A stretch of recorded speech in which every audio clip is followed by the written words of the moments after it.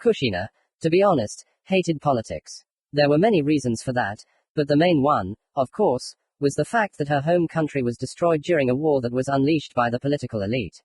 Then, for reasons of protecting Konoha, the nine-tailed fox was sealed into her, turning the then girl into a Jinchuriki.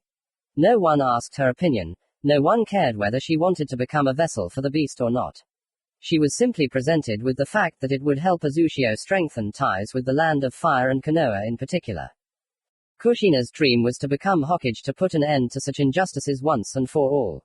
She didn't want any other child to suffer from politics the way she did. But here she was, Kushina Uzumaki, standing before the third Hokage and Koko Uchiha, the current head of the Uchiha clan, who was preparing to hand over the post to his son, Fugaku Uchiha, and she couldn't believe what she was hearing. She had been asked to marry Uchiha Shisui. Well, it wasn't really an offer at all. She had simply been told that they were getting married in 3 months and there was no way out of it. You see, Kushina, the Uchiha clan is currently in an unstable situation, the third Hokage said, placing his elbows on the table. If it were possible to avoid this, we would have avoided it. That's a bad excuse, Uzumaki hissed angrily. What there is the Hokage really that weak that he can't protect the Uchiha clan from public mistrust? They're already the head of the police, why the wedding? I'm against it. Hiruzen sighed heavily at this, and Fukagu's gaze darkened. He clearly wanted to say something in response, but he held back, realizing that Kushina was now a bomb ready to explode at any moment. The last thing they needed was destruction or something worse, considering the fact that the girl was completely incapable of restraining the Kyuubi's power. Even in the Hokage's entourage, there are those who dislike the Uchiha clan, the third replied. It's unpleasant to admit, but the pressure these people put on me is great, which is why I am powerless in some matters. Marrying a Jinchuriki, and one from the land of Whirlpool, which is revered in Konoha, will be an excellent chance for the Uchiha clan to show everyone that I, as Hokage, trust them. In this way, I will transfer some of my authority to them, so to speak. Kushina didn't understand this at all. The people didn't have any particular problems with the Uchiha clan. Yes, there were those who were dissatisfied, constantly saying that long ago Uchiha Madara tried to kill the first Hokage.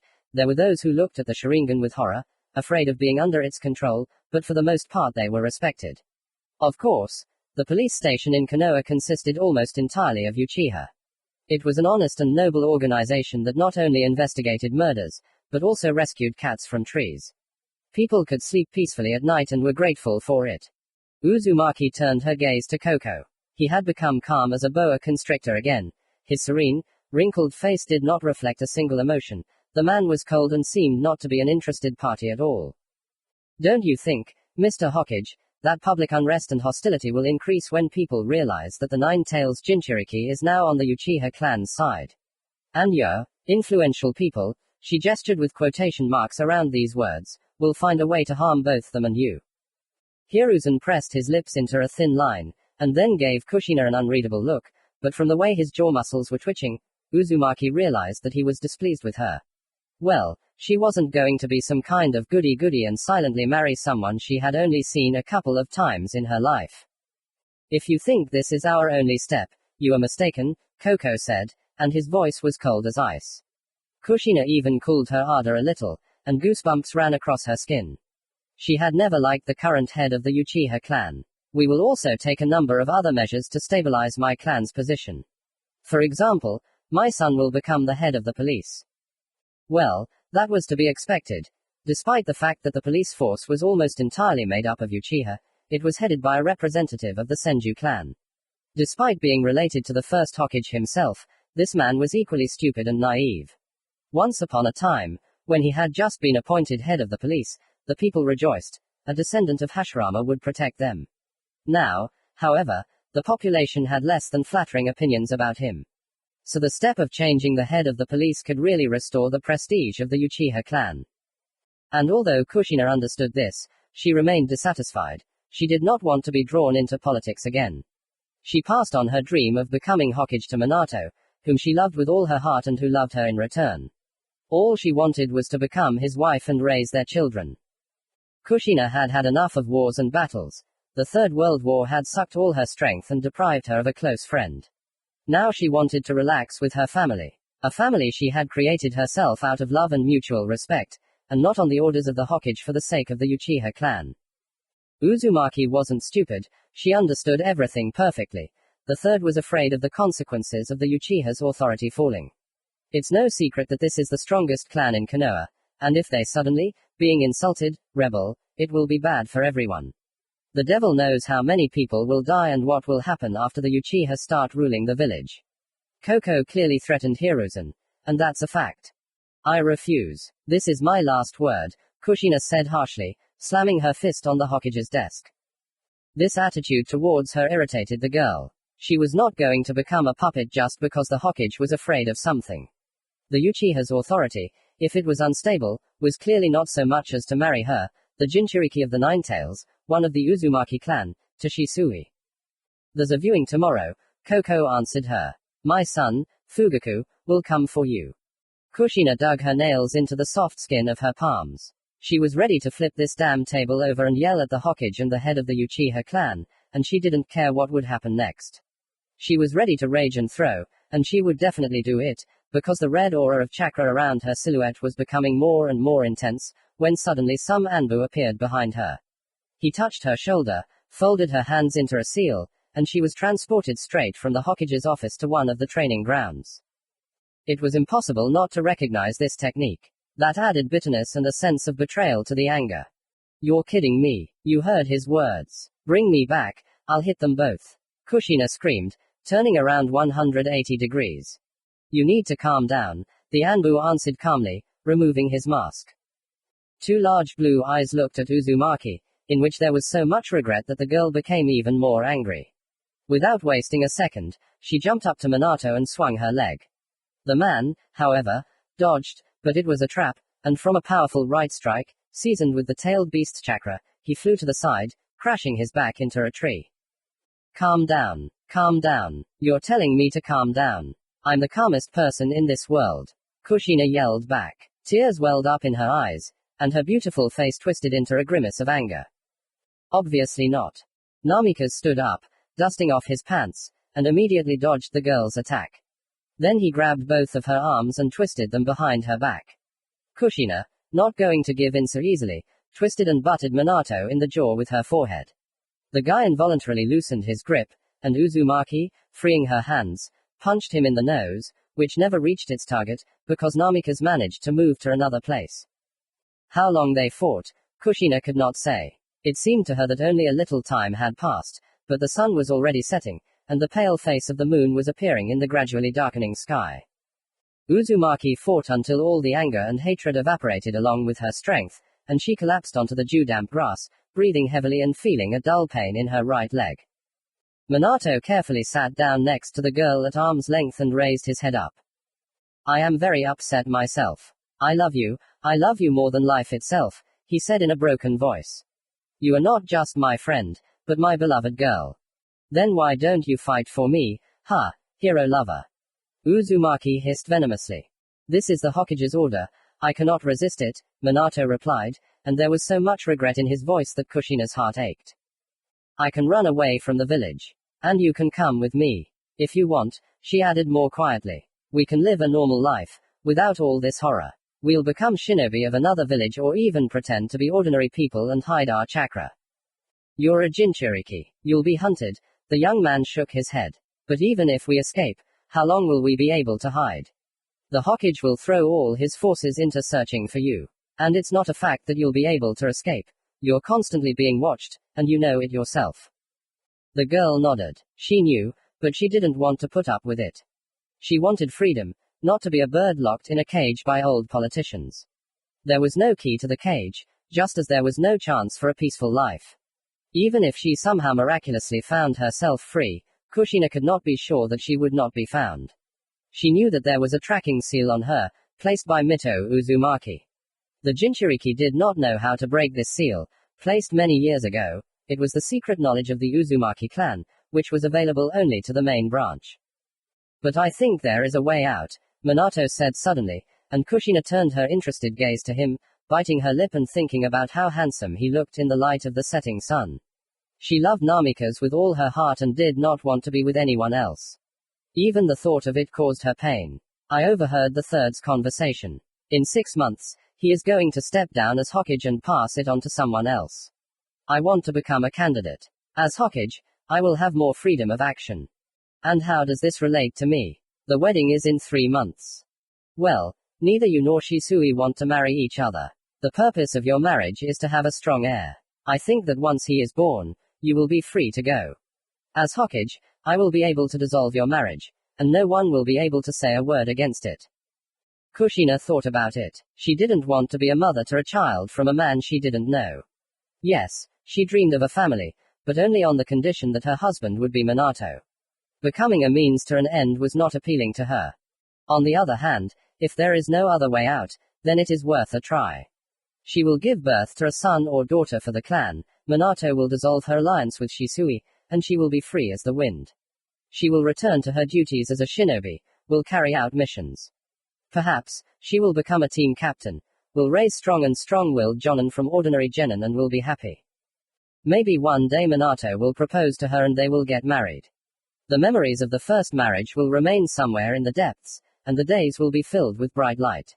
She and Minato will definitely have a child or two, whom they will love very, very much, and while Namikaze will carry out his mission as Hokage, Kushina will tell the children about how cool and awesome their father is, that he is very strong and will always protect them. And nothing will stop her from leaving her very first child, born from Shisui, to the Uchiha clan, and forgetting about it as a terrible dream from which she finally woke up. Even if with difficulty, she woke up. Nothing. She was confident. Commentary on 1. Uzumaki Kushina Besheno. 2. Uchiha Shisui.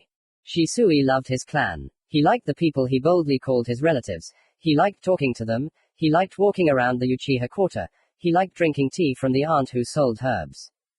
He often visited Koko Uchiha, the head of the clan. His wife, a cold and distant woman who seemed uninterested in anything in this world, always greeted Shisui kindly and, the young man could swear, she loved him as much as her only son, Fugaku. Koko himself was stricter in this regard, but a ghost of a smile appeared on his lips when Shisui greeted him and inquired about his affairs. He was a genius, they predicted a great future for him and a big role in the history of the clan. The young man only smiled sheepishly and waved his hands, as if to say, "No, what are you saying, why did you decide that?" But, to be honest, he was pleased to be special for others. There was something special about it. So it can't be said that the news of the upcoming wedding came as a surprise to Shisui. Somewhere deep in his soul, he knew that this would happen, but in reality, he was completely unprepared for it. He was only 23 years old, he had just begun to relax after the military actions, when suddenly Koko stunned him with the news. "But I can't," he said, putting his chopsticks down and looking at the clan leader. "I don't even really know her." "It's okay. Live together and you'll find out. Especially since you have a few months to do it. Try to get closer to her. Become, if not her loved one, then at least her best friend." The boy pursed his lips. Uzumaki Kushina was the Jinchuriki of the Nine Tails, so the reason why Koko wanted to marry her off to Shisui was understandable. The other question was how he achieved this, how he managed to persuade the third Hokage. The thought of the Mangekyo Sharingan was unpleasant, but in this situation it seemed like the only truth. Shisui could only pray that it was a lie. "Isn't she dating Minato Namikaze? He is the main contender for the post of Hokage," the ninja said, clutching a cup of hot green tea in his hands. "Fugaku is also a candidate, although making him Hokage is not the best idea. The people support Minato more, and this is understandable. He is, after all, a war hero who saved a lot of lives. If Hiruzen chooses someone from the Uchiha clan as his successor after giving us the Jinchuriki, unnecessary questions may arise, so to speak. And this will lead to trouble for the clan. We are already taking risks when we try to lure the Jinchuriki to our side." Shisui would hardly call it luring. Rather, Kushina was not even asked, she was presented with a fact. Knowing the character of the Red Habanero, Uchiha could immediately say that he was in for a lot of trials and suffering. Uzumaki would not give up so easily, that was a fact.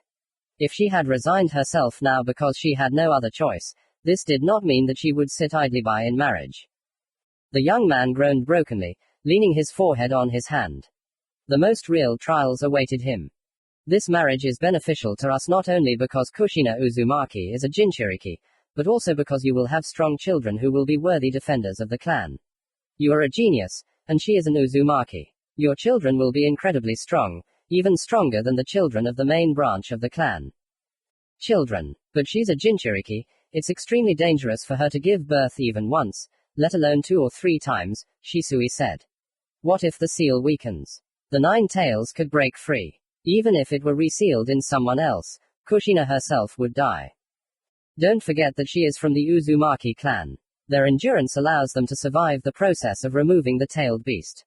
Mito Uzumaki was already old, she couldn't bear it, but Kushina is a young and healthy shinobi, Koko answered, thoughtfully looking out the window behind Shisui.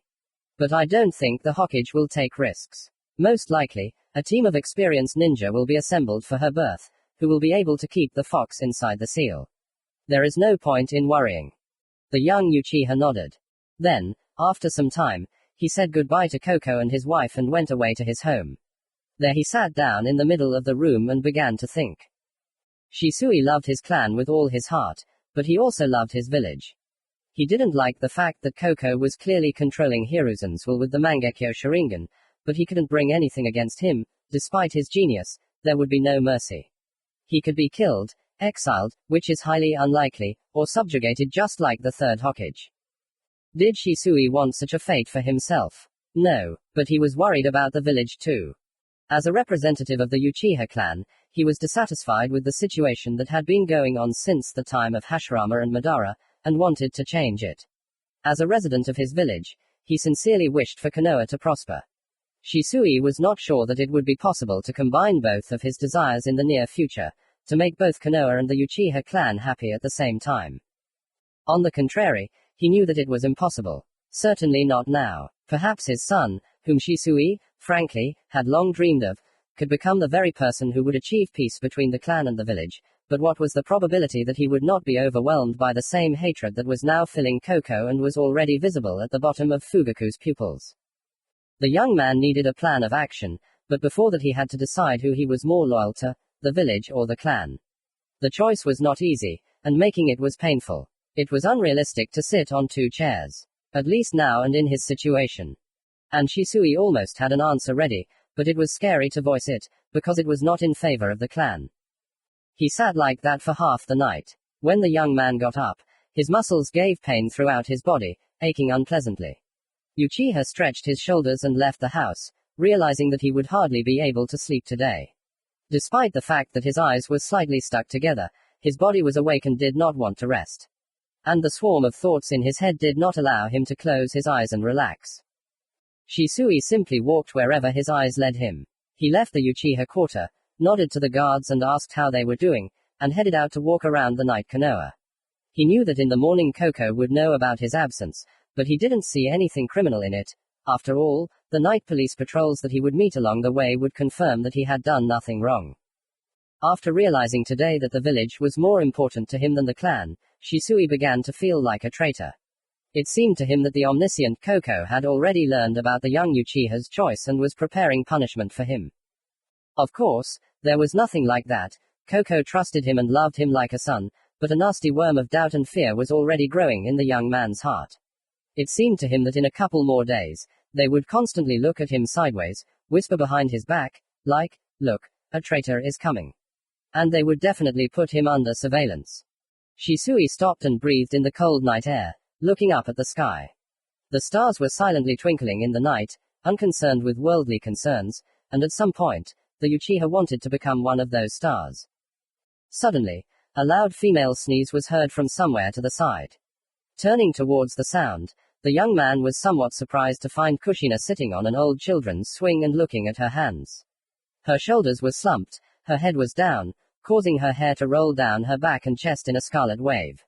She was wearing a casual dress with short sleeves, so Shisui immediately realized that the girl was probably cold, but she was not going to move. He took a scroll out of his breast pocket and unsealed the blanket he always took with him on long missions outside of Konoha. Well, it came in handy in the village too. He approached the girl, but she didn't hear his steps at all. Apparently, she was too absorbed in herself. Only when Shisui threw a blanket over her, she raised her gaze to him. Her face was distorted in anger. Apparently, the Uchiha was not welcome. "Hey," he said, sitting down on a nearby swing. "And before you yell at me, I'm not thrilled about this either.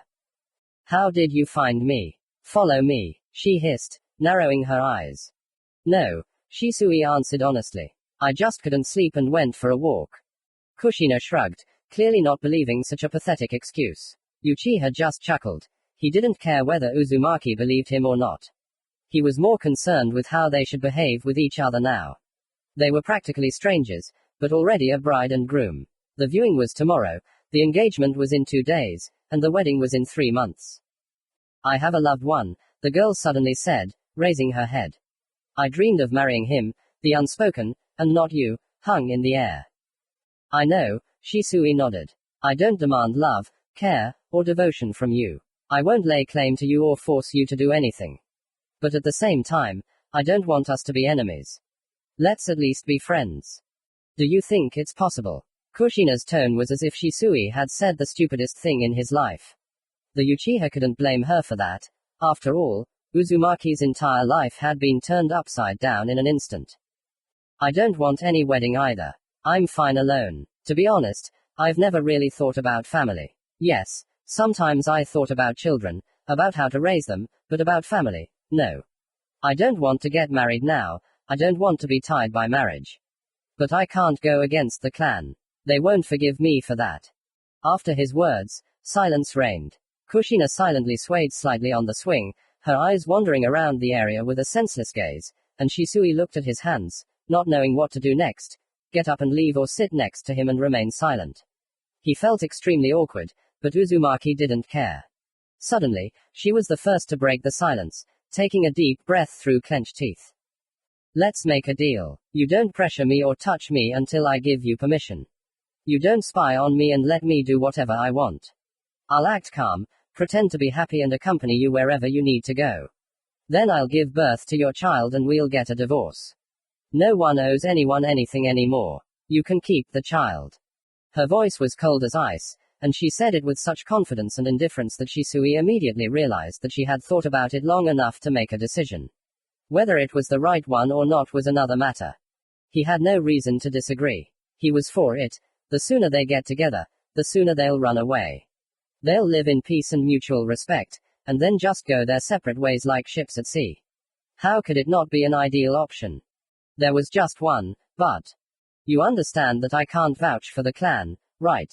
I like your idea, I support it, but I can't say that the rest of the Uchiha, especially Koko-san, will agree to it, Shisui asked. Well, make it so that they are, Kushina answered obstinately. Come on, this is your clan, you are recognized as a genius in it, they are obliged to reckon with you. There is no need to pretend to be a puppet without a will. This marriage has only one goal, and I want to be free after we achieve it. You do understand that they won't let the Jinchuriki go. There are 2 targets, and you are one of them, Shisui raised an eyebrow. He couldn't understand how anyone could not understand that. But the next moment he met Kushina's painful gaze and instantly realized that she, of all people, was perfectly aware of everything. Her entire life had been lived for someone else's benefit and under the pressure of someone else's intentions. She, like no one else, understood her value to everyone in Konoha, but like no one else, she dreamed of becoming free. I will do everything in my power, Shisui finally said, looking away. He didn't have the strength to look into Kushina's blue eyes, full of pain and despair. Commentary on 2. Uchiha Shisui. Besheno.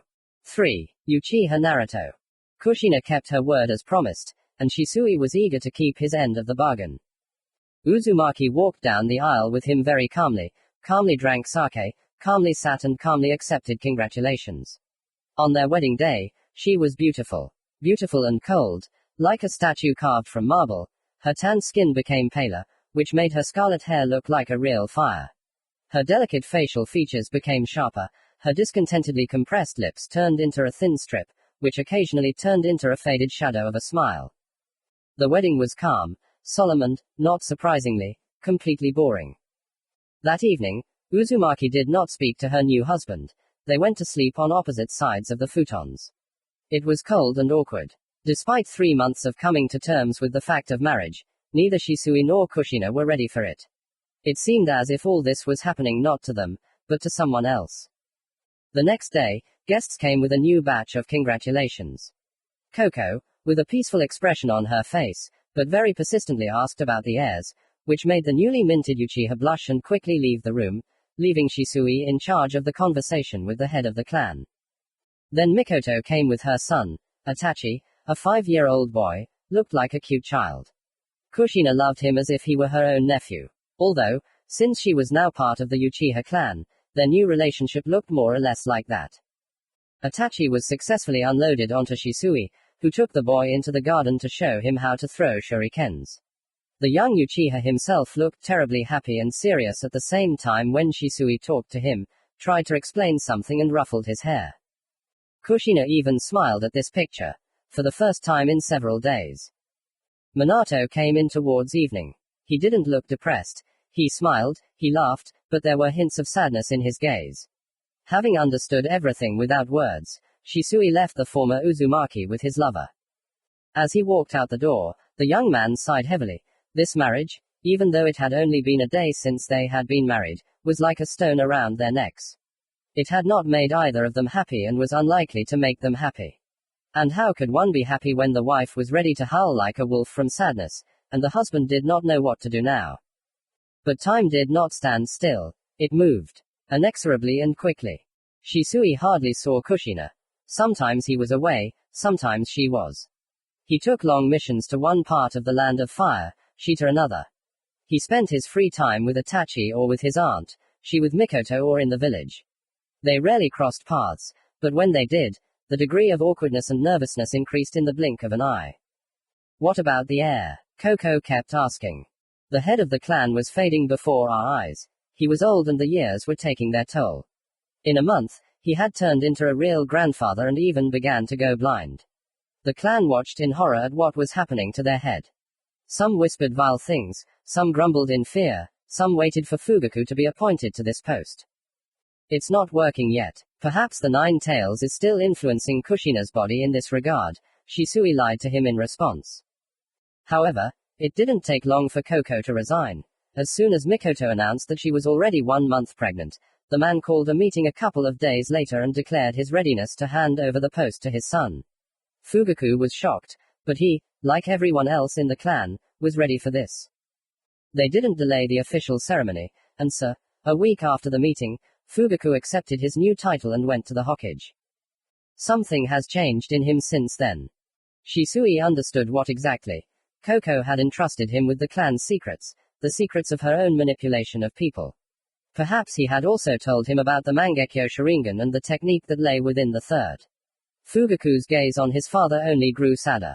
Most likely, maintaining the technique was literally sucking the life out of him. It wasn't long before Koko died.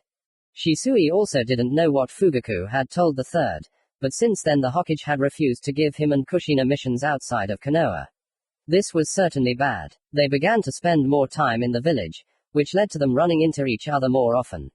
Perhaps the clan leader was trying to speed up the birth of the heir. One way or another, it bore fruit and the ice between Shisui and Kushina began to melt. They did not become lovers, they did not become friends, but they were definitely good acquaintances. They somehow imperceptibly found that ideal golden mean, when everyone lives for their own pleasure and no one bothers anyone else. 2.5 months after the wedding, Kushina announced that she was pregnant.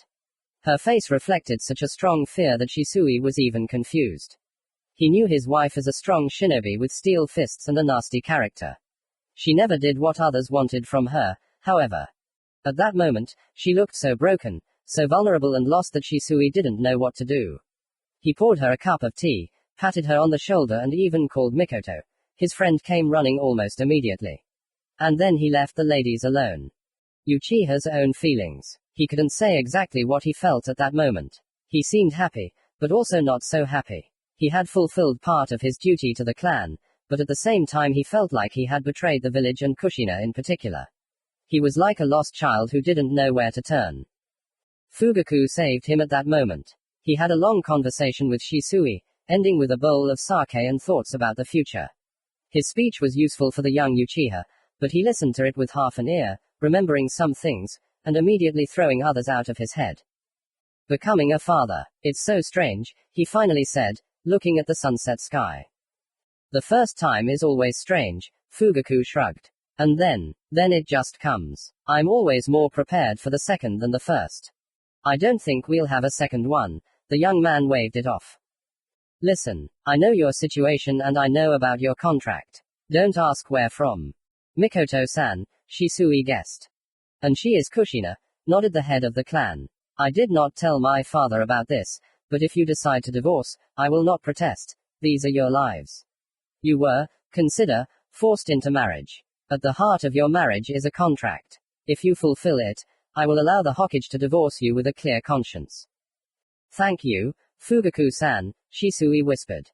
Just Fugaku. You know, I've never told you this, but you're like a son to me. I've seen you in our house since you were a child. Frankly, I sometimes envied you and your skills. You're the genius of the clan. And even my son, who shows such success at 5, will hardly ever be able to surpass you.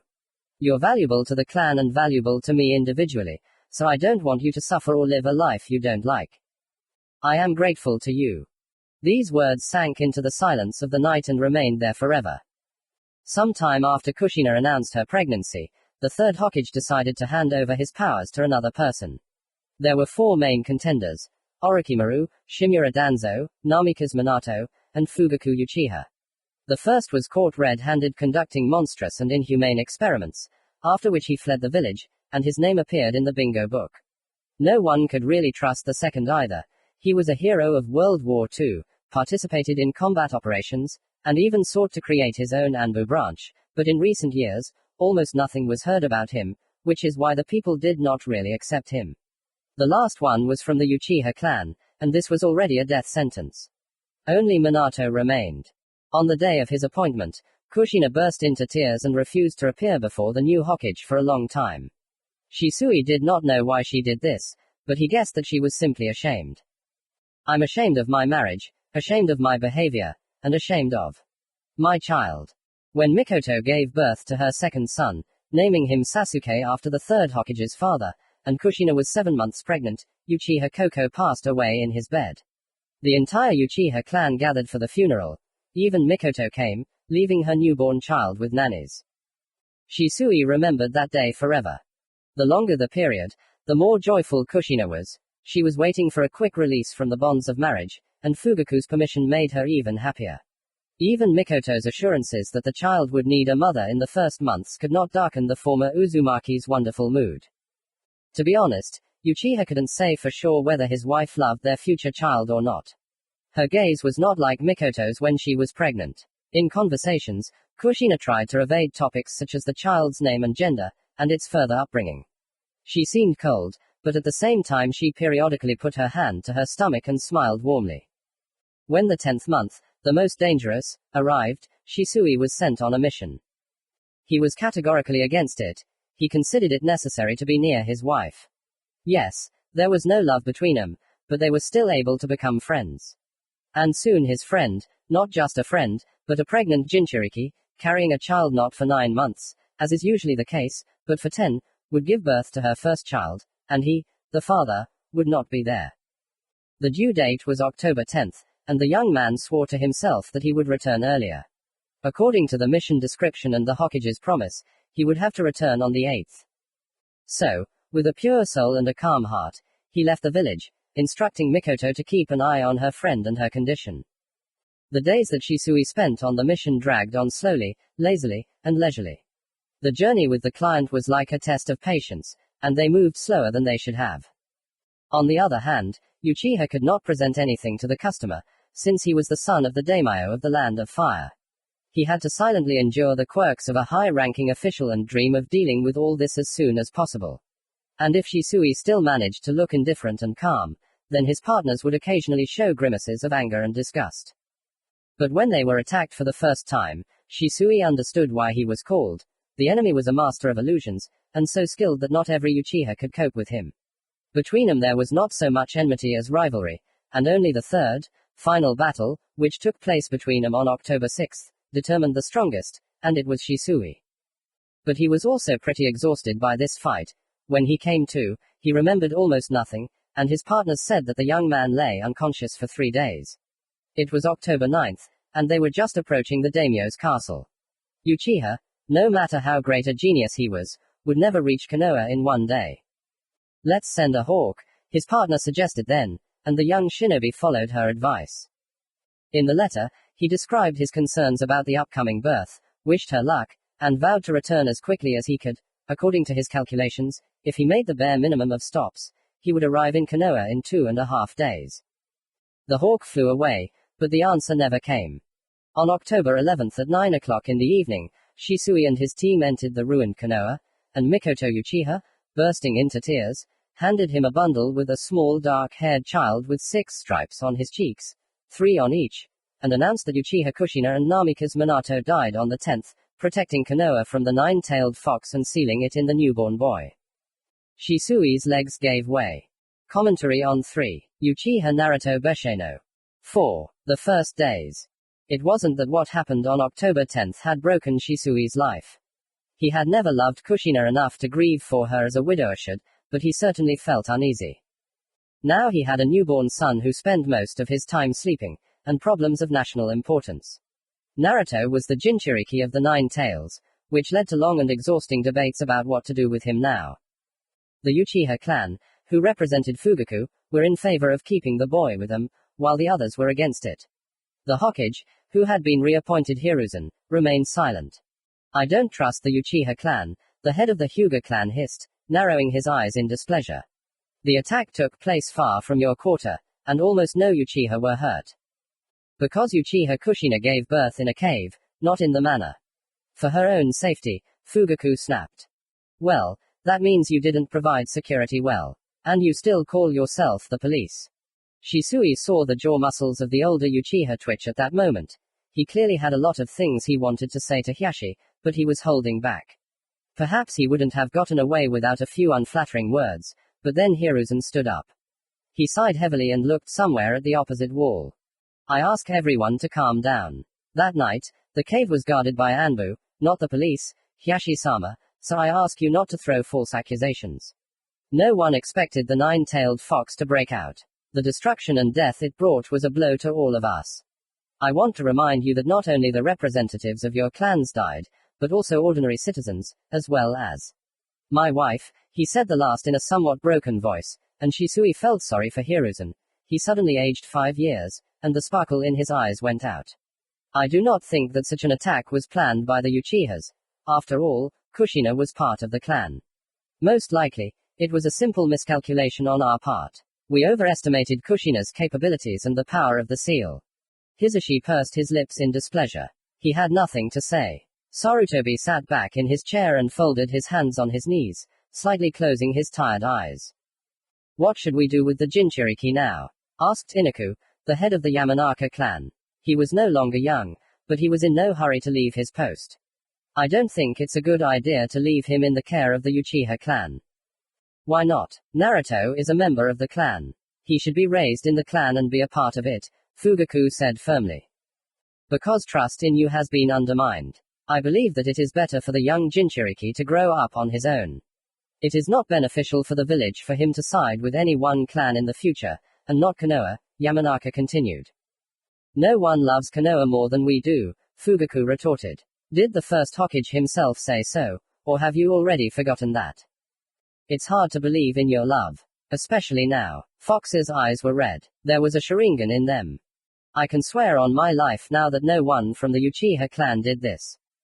That's enough, Hiruzen interrupted them. Everyone fell silent and looked at him. The third placed his hands on the table and looked around at everyone with a heavy gaze. For a moment, his eyes lingered on Shisui, and he nodded slightly, as if to say that he was okay. Naruto. This boy is very young. He is only a couple of days old, and the people of Konoha already hate him. Naruto will have a difficult childhood, and to make it at least a little easier, let him stay in the clan. However, he raised his voice a little, interrupting someone else's discontent. The Uchiha clan will have to provide weekly reports on what is happening with the child, how the environment affects him, what his relationship is with his peers and with the clan itself. We will have to know everything about the Jinchuriki's environment, because it is the environment that determines how a personality is formed. If any deviations are found or that the Jinchuriki is more devoted to the clan than the village, he will be immediately taken from custody, and he will begin an independent life. And so that there are no precedents or attempts to deceive us, Twice a month, Naruto will see special people who will check the veracity of your reports in practice. The child will also be placed under surveillance. I don't want anyone trying to sniff out the secrets of my clan. What? There are so many of them. Hiashi raised his eyebrows mockingly. No more than the Hyuga clan, Fugaku said firmly. I understand that you, as the leader, do not like this prospect, and therefore I propose that we now deal with the limitation of Anbu powers in the territory of the Uchiha clan. No one is encroaching on anyone's secrets, but I ask all of you to be understanding and treat this idea with due respect and a reasonable approach. Shisui wasn't thrilled with the third's idea. He, like Fugaku, guarded the clan's secrets. He also didn't want any rogue shinobi to learn about the secret techniques and secrets of the Sharingan. On the other hand, it was the best choice. Naruto couldn't be torn away from the Uchiha clan. If only because when his Sharingan awakened, he would need a firm hand to guide him along the path of a shinobi. And the young man also didn't want to give his son to God knows what kind of people who could deliberately neglect the child because they simply hated him. Shisui imagined what awaited Naruto. He had already seen something similar in other villages and sincerely did not wish such a fate on his own son. Regarding the Nine Tails attack, we will conduct an investigation. Yamanaka muttered something under his breath, clearly displeased, but the third ignored him, changing the topic of the discussion. Now they had to figure out what the limits of Anbu freedom would be in the Uchiha clan's territory. This meeting was probably one of the longest in Konoha's history. When it was over, the clan representatives went home to report the decisions to the others. Despite the fact that Fugaku outwardly demonstrated absolute calm, Shisui had known him for many years to say that he was angry, but restrained himself. Exactly until they crossed the threshold of his room in his native estate. Then the man angrily threw everything off the table, not caring that papers scattered across the floor, and some vase, clearly placed there by Mikoto, broke loudly. They don't trust us. No, can you imagine? They don't trust us. He said angrily, clenching his fists. They think we killed Kushina and took control of the fox so that he would destroy the village. Yes, Shisui agreed. That's true, but they have reasons to think so. The attitude towards the Uchiha clan after Madara's actions became taut as a string. I'm afraid that what happened on the 10th caused this string to snap. Fugaku slumped down on the table, covering his eyes with his hands. He looked exhausted and tired. The boy wondered how much sleep he had had over the past 3 days. Probably only a couple of hours. You know what's the most disgusting thing? The man asked. It was more of a rhetorical question, so Shisui didn't rush to answer it, only slightly tilting his head to the side. They're right when they say that there was a Sharingan in the Nine Tails' eyes that night. I saw it myself. And it's scary. Is there really a traitor in the clan? Does someone not like the fact that I became the head? Or is this a long-hidden grudge? I don't know, the young man answered honestly. Whoever did this, we must find him and bring him to trial. It's unlikely that anything else will be able to save the Uchiha's reputation, but this way we will show that we are open to the village and that we have no secrets. That we are honest and have practically nothing to do with what happened. You're right, he repeated. You're right, we need to find this man. We need to give the order to start searching right now. All members of the clan must be checked. Children, old people, young people, shinobi, non-shinobi, those in Konoha at the time and those absent. Everyone. He stood up, slightly swaying from fatigue, but still looking presentable, and waved his hand at Shisui to follow him into a nearby room. The young man, not really understanding what the leader wanted from him, followed him, not daring to argue. The other room turned out to be a nursery. There were 2 cribs there. Sasuke slept in one, Naruto in the other. That same day, when Shisui returned, it was decided that until the time came for the child to stop breastfeeding, he would stay in the house of Fugaku and his wife. Mikoto, being a close friend of Kushina and a relative of Naruto, could not leave the child. She felt responsible for him and wanted to help him at least at first. Then he would be given to Shisui, but even then the woman promised to visit him. Shisui was immensely grateful to her. Despite the fact that he had been preparing for the birth of his son for 10 months, he had absolutely no idea what to do with him. The baby's cries drove him into a stupor, and being constantly nearby was tiring. The child demanded attention, but the young man was afraid to even pick him up. He was so small and fragile that one wrong move, and that's it. Shisui was afraid of harming him, feeling like an elephant in a china shop next to his son. They're cute when they're sleeping, he said, looking at his son. He looked very much like Kushina, the same forehead and chin. Yes, these children. I hope that they will not only be brothers, but also friends, rivals. I want the best for them, but this best must be provided to them right now. They will not be able to grow up to be worthy people if everyone in the area despises them simply because of their last name, Fugaku said slowly, running his index finger along the soft cheek of little Sasuke. We must restore the old trust, find the criminal and punish him. What if we don't find him? Shisui asked tensely. We will find him. The criminal will be found. The younger Uchiha nodded, understanding what the clan leader meant. Even if it turned out that there was no criminal among them, then someone innocent would become one. Was that fair? No. But then again, what would Shisui do if he were in Fugaku's place? Sometimes, to protect people, you have to sacrifice someone, and it was this willingness to make a sacrifice that proved Fugaku worthy of his place. I understand, Shisui answered simply. They spoke no more. The boy sat down on a chair next to Naruto's crib and gently reached his hand between the bars, touching his son. He was wrapped in a sheet so that only his face was exposed. Shisui gently ran his finger over the baby's nose, cheeks, and forehead, smiling tenderly. This was his son, his own son, and he probably won't accept the fact that he has become a father anytime soon. Naruto was remarkably similar to a typical representative of the Uchiha clan, but at the same time he was strikingly different. He had black hair that was slightly curly, like Shisui himself, and he did not know whether the child would remain like this forever or only in childhood. Naruto's eyes were pitch black, but his facial features were clearly not Uchiha. His jaw was wider than it should be, his forehead seemed too big, and his nose was exactly like Kushina's. Before crying, he grimaced just like his mother did when she ate a lemon. But when he was calm and serene, usually during sleep, he resembled his father. Uchiha Naruto, Shisui said slowly and quietly, as if tasting the name. No matter what happens, I will always protect you. Commentary on 4. The First Days. Besheno. 5. Step by Step. When Naruto turned 1 year old, Mikoto gave him to Shisui with tears in her eyes. The young man, having warmly thanked the woman for her time and asked her to visit them, returned to his home. Arriving at a completely empty estate, Uchiha placed the baby carrier on a small table and then took out his son. He was sleeping, pouting his small pink lips, which made him look even cuter. Shisui couldn't help but kiss his son on the cheek. He then laid Naruto down in the crib that stood in his room and returned to the carrier. Mikoto gave him a bunch of bags with her, where there was formula, baby food, diapers, nappies, undershirts and so on and so forth.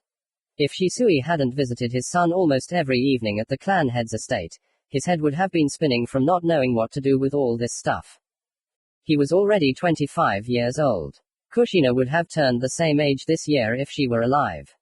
Thoughts about his wife left behind a slight hint of melancholy. At first, when she was gone, being completely alone in a quiet and empty house was strange, because the young man had already gotten used to the fact that his wife was somewhere nearby in one way or another.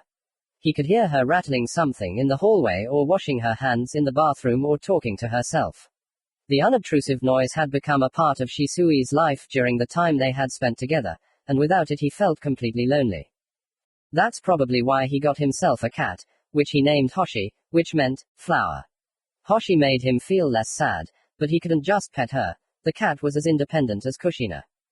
However, what was Shisui's surprise when this self-sufficient person once first approached Naruto herself, then sniffed him, and then curled up next to him, not reacting in any way to the fact that the awakened baby tried to grab her tail, which flashed before his eyes every now and then. In general, Naruto loved Hoshi more than Shisui, and the elder Uchiha himself was not against it. He only smiled as he saw the cat off, who immediately disappeared behind the door to the room where Naruto was sleeping. Shisui had long vacations, at least 3 years, so he could look after his son and raise him. Later, he would be given some missions within Konoha so that he would not be far away from his son, and later, when Naruto turned 6 and entered the Shinobi Academy, the elder Uchiha would again be sent on long missions outside the country. Of course, ordinary shinobi had no such concessions. Even if a shinobi was the only parent of a child, no discounts were given to him. The child turned 3 years old, send him to kindergarten and go on missions. Shisui was an exception only because Naruto was a Jinchuriki. Looking after a child was a troublesome task. Uchiha had to learn to cook not only for himself, but also for his son, to exclude any allergens from the diet, so as not to make a mistake and not give the child something he can't eat.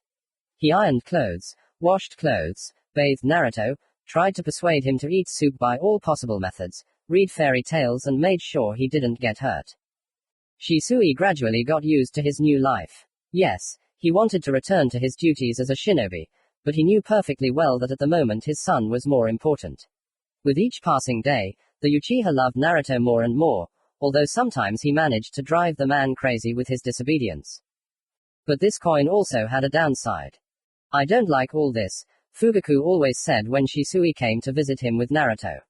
The son would immediately go to the nursery to play with Sasuke with some blocks and cars, and the two men would sit somewhere in the kitchen or on the veranda.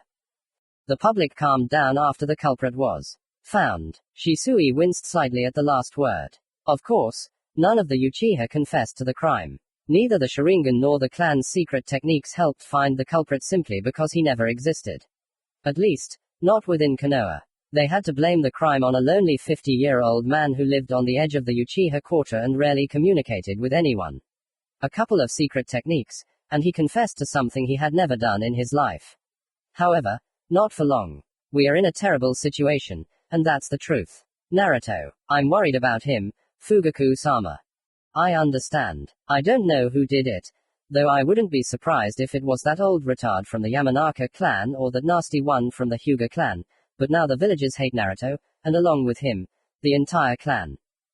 They say that we have sheltered a demon, that we are raising it and feeding it, so that one day it will destroy the entire village, like a year and a half ago." Shisui sighed. "It's hard. Yes, I agree." And that's where their conversations usually ended.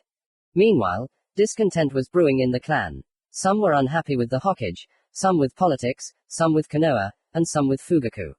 Some of them looked down on Shisui when he passed by with Naruto in his arms. Some with sympathy. There was no consensus, the clan was divided, fragmented, secrets appeared and whispers behind the back. The previously united Uchiha were beginning to disunite, and this was worse than any nightmare. What could be more painful than watching your family fall apart before your eyes? Fugaku needed to start acting, and Shisui honestly didn't understand why he was so slow. True, the thought about the reasons for such behavior of the clan leader flashed on the edge of his consciousness, but the Uchiha drove it away, believing that Fugaku would never be able to turn away from his native village. Meanwhile, Naruto grew and grew. He became heavier and heavier with each passing month. And even though Shisui missed his first steps, first words, and first crawling, he was happy to watch his son now, how he grew and developed. When Naruto turned 3, he was surprised to see that the boy next door, with whom he sometimes talked and played on the playground, went to kindergarten. Of course, that same evening the boy threw a tantrum at his father, claiming that he simply had to go to this mysterious kindergarten. Shisui then barely calmed his son down, saying that they accepted older children there and he would definitely go there in due time. It would seem that this is the end of the story, but no. Later, Naruto told Sasuke, his best friend since infancy, about kindergarten, and now they cried together in front of Mikoto. In fact, Shisui wanted his son to interact with other peers, not just Sasuke, but he was forced to follow the Hokage's strict orders. And what are the chances that the children in kindergarten won't bully him, repeating what their parents did? Of course, Naruto was from the Uchiha clan, which meant that no one would make fun of him, but they could avoid him and whisper behind his back as much as they wanted. "How about instead of kindergarten, I teach you how to throw kunai?" Itachi suggested, catching his younger brother and his friend in hysterics. The children instantly fell silent and stared at the teenager. Itachi was only 8 years old, but he had already managed to graduate from the Shinobi Academy after only 1 year of study and become a genin. Sasuke sincerely admired his brother, Fugaku and Mikoto were proud of their son, and Shisui dreamed that his son would one day become such a genius. After all, it was in his blood, since in their clan the only child who was more brilliant than Itachi was Shisui himself. That day, Itachi showed his brother and his friend how to hold a kunai, how to swing it, and how to throw it. The boy was not afraid that the children would get hurt, as he was ready to provide medical assistance to any of them at any time. At first it was a game of sorts, with the boys throwing kunai, holding them awkwardly, and after half an hour of laughter and useless attempts, Naruto managed to throw the weapon to the target. Of course, he didn't pierce it, But the kunai hit one of the far circles with its edge and fell to the ground. Wow, was all Itachi said, blinking. How did you do that? Sasuke asked in surprise. Mine didn't even reach the pole. Naruto just shrugged. He himself didn't know how it happened, but his life had changed since then. First, Anbu came to their home. They took the sleeping Naruto with them. Shisui went with them himself. The shinobi brought the child to the Hokage Council, where representatives of all the clans, elders and the third himself were sitting. The boy was laid on the couch, and Inoki Yamanaka, the new head of the clan, approached him. He warmed up, put his hand on Naruto's forehead and got into his head, transmitting the most important memories to the others. This procedure was carried out once a month so that the heads of the other clans and the highest state apparatus of Konoha could be sure that the boy was developing as he should, without deviations or instilling the wrong ideology. The word, wrong, most often meant the idea that the clan was more important than the village. Of course, Shisui didn't like this. He was against his son being some kind of research subject, to have his brains rummaged through. But could he say anything against it? No. Shisui was an ordinary shinobi with no right to vote when matters of the village's safety were being decided. Just as a year ago he had not dared to say anything at the council where his son's fate was being decided, so here he had no right to open his mouth without reason. The fact that he was allowed to do this at all was already a miracle, for which he had to thank Fugaku. He had clearly wrested such permission for Shisui through long arguments with the others. There are no deviations, Yamanaka finished. However, there is potential in him. Sometimes people are born who are destined to be shinobi. They succeed in many things the first time. In other words, geniuses. It is quite possible that with such heredity, this boy will become another genius of the Uchiha clan. Are you judging this just because he was able to throw the poor kunai to the target without even piercing it? The head of the Hyuga asked, frowning. I remember your daughter is the same age as this boy, but she can't even repeat something like that, Inoki reminded. Like the children of many gathered here. Like my daughter. Unlike his predecessor, the new head of Yamanaka was not so radically opposed to the Uchiha clan. On the contrary, he tried to support them at such meetings, to protect them. Fugaku was grateful to him for such an attitude. We are not here to argue, Hiruzen reminded. It is too early to talk about Naruto's potential. It is quite possible that he could have inherited Shisui's mentality, but at the same time, let's not forget that Naruto is a Jinchuriki. His mother was from the Uzumaki clan. It will be more difficult for him than other children, since his chakra volumes are greater, and the seal that restrains the fox blocks some small channels of the chakra circulation system, which will cause malfunctions. We want to start training Naruto in the art of ninja right now, Fugaku said. A wise decision, nodded the third Hokage. The sooner he learns to control himself, the better. The international situation has certainly improved. The countries are exhausted after the war and no one is planning to attack anyone for the next few years, but we need to be fully armed as soon as possible. If a new war starts or some kind of skirmish occurs, Naruto can become our trump card. Shisui pursed his lips in displeasure, but said nothing. His son was a man first, not a weapon, but that fact hardly mattered.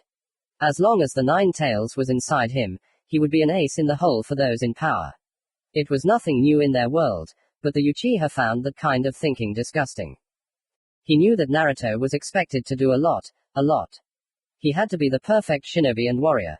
Do what he was told, ask no questions, and selflessly defend his homeland. They would pressure him from all sides, point to his father and mother, remind him of his clan and Itachi. Shisui didn't know how such pressure would affect his son. He was scared to even think about it, but he was sure that no matter what happened, he would always be on his side. Commentary on 5. Step by Step. Besheno. 6. Hyuga Fueso. Naruto was already 4 years old, and Shisui could say with complete confidence that his son was born to become a shinobi. Yes, Naruto had problems with chakra control. As the third predicted, the Jinchuriki seal not only restrained the fox, but also disrupted Naruto's chakra circulation system. He either put too much effort into his techniques, or too little. He could not find a happy medium, which is why he constantly sulked. Then Shisui had to calm the boy down, saying that this was normal. However, what Naruto had accomplished in just 1 year was astonishing for a child of that calm time. He had learned to quickly combine seals, even though his techniques were still very poor, and he could throw shurikens and kunai without missing.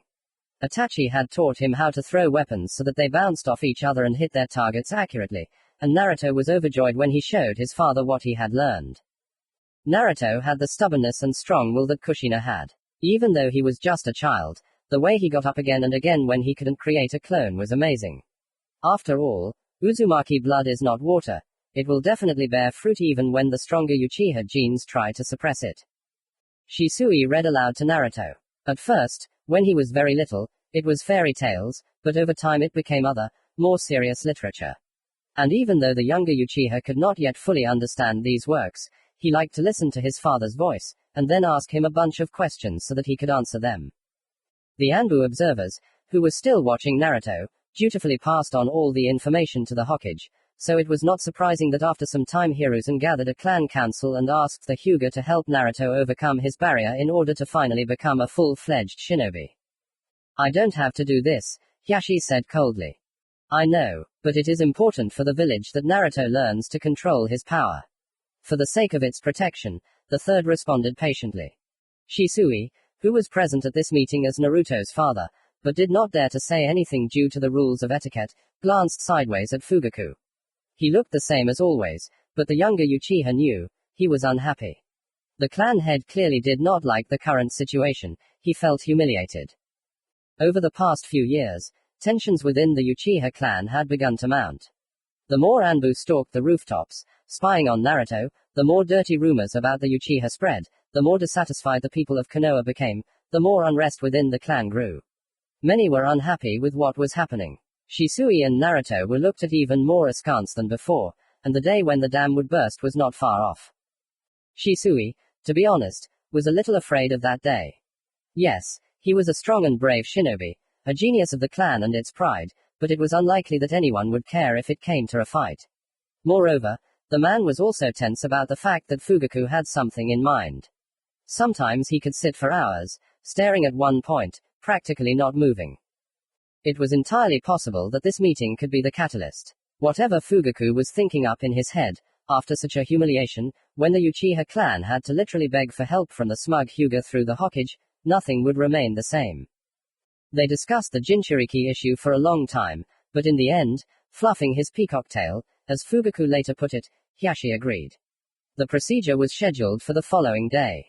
Will it hurt? Naruto asked when he found out what was going to happen. I don't know, Shisui answered honestly. I've never done anything like this, so I can't answer. It'll probably hurt a bit. But you're a strong boy, right? Naruto nodded trustingly and snuggled up to his father, telling him that today he, Sasuke and Itachi were walking around Konoha, and a crowd of girls of all ages was constantly hanging around them. And why were they following us? He asked, frowning. Girls are so scary, especially when there are many of them. Shisui just laughed loudly at this. Yes, the Uchiha clan was famous for its beauty, so there was nothing surprising in the increased attention from the female side. But Naruto didn't know about it yet. When you go to the academy, there will be girls running around you all the time. Don't let them fool you, okay? Shisui asked confidentially, smiling slightly slyly. I promise, the boy nodded confidentially. It's good that mom wasn't like that. It wasn't that Naruto talked about his mother often, but he did mention her sometimes. Shisui had several portraits of her in his house, one in the living room and one framed in Naruto's room. Shisui knew that Naruto looked at them when he was worried or really worried about something. Maybe the image of his mother helped calm him down. Their conversation was interrupted by Hoshi, who climbed into Naruto's lap with an air of importance and demanded that the boy scratch her. She was already 5 years old, and during this time she had become a full-fledged member of their small family, whom everyone sincerely loved. The next day, the Hyuga showed up at 10 o'clock in the morning. There were only 2 of them, both men in their 40s and 50s. They were serious and a little tense, and their whole appearance spoke of how much they didn't want to be in the Uchiha clan's territory and mess around with the Jinchuriki. It was decided to conduct the procedure at Shisui's house in Naruto's room. It was mandatory that the procedure be carried out away from prying eyes, and no one except Hyuga and the Jinchuriki himself could be present. Behind this was the mystery of the secret clan techniques that were not allowed to be seen by strangers. Shisui himself respected other people's traditions, but he was worried about his son. The procedure itself took no more than an hour, with most of the time spent on preparation, laying out scrolls, drawing hieroglyphs, setting up incense, etc. All of this had its own mysticism and was more like calling on some spirit or praying to God, but Uchiha did not dare say anything like that, otherwise these Hyuga might get offended. After 40 minutes, Shisui, who had already relaxed a little and even picked up the last book Jiraiya had borrowed from Kakashi, was startled by a loud scream. There was a muffling barrier around the house, but there was none in the house itself, which is why the Uchiha could hear how much pain his son was in. He clenched his fists and closed his eyes, trying to calm down. There was nothing he could do to help Naruto now. Interrupting the procedure would leave his son crippled forever. Shisui couldn't allow that to happen. Finally, the screams died down. A ringing silence fell, which made one feel uneasy. Not a sound could be heard from the next room, and only when 2 representatives of the Hyuga clan came out of there, Shisui was able to breathe a sigh of relief. The boy is fine. The procedure itself, well, let's say it was quite painful, but that's not surprising. You can't mess around with chakra, the older one spoke up. Naruto held up surprisingly well. He's resting now. I think he'll need 2 or 3 days to recover. Don't wake him. Okay, Shisui nodded. How will he be after? His body may hurt, but it will pass. The main thing is to take care of him until he wakes up. You can take him to the hospital so that he can be looked after.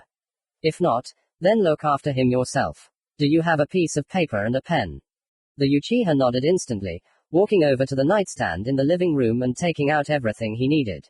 While he was doing this, the Hyuga sat down at the low table, tucking their feet under them and waiting patiently. Shisui handed a pen and a piece of paper to one of the guests, who began writing something, writing out neat hieroglyphs and numbers. When he was done, he handed the paper back to the Uchiha. This is an ointment that Naruto will need to rub in twice a day for a week. It reduces pain. And then there is the medicine. It must be taken once a day before breakfast. With its help, the artificially expanded chakra circulation system will not narrow naturally to its previous state. In the first days, Naruto will be contraindicated to use chakra. After 3 days, the restriction is lifted. The pills must also be taken for a week. Shisui nodded, studying the paper. The names of the drugs were familiar to him, as Itachi had once been prescribed something similar in the hospital when his chakra circulation system had been damaged, causing it to narrow. It was urgently necessary to expand it back, and these pills helped the boy. And if something goes wrong? Uchiha asked just in case. Then we'll wait for you in the Hyuga quarter. Just say that you're going to Fuso, and they'll show you where to go without further ado. And then we'll see what can be done on the spot. The Hyuga left, and Shisui stayed behind to watch over Naruto. The boys slept soundly while the Uchiha carried out Fuso's instructions. The ointment was cold and smelled unpleasant, but its effectiveness had long been proven. In general, Shisui was sure that his son could now become a great shinobi. Naruto had talent and one single problem that they had solved, albeit with the Hyuga clan. Now his chakra-based techniques should be unimpeded. Uchiha knew that Naruto had a great future. Everyone in the clan knew about it. To be honest, Shisui was happy that Naruto was born now, in a calmer time, when children only enter the Shinobi Academy at the age of 6, and do not graduate from it, as it was during the Great Trinity. He also hoped that his son would not have the same fate as Kakashi, who became a genin at the age of 5, and later lost his friends in the war. Shisui thanked God that they were living in peaceful times, because he himself would never forget the horror he had seen on the battlefields of World War III. He wouldn't wish that on his enemy. Naruto's life in his father's dreams promised to be more calm and measured. He would enroll in the academy with Sasuke, graduate, become a genin, then a jonin, then live a decent and fulfilling life in general, and at the end of his journey, pass on the kyubi to someone else. This was a practically impossible dream, since Naruto from the very first day of his life became special not only for the clan and Konoha, but for the entire country. He would always be watched. His every step and sneeze would be reported to the Hokage. It was quite possible that they would try to send him to Anbu to control him more, but Shisui hoped that this would not prevent Naruto from living his life the way he wanted. The man did not dare ask for more. Days passed. Naruto came to his senses only on the 3rd day and immediately declared that he was terribly hungry and wanted ramen from Ichiraku Ramen. He also got his love for noodles from his mother. However, at that moment Shisui could not answer him anything intelligible, because he literally heard how all his hopes for a bright future for his son began to crumble before his eyes. Apparently, Naruto was in so much pain during the procedure that his Sharingan awakened. Scarlet eyes with a small pupil and one black dot on the iris looked at Shisui with childish bewilderment, and he didn't even know what to say. His own Sharingan awakened later. On the one hand, it was good that Naruto had awakened his genome, but on the other hand, it meant that no one would leave him alone.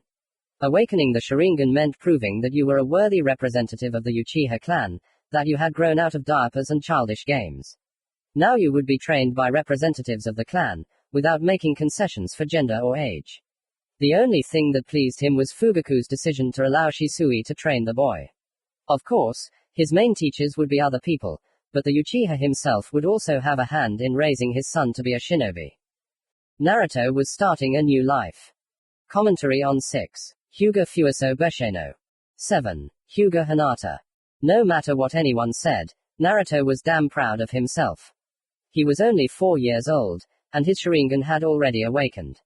Of course, history knew of more outstanding children, especially from the Uchiha clan, but those children belonged to wartime, when the Sharingan awakened because of the cruelty of the enemies they saw, and not by their own will. It cannot be said that Naruto's Sharingan awakened by his own will, but Fugaku explained it by the fact that after the procedure carried out by the Hyuga clan, the previously restrained chakra finally came to the boy's eyes, and the genome simply made itself known. Naturally, the news about the Jinchuriki's Sharingan flew around not only the entire Uchiha clan quarter, but also went beyond its borders, becoming gossip number 1. Now the monster has terrifying power and can subjugate all those who are dissatisfied, if not with his cruelty, then with skillful illusions. Of course, there was nothing like that in the boy's head, but the tension in the village increased because of it. Meanwhile, Fugaku assigned Naruto to be the teacher of 2 Uchiha who had risen to the rank of Jonin in their time. Both of them were men not much older than Shisui. Naruto was not their first student, but he was certainly one of the most brilliant. Naruto had no time to sleep now. He got up every day at 7 in the morning, even if it was a day off, and walked at least 10 laps around the block. Only then was he allowed to have breakfast, and the boy began his training. They were held in a more or less gentle mode and were divided into 2 types, group and individual. If with the latter everything was clear anyway, then the group ones were some kind of tasks for ingenuity, competitions like, who can keep the Sharingan activated the longest, who will make the coolest technique, whose team, using shinobi skills, will be the first to get all the flags. This training was more like a game, which attracted children and did not turn the ninja routine into something boring for them. Naruto liked group classes. He was the youngest there, he was lagging behind at first, but he started catching up pretty quickly. The older kids were happy to spend a couple of hours with him, just chatting, walking, or explaining how and why to use a technique.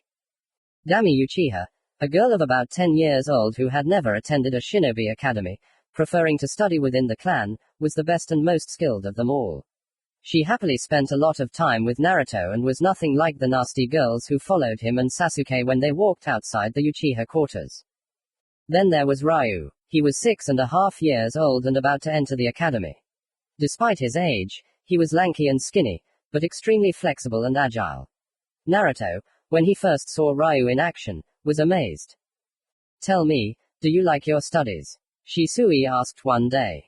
Naruto thought for a second, and then smiled happily at his father.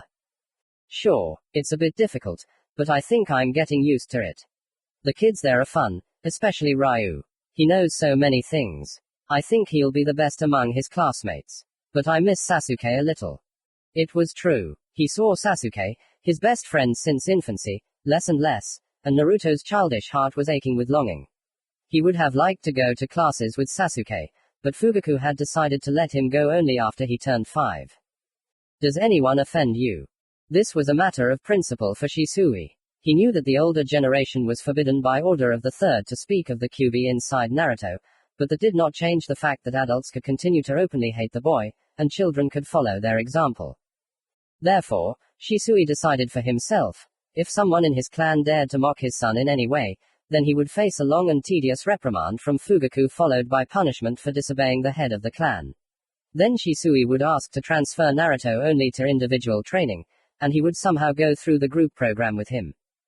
However, Naruto didn't seem upset or offended. He was happy to leave for class and just as happy to return. There were bruises on his body, caused by himself due to another bad fall. At the end of 2 months, their sensei, Mashio, came to a startling conclusion. Naruto was developing very quickly for his age. Now that no seal was holding back his chakra, he could easily perform any elementary techniques, be it illusionary cloning or replacement. Of course, the boy was not very good at handling chakra yet, as sometimes there were bursts of energy, but, in principle, everyone was happy, especially Fugaku, who simply did not stop praising little Naruto at every meeting, mentioning that he took after his father. The same genius. Shisui himself was more proud of his son than anyone else. Maybe we shouldn't wait 6 years and send him to the academy right now. Fugaku suggested one day at dinner, thoughtfully chewing his rice. The children had been locked in the playroom under the nanny's supervision for an hour, so no one was worried about them. Mikoto and Itachi were sitting next to the head of the family, listening attentively to the conversation. I don't think that's a good idea, Shisui shook his head. He's a child, he needs some kind of childhood. Itachi graduated from the academy at 7, and Kakashi Hatake at 5. I think Naruto should give it a try. Let's wait at least until 5. Shisui didn't give up. He wished that his son could live for himself for at least a little more time, so that in his childhood memories he would not have the endless black spot of eternal training and the goal of becoming a worthy ninja. I think Shisui-kun is right, Mikoto supported him, gently placing her hand on her husband's elbow. Let him play and frolic a little. We're in no hurry, and Naruto already has excellent skills to graduate from the academy as an external student. So what's the point of all this? It was impossible to avoid the academy. It was one of the main points of the contract drawn up during the wedding of Kushina and Shisui back in Koko's time. It was demanded by the Hokage, who, although under the influence of the Sharingan, could still sometimes show his will. And the other clans demanded that this condition be fulfilled. So it turned out that Naruto would have to go to the academy and try to graduate from it as an external student in order to get his diploma, the title of Genin, and then fight for the title of Chunin. 5 years. We'll see, Fugaku muttered under his breath, not really resisting. That's what they decided on. Mashio-sensei had developed a special training for Naruto that would not only improve his ninja skills, but also strengthen his young body. All these techniques and close combat were of little use if the spirit and body were weak. Therefore, they needed to be addressed as well. First, Naruto learned to meditate. It was a very, very boring task. The motor on his back and the all in one place constantly encouraged Naruto to jump up and run to do some kind of stupid funny thing. For example, paint the clan leader's house blue. Later, of course, he would get hit on the head for it, but the boy didn't care much. However, Naruto did not dare to go against Sensei, and therefore only continued to pretend that he was meditating, but in reality he closed his eyes and saw beautiful dreams, in one of which Fugaku's mansion still turned blue. True, in response, Shisui's house would turn into a green something. Usually, after such boring activities, Naruto preferred to run around Konoha and climb the mountain with the Hokage's faces to see the entire village from there. He had a special love for Konoha, which he was sure was passed on to him from Shisui. However, this time something was different. Walking along familiar paths in the forest on Mount Hokage, he heard a mocking boy's voice. 3 other boys sang along in a disgusting chorus, and Uchiha, interested, followed the sound of the voices. There he saw a not very pleasant picture. 3 boys, about 6 years old, surrounded a little girl, who was probably the same age as Naruto. She was extremely scared, and her light lavender eyes were filled with crystal tears. You're Neji's sister, right? Probably as arrogant as him. The little hooligan who was the biggest one said insolently. Naruto immediately realized that he was the leader of this gang, which meant that the other 2 listened to his orders. No, my brother. Neji-kun. No, she muttered incoherently, moving further and further back. You know, he's not even in his first year at the academy, but he's already so arrogant. He thinks he's better than others, he doesn't even look in our direction, considering us some kind of worms. The big one continued to attack. You, as his sister, should apologize to us. A single tear ran down the girl's cheek, and she shook her head. It was clear from the stranger's appearance that she was very, very scared. Perhaps it was the moment when one of the backing singers grabbed the girl by the hair, roughly yanking her forward, that was the trigger for Naruto. Like an enraged tiger, he suddenly jumped out of the bushes, which scared the hooligans. They jerked and took a step back, letting go of the girl's hair, and the Uchiha stood right in front of her, arms outstretched. "If you want to fight, find someone of your level," he said defiantly, recalling something that a character in a book his father had recently read to him had once said. "And who is our level? You. Little brat." The hooligans were clearly having fun, but Naruto didn't waste words. Instead, he started making seals, which scared the boys. They started whispering and jerked back. And then suddenly, a log landed with a dull thud where Naruto had been standing. The hooligans blinked a couple of times, realizing what had happened, and then burst out laughing. "Your little protector has fled in fear," the leader declared. And the next moment he was thrown to the side. He screamed in shock and flew into a nearby tree, hitting his tailbone on the hard trunk. Just as his followers began to look around, looking for the one who had attacked, they themselves were bent over from the fists that flew into their stomachs. The one who had grabbed the girl by the hair earlier spat out viscous saliva and ran at Naruto with a loud cry, wanting to carry out the stupidest and most obvious attack. The Uchiha easily turned away from the left hook, grabbed the offender's hand and twisted it, pressing slightly, thereby causing pain to the guy. He screamed and even cried, trying to break free, but Naruto's grip was iron thanks to his taijutsu training with Mashio. Of course, these were only the basics of the basics, but this was more than enough to defeat such a weakling.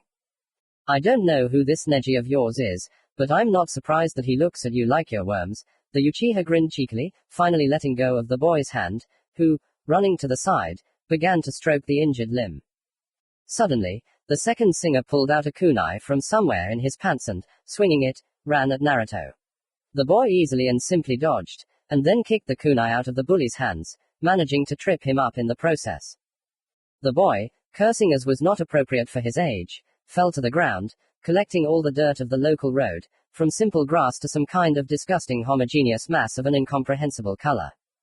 "You can't attack children with weapons," Naruto said importantly, taking someone else's kunai for himself.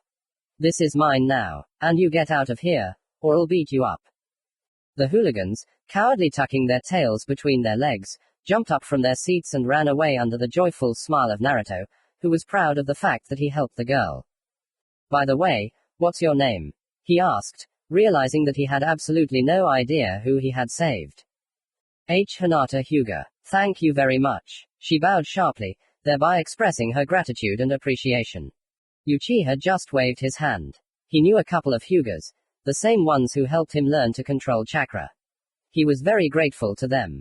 And also, not knowing what was happening in the clan and how tense the relations between Uchiha and Hyuga were, he considered them kind and noble people. And therefore he was only glad to have a new acquaintance, which he immediately expressed with a wide smile. "And I am Uchiha Naruto. Let's be friends." Commentary on 7. Hyuga Hinata Besheno. 8. Toby's friend. Commenter 8. Toby's friend. Reminder, in this fanfic, Shisui is the same age as Minato and Kushina, and therefore it is obvious that he is older than Obito, and not the other way around. Naruto turned 5 years old, and now the question of entering the academy was a pressing one. The school year at the academy started in April, so Naruto had another 6 months to spare, and during that time he was told every day how important it was that he complete the entire program in a year. This weighed heavily on the boy, and he broke down and cried several times, literally begging his father not to go to any academy. The more they told him about it, the more it turned into something scary. Shisui, of course, calmed his son down, but it only helped for a day, until they told him about the academy again. Another problem was the missions Shisui was now being sent on. Naruto was now 5 years old, meaning he no longer needed his father's constant supervision. At first, the elder Uchiha was sent on missions that lasted 1 week, then 2 weeks, now a month. Naruto, who had grown accustomed to his father's constant presence, found it hard to be without him. When Shisui was absent again, the boy would move to live in the clan head's house. He was always welcome there, especially Mikoto, who worried about him as if he were her own son. Meanwhile, the clan's classes continued, and Sasuke had now joined them. At first, he was a bit shy of the other guys out of embarrassment, but thanks to Naruto, he fit right in. He made friends with many and finally stopped walking alone. Naruto was already in the senior group, while Sasuke was only in the elementary group, but the teachers often set up joint group training, which was aimed at the younger ones, seeing the success and potential of the older ones, to study even harder. It worked, and soon Sasuke became the best in his group. Just a little bit more and they'll transfer you to us. Naruto laughed at such moments. There's just a little bit left, Sasuke agreed. We'll start learning cool elemental techniques very soon, so hurry up. And Sasuke hurried, and even so much that by the end of December he was transferred to the senior group, where there were many guys he already knew. He and Naruto were now the youngest, since the group was mostly made up of guys from 8 years old. The younger guys preferred to study at the academy, and not in the clan. But, in principle, these 8 years, except for the difference in height and the amount of knowledge received, were practically not felt. In January, Shisui was given a new mission for a month, and he left the village, which is why Naruto moved back to his friend's house. Around the 10th, they were given the first knowledge of what elemental techniques are and even determined the type of predisposition for each. Naruto had wind, which he got from his mother, and fire from his father. Sasuke had fire and a very weak lightning. First of all, they were taught to control fire, since the Uchiha clan was based on the element of fire. The first task was quite simple, to make a piece of paper char, but this was where the most problems occurred. The older boys, no matter how much they blushed and huffed, couldn't make the paper char. Sasuke had a hard time redirecting his chakra in the right direction, and Naruto couldn't release it properly. And of course, none of the teachers were going to teach them this, since the clan had a policy of learning from their own mistakes. This is what many believed was supposed to toughen up future shinobi. So a little less than a week passed, but no one achieved any success, if you don't take into account the fact that one boy's paper was just a little bit charred at the very edge. It's so hard, Sasuke sighed sadly as he and Naruto lay on the cool wooden floor after class and looked at the ceiling. Yeah, the boy agreed. And that nasty Mashio sensei doesn't want to tell me what the secret is. Maybe we should ask Itachi. Sasuke suddenly jumped up. They exchanged glances with Naruto, and the next second they rushed into the room of the older Uchiha, who was not busy with anything. Do you want to know a secret? He was surprised, and then smiled pleasantly. No, your sensei told me to keep quiet, so no. Well done, brother. No, Sasuke, do it yourself. And then the elder Uchiha escorted them out of the room, poking both of them in the forehead with his fingers as a farewell. Sasuke, frowning, rubbed his forehead and stuck his tongue out at the closed door. That day, they went to bed dissatisfied and offended by Itachi. However, a new morning had arrived, and with it a new group lesson. Last month they had been taught to hide their chakra, and today was a sort of test. Scattered through the forest on Mount Hokage, the boys had to hide so that their chakra could not be felt, while Mashio sensei had to find them all in at least an hour. To ensure that no one extra would get in and interfere with this sort of test, a barrier was erected around the forest, not allowing anyone other than the Uchiha clan, and not allowing anyone under the age of 12 to enter.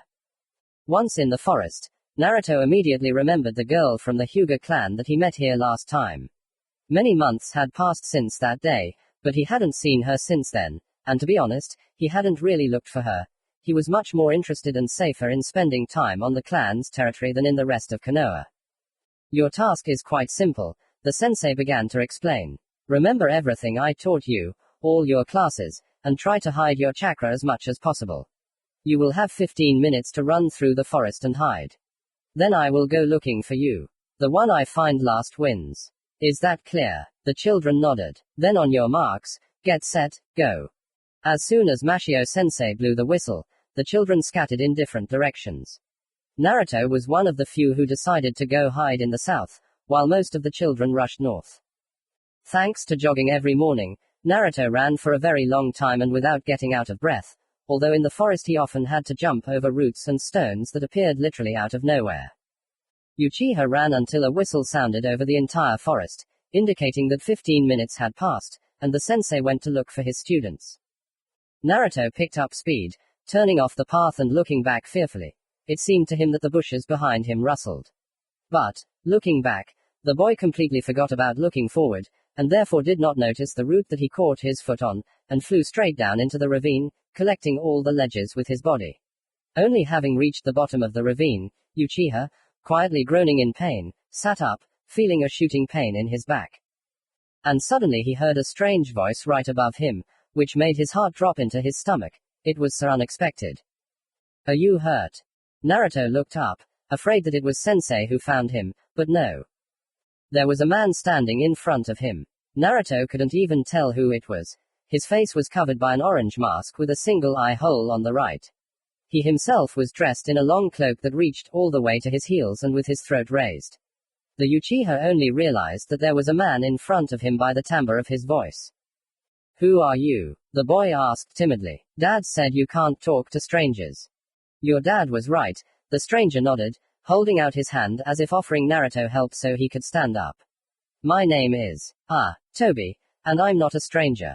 You remember that today they set up a barrier around the forest that doesn't let anyone who isn't from the Uchiha clan through. And it let me through. But I don't remember you. There are no others like you in our clan, Naruto said, not accepting help and standing up on his own. No, Toby said, shaking his finger. I just go around without a mask during the day. Then why did you put it on now? Naruto, who remembered his father's and Mashio Sensei's teachings about not trusting grown-up strangers who try to ingratiate themselves with him, wasn't going to give this Toby a chance. He was even ready to stop hiding his chakra if something went wrong and this man turned out to be dangerous. Okay, I guess I'll have to tell you the truth, Toby sighed, touching his fingers to where his forehead used to be and shaking his head. You see, I'm a friend of Shisui-kun, your dad. Ever since he started getting such long missions outside of Konoha, he asked me to keep an eye on you to make sure you were safe. And I've been doing as he asked all this time, but now. Ugh, it's embarrassing to admit, but now, when you tripped and rolled down the ravine, I was afraid that you got hurt and, God forbid, broke something. God, I didn't live up to Shisui-kun's expectations, and now you know that I'm looking after you, even though he asked me to keep it a secret. Shisui-kun won't be happy. Toby waved his hands emotionally and squatted down, hiding his face in his knees and muttering something under his breath about how Shisui would be disappointed in him.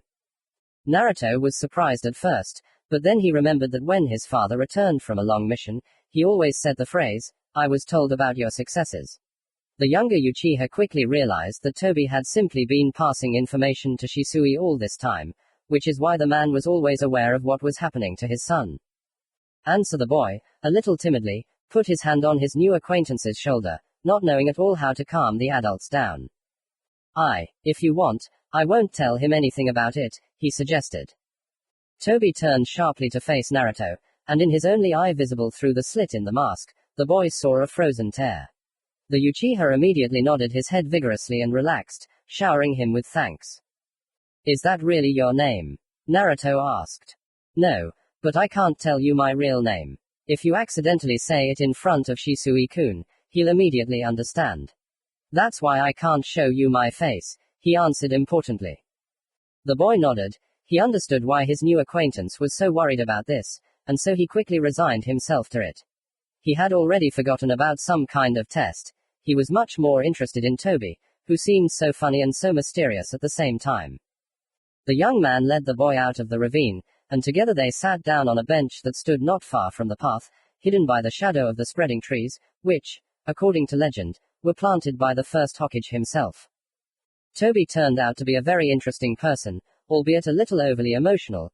He said that he and Shisui met when Toby was still a boy, and Shisui had already become a jonin.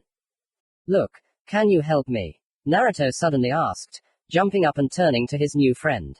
He blinked in surprise, and then asked what exactly. Well, this. You also went through clan training, right? We started learning to control fire chakra, and we need to make the leaf char, but I can't do it. Can you help? I know it's a little unfair, and I should do it myself, but I can't do it and... Naruto bit his lip in embarrassment, not knowing how to continue. He was impatient in himself, he needed results here and now, and therefore he was irritated by the fact that he could not do some simple thing for such a long time. Oh. You don't have to continue. I'll help you, but just don't tell anyone about this, okay? Naruto nodded his head vigorously, and a spark of hope lit up his eyes. A common mistake in this exercise is to imagine fire. Don't do that. Instead, it's better to focus on yourself. Imagine that you're holding a candle in your hands, and you need to light it. Don't put a lot of effort, just bring the fire to the wick, only instead of a wick you have a piece of paper. First of all, fire is life, not destruction, as many people think. Naruto listened with his mouth open. He had never thought about fire like that before, and now he understood why Mashio-sensei had talked about learning from their mistakes. Their understanding of the nature of fire was the biggest mistake, learning from which could save their lives in the future.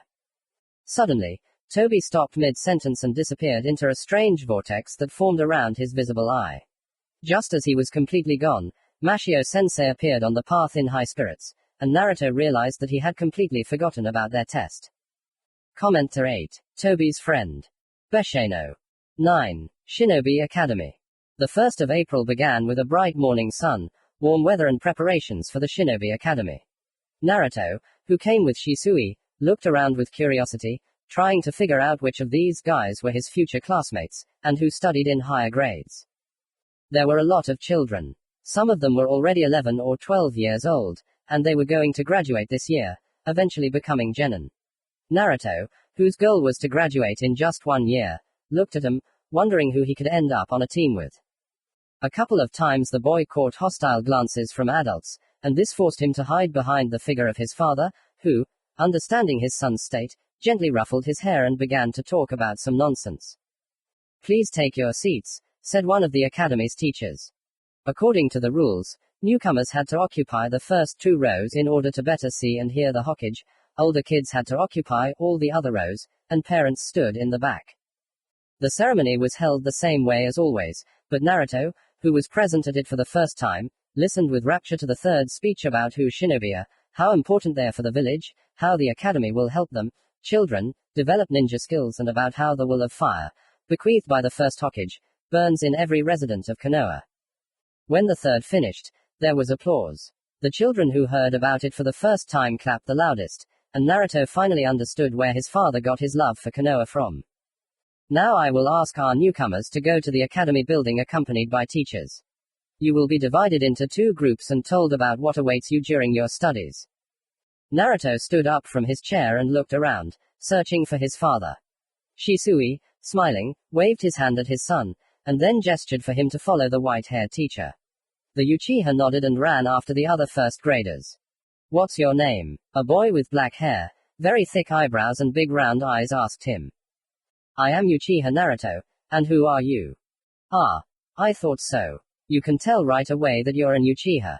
And I'm Rock Lee," the boy answered cheerfully, smiling so widely that Naruto could only wonder how his mouth didn't tear. "Tell me, is it true that your father is that very Uchiha Shisui?"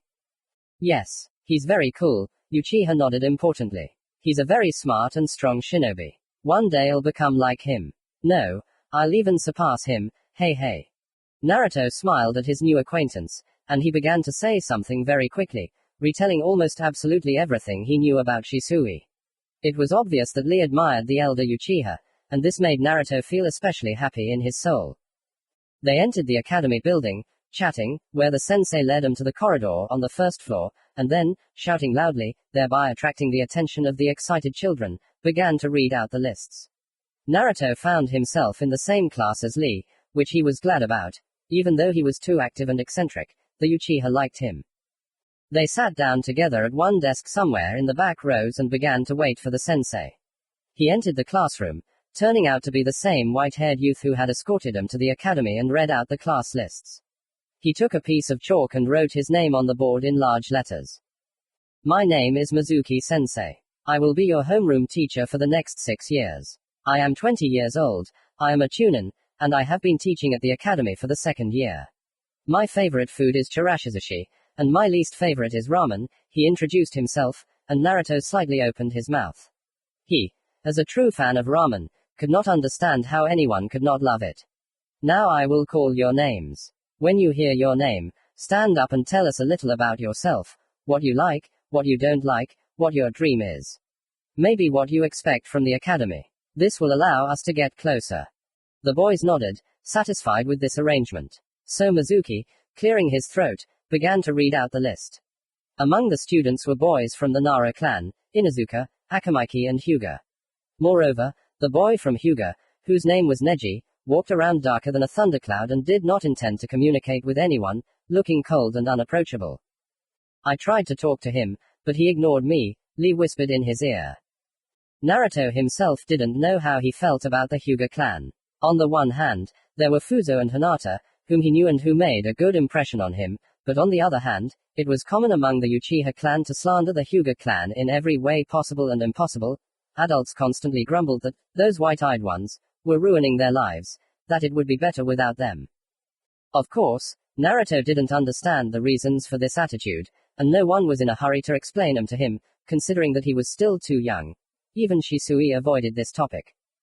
Uchiha Naruto, Mizuki-sensei suddenly announced coolly, and the boy stood up.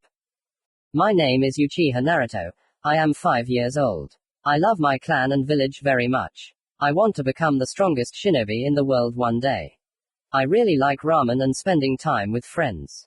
Okay, sit down, the sensei replied. Naruto looked up at him and was surprised. There was so much irritation and disdain in Mizuki's gaze that the boy was confused, not knowing what he had brought upon himself with such an attitude. He nodded slowly, sitting down in his seat.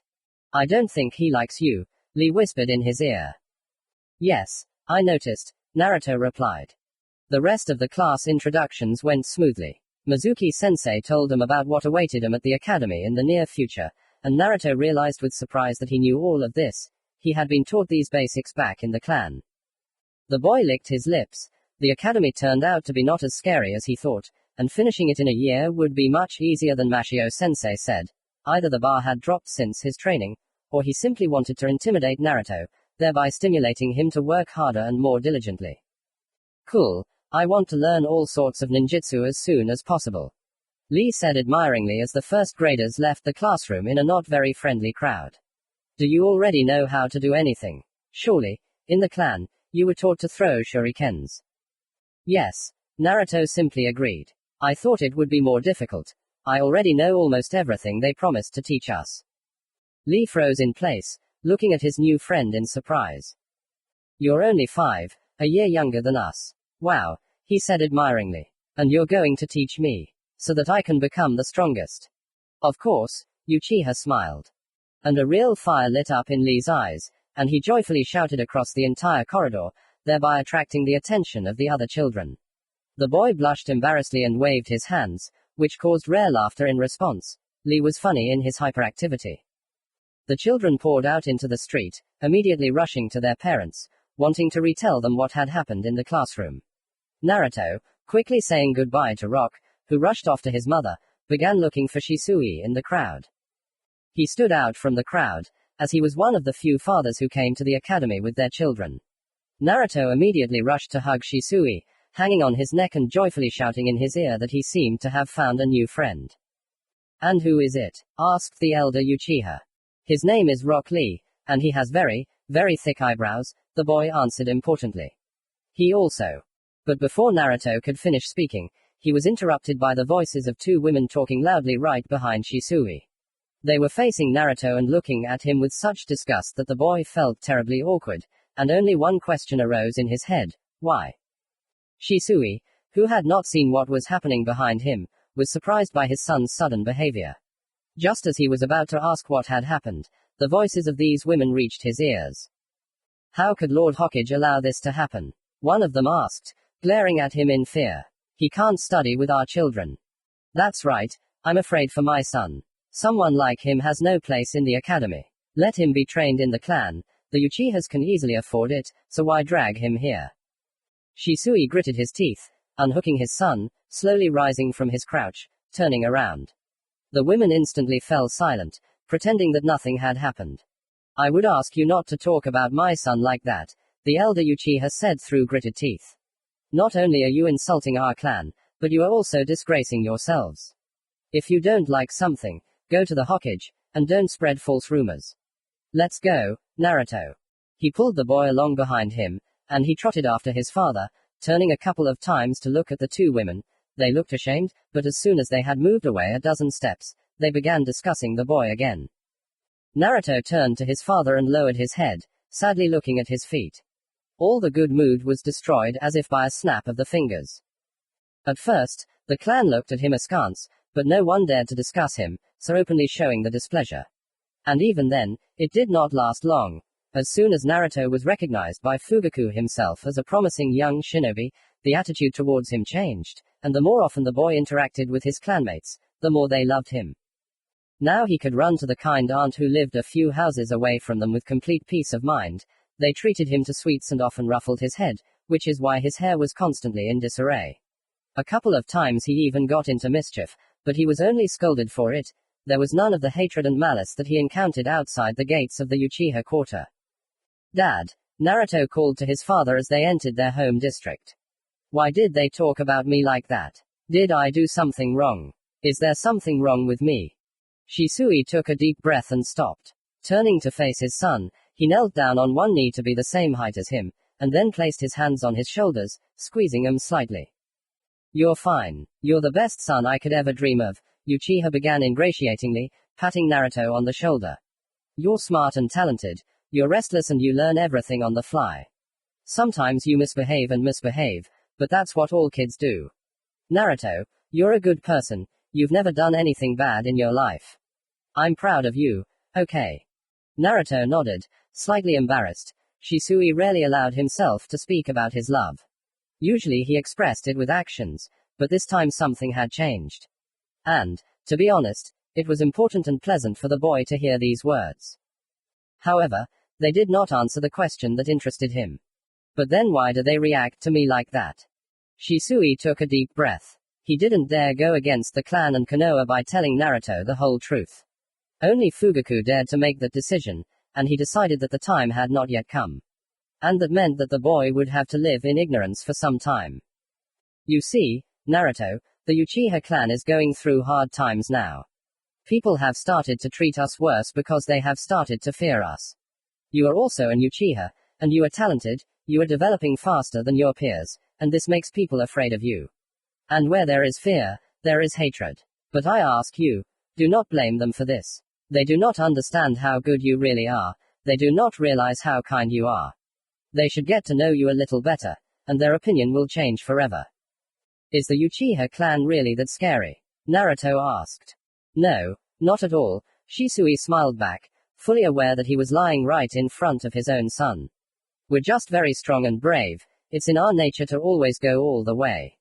Many people simply can't understand us. When you grow up, I'll definitely tell you everything in more detail, but now I ask you only one thing. Please don't start hating these people in return, forgive them. You have a big heart, so I'm sure you can forgive them. Do you promise? The boy bit his lip, and then nodded uncertainly. He didn't like that he was still considered a child, and was not in a hurry to be introduced to adult affairs, but he couldn't do anything about it. There was only one thing left to do, grow up quickly. Although, maybe Tobi-kun will tell me the whole truth. The boy thought. Commentary on 9. Shinobi Academy Besheno. 10. Sarutobi Hiruzen. How are you doing? Shisui asked softly when Naruto returned home. The boy, throwing off his light backpack, which contained notebooks and a pencil case, went into the kitchen and grabbed an apple from the table, immediately biting off a decent piece of the fruit and chewing it with a loud crunch. Nafmulna, he said with his mouth full, and then, swallowing, continued. Today Mizuki-sensei talked about the history of Konoha for a long time, it was very boring. And then we threw shurikens. I hit all the targets. In second place was Ten-Ten, and in third was Neji. The one from the Hyuga clan?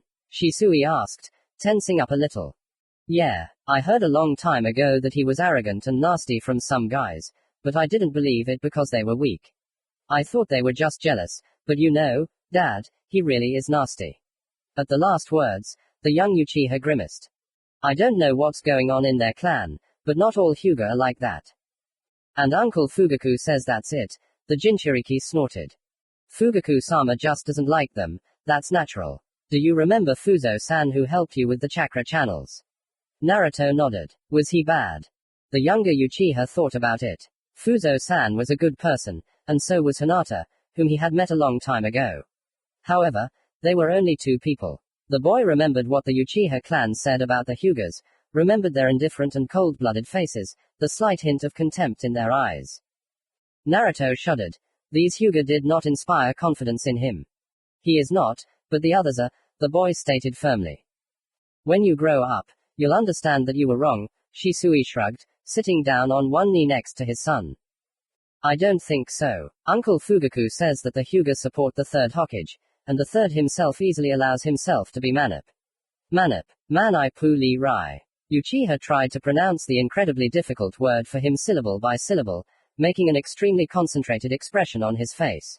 But, since he didn't succeed, he just waved his hand, to rule, huh. Old man third is too weak and stupid, and the Hyuga support him, so they're also weak and stupid. And our village is weak and stupid. Shisui froze in place, looking at his son in surprise. He couldn't believe that he was hearing such words from Naruto. He wouldn't be surprised if Sasuke said them, but Naruto, his son, whom he raised alone, in whom he tried to instill a love for the village and its people, was so simply expressing his fi to this very village. The man understood where exactly the boy could have picked up such things. Literally as soon as he stepped outside the mansion, one could hear a bunch of Uchihas complaining about the third Hokage and his policies, as well as the situation in the village.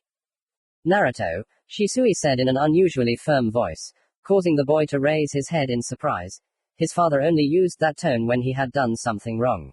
You're wrong. Konoha is a great village. It has its ups and downs. Like any place, Konoha has some unpleasant personalities and some internal squabbles, but that doesn't mean it's bad, weak, or stupid. The third Hokage is a great man. You have no idea how much he's done for the village, and you have no idea how wise he is. He's just an old man, snorted the younger Uchiha. The previous clan leader easily subjugated him to his will, which means he's a weakling. Shisui slapped Naruto for the first time in a long time, glaring at his son. Naruto stuck out his lower lip and glared at his father as if he had just been called an unloved son. Tears glistened in the boy's eyes. He's done more for Konoha than anyone else. Before you follow in the footsteps of others, learn to think for yourself. Now march to your room and don't come out for the rest of the day, you're grounded. Naruto pursed his lips in resentment, and instead of misunderstanding, anger shone in his eyes. He chuckled, turned around abruptly and ran away, harboring anger at his father in his heart. It was the first time in many years that his father had punished him, and the boy himself considered this punishment unfair, because he saw nothing good in the third, nor in Konoha, nor in these Hyugas. Shisui, who was left alone in the kitchen, stood up and sighed heavily, burying his hand in his hair. He still couldn't believe that his son had said such a thing. And the blame for this lay not even with Naruto, but with the entire Uchiha clan. Of course, Naruto was just a stupid child who repeated someone else's words. He didn't know the real state of affairs, didn't know what was going on in Konoha. He was locked in a cycle of academy friends training clan, and the latter, naturally, prevailed, so there was nothing unexpected in what had happened. And Shisui was angry not so much at his son, but at the clan, which had begun to rot, which was not ashamed to brainwash little children. Uchiha clenched his jaw, clasping his hands together. He didn't like what was happening. The situation in the clan was heating up, approaching the point of no return. And the leader, as if to spite him, was adding fuel to the fire with his speeches. Fugaku took a side in this confrontation. Whether it was the right one, Shisui doubted. He strode into the hallway, put on his shoes, and left the house, slamming the door loudly. His path lay toward the Hokage's residence, which towered over all of Konoha. The man walked out of the Uchiha quarter, glancing at the people around him, and reached the residence, from which two representatives of the Hyuga clan were leaving. Shisui smiled at them in greeting, waving his hand, but in response received only icy glances. Naruto's words about how nasty the Hyuga were flashed through the man's mind again, but he ignored them, easily climbing the stairs and walking along the corridor. He stopped at the right office and, taking a deep breath, knocked on the door. Hiruzen Sarutobi sat at his desk and looked a little too tired, which made the man think that the old man would soon announce an election for the post of the new Hokage. Shisui, did something happen? Sarutobi asked in surprise, looking up. Yes, there is a serious conversation. The third frowned and waved his hand. In an instant, all the Anbu hiding in the office disappeared, and their chakra vanished. Hiruzen put his elbows on the table and moved his chair a little. It's about the clan, right? He asked quietly and somehow tensely. Yes, the situation in the clan is getting worse. Fugaku-san is thinking about staging a coup. He hasn't told the others about his plan yet, but he consulted me about it because he trusts me. Oh my, Sarutobi breathed out, closing his eyes. I thought something like this could happen, but I hoped I was wrong. There is a crisis in the clan. Many strong members of the clan have died on missions lately. The police are trusted less and less every day, and the other clans treat the Uchiha with disdain. Fugaku-san suspects Itachi of spying on the clan, but that's stupid. The third Hokage pursed his lips. No, that's right. Not long ago, I gave Itachi the order to spy on your clan. Shisui clenched his fists. Well, that meant he was right, and Konoha's leadership had really begun to see this invisible threat from the Uchiha clan. The man agreed that the policy the village was pursuing to protect itself from one of the strongest clans in the world was wrong, because enemies should be kept closer than friends, but he couldn't help but understand the reasons for what was happening. It all started when Uchiha Madara left the clan and fought Hashirama Senju in the Valley of the End. After that, the feuds between the clan and the village died down for a while, but the attack of the Ninetales, in whose eyes the Sharingan was burning, revived them. Such an act from Sarutobi was not perceived by the man as a stab in the back, because a long time ago he understood what he was ready to protect to the end, the clan or the village. And, moreover, he knew that Itachi himself was the same, that for him Konoha was more important than Uchiha. But he could not help but admit that this was a base act. Naruto is 5 now, right? Sarutobi suddenly asked, biting the end of the pipe. Yes, Shisui nodded, and the third continued. And he will soon finish his first year at the academy. He has high marks, the best in his class. He has no need to study further. He already knows the entire program and even more. I think in a couple of days I will sign a decree for him to take the exam for the first and last years of study ahead of schedule. If he passes, he will immediately become a genin. Naruto will become a good shinobi. As good as you, Shisui, and therefore I have a request for you. Protect Naruto from what is happening in the clan. I know that you love Konoha, and therefore I ask you to convey at least a piece of this love to Naruto. Of course, I will do my best, Uchiha bowed. Since Naruto is very talented, the clan head will bet a lot on him in the coup. Fugaku cannot be allowed to manipulate the boy as he wishes. Naruto is a Jinchuriki, and no matter how cruel it may sound, he should not be loyal to only one clan. The Uchiha straightened up. He knew where the Hokage was going with this. It was time to tell Naruto the truth about Kushina Uzumaki and the Nine Tails. Would Shisui want that? No, he didn't want his son to grow up thinking he was a vessel for a dangerous monster. The third's next words only confirmed the man's suspicions. Do it when he graduates from the academy. I think Fugaku will decide to tell him the truth the next day, so you should be there earlier. Explain to him who the Jinchuriki are, why they are important to the village, and the duty. Shisui nodded.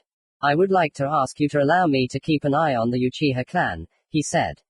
Fugaku-san is currently doubting Itachi, but he still trusts me. If he decides to call a meeting to announce his idea for a coup, I will be the first to know. Good. In turn, I will be forced to convene a council and discuss what is happening. I want you to know, I will do everything to return the clan's status to its previous state. We will make concessions, and I hope that this will work, and Fugaku will come to his senses. Uchiha smiled slightly. He liked the third Hokage and the ideas he proposed. Unlike his teacher, Tobirama Senju, Hiruzen treated the Uchiha clan better and sought to maintain peace with them. He was ready to make concessions that the second would never make, was ready to drag it out until the last, just to give the clan 100 more chances to come to its senses. Shisui respected Sarutobi with all his heart, and therefore Naruto's words about the third being just a weak and stupid old man remained somewhere in his soul as an unpleasant aftertaste. And even though the boy said it not out of malice, but out of his own stupidity, the fact remains, he said it, which means that clan discontent has already taken root in him, forcing him to despise Konoha. The man did not want this, realizing that he now faced a very, very difficult task. To show Naruto that the entire clan was wrong, but in such a way that the clan itself would not suspect him of treason. How to do this, Uchiha did not yet know, but he was sure that he would find a way out. Now you can go. I need to think. The third waved his hand, and Shisui, bowing once more in respect, turned on his heel and left the office. First, he needed to find Itachi and talk to him about the current situation. It was likely that soon the two of them would be speaking out against the entire clan, trying to convince him from the shadows. Uchiha winced. All this stress was giving him a headache, and his vision had deteriorated sharply, so much so that Shisui now had to read with glasses. He promised himself that as soon as everything stopped, he would immediately go on vacation. And at the same time, he would take Naruto with him. Commentary on 10. Sarutobi Hiruzen. Besheno. 11. Genin of Konoha. In January, shortly before the final exams at the Shinobi Academy began, Naruto came to the Hokage's office with Shisui. Mizuki-sensei was also there, looking less than pleased. The boy bowed to both his teacher and the third as a sign of greeting and respect.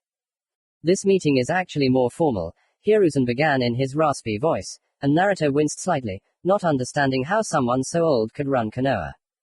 Sarutobi seemed to Naruto to be an ordinary old man who had been in power for too long. The boy had no respect or trust for him, and therefore his attitude towards the Hokage was not the best. Of course, Naruto was in no hurry to tell his father about this, realizing that he would most likely scold him again and say something like, "Think first, and don't repeat after everyone else," as it happened last time, but the problem was that on that day the younger Uchiha really thought through everything that could be thought through. He thought about Konoha, even went to the clan library and read some ancient books telling about the greatness of the first Hokage, read the biography of Hiruzen Sarutobi, tracked down the contribution that the Hyuga made to Konoha, thought about it and thought for a very long time, trying to understand not only his own position, but also why his father treated the village so tenderly. However, no matter how much Naruto thought, he could not understand what Shisui thought he was doing wrong. Yes, the first Hokage founded Konoha, united the clans, stopped the long wars, but at the same time he betrayed Uchiha Madara, who helped him in everything. And Naruto was sure that he betrayed him. He allowed Tobirama Senju, the murderer of his best friend's younger brother, who not only devalued the contribution made by the Uchihas to the creation of Konoha, but also oppressed these same Uchihas, to become the second Hokage. What else could this be, if not betrayal? Hiruzen Sarutobi was the second Hokage's student, raised students who became great Sannin, and that was about it. Naruto had nothing special to say about the man's accomplishments. Yes, he became a war hero, but in his opinion, war heroes are all of its participants, not just those who killed more enemies. Sarutobi became the third Hokage and sat in his chair for a very, very long time. In Naruto's opinion, the old man had already lost all his dexterity and now represents nothing more than a mere shadow of his former self. Moreover, the boy's opinion was also influenced by the secret that Tobi-kun told him. Now Naruto knew that in fact, for quite a long time, the will of the third Hokage was controlled by none other than Koko Uchiha. And after that, Naruto finally lost all respect for Sarutobi. As for the Hyuga clan, their contribution, unlike the Uchiha clans, was minimal, and so the boy simply did not understand how they could now be of greater importance to Konoha than those who founded it. Naruto turned his gaze to Mizuki-sensei and for a second saw a flash of displeasure in his facial expression. Mizuki-sensei always avoided the boy, treated him like some kind of dirt and literally spat out his name.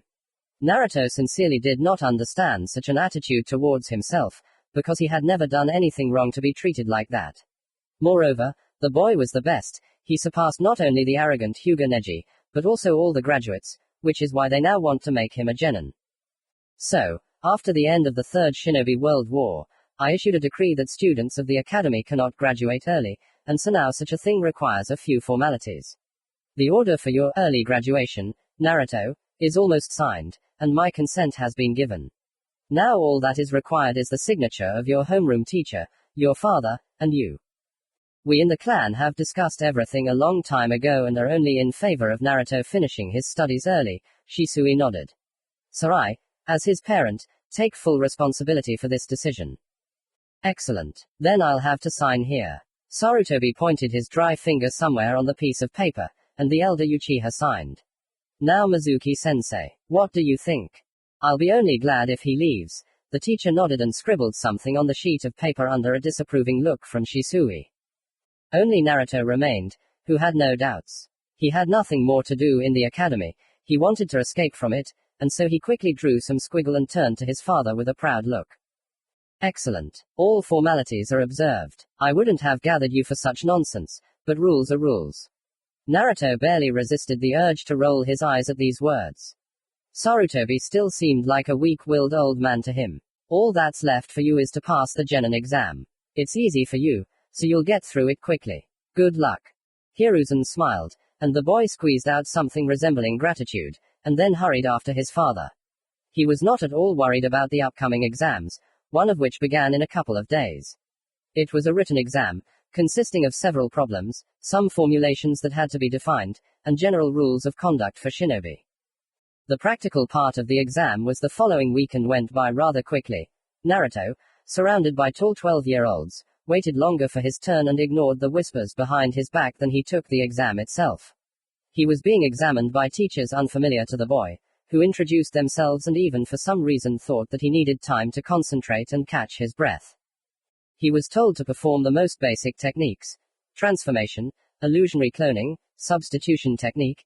Everything was so simple that Naruto did everything that was necessary in a minute, received meager congratulations, learned his score on the written test, which was the highest among all graduates, and finally took the Konoha forehead protector. That same evening he enthusiastically showed it to his father and somewhat boastfully to Sasuke. "I'll also finish my studies in 1 year and become better than you," his slightly offended friend snorted, to which Naruto only laughed. He was also impatient to show his new protector to Tobi-kun, but he said that he would only be in Konoha at the end of the month, and so Naruto had no choice but to wait for him. The next day, he went to the academy again, wearing his forehead protector. There, taking his place at a desk in the class of graduates, he waited, hiding a smug smile behind his stony expression. He heard the conversations die down when he entered, saw the amazed looks, and literally felt every word the other graduates said about him on his skin. They were amazed and surprised, and this made the Uchiha proud of himself. The teams were announced, and Naruto was in the fifth, along with some tall girl and a serious boy with glasses. They didn't seem strong or interesting, but Uchiha was going to spend the next few years with them. Maybe if he became a Chunin, he would be able to get rid of these two, but if not, he would have to sit on the same team with them until the Jonin exam. Their new teacher, a rather tall man with brown eyes and a senbon in his mouth, was one of the first to arrive. After calling out the team number, he waited for the genin to gather around him and led them out of the academy building to a nearby park. There he found a gazebo with 2 benches facing each other and told the genin to sit down, while he settled himself down opposite them. "Let's introduce ourselves first. My name is Shiranui Genma. I became a jonin not long ago, so you are my first team," he said, smiling slightly. "You are the best graduates of this year, so a great responsibility falls on me for you and your future, so I will try to develop all your talents and guide you along the right path. It will be difficult, but I hope that we will help each other. So now it is very important for me to learn about you."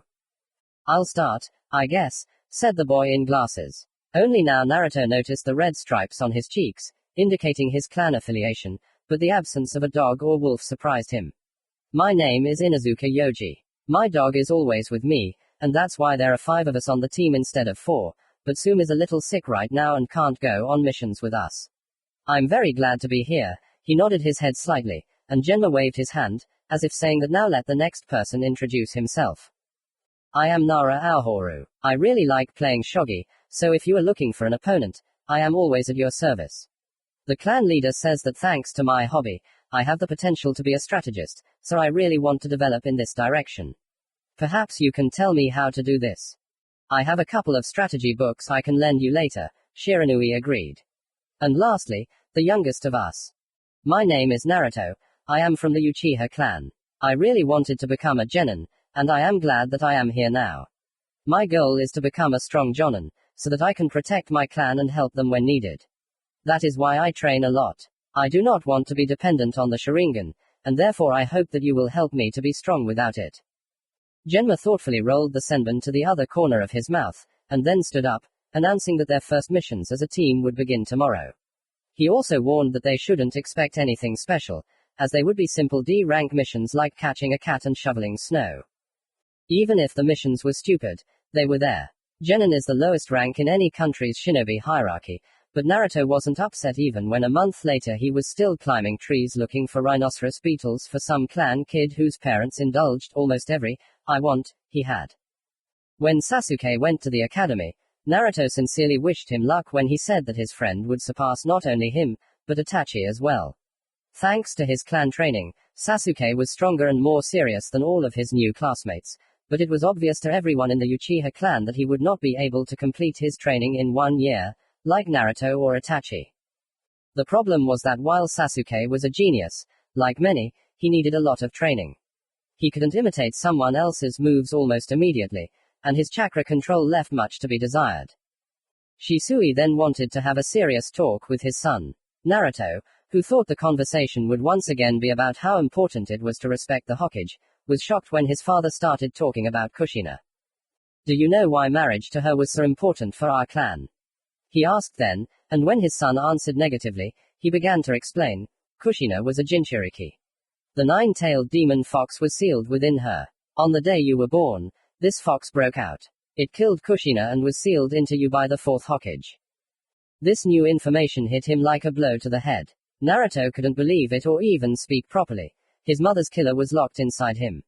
Now all the contemptuous glances in his direction and the discontent of the adults became clear. That day, Naruto cried for the first time in many years, needing his father's hugs and support more than ever. Of course, Naruto's life didn't change much after that day. People around him didn't treat him that way, but now the boy himself looked at his reflection with some fear. If his mother's killer was sealed in him, what was the probability that he wouldn't find a way to kill the new vessel as well? A month later, the results of the first tests came in, showing that Sasuke was a head taller than his classmates, and the boy was sincerely proud of himself, just like his mother. Fukagu got by with a condescending smile, and Itachi patted the boy on the head. That day Naruto suggested having a picnic in honor of Sasuke, to which the always busy Itachi and Shisui came.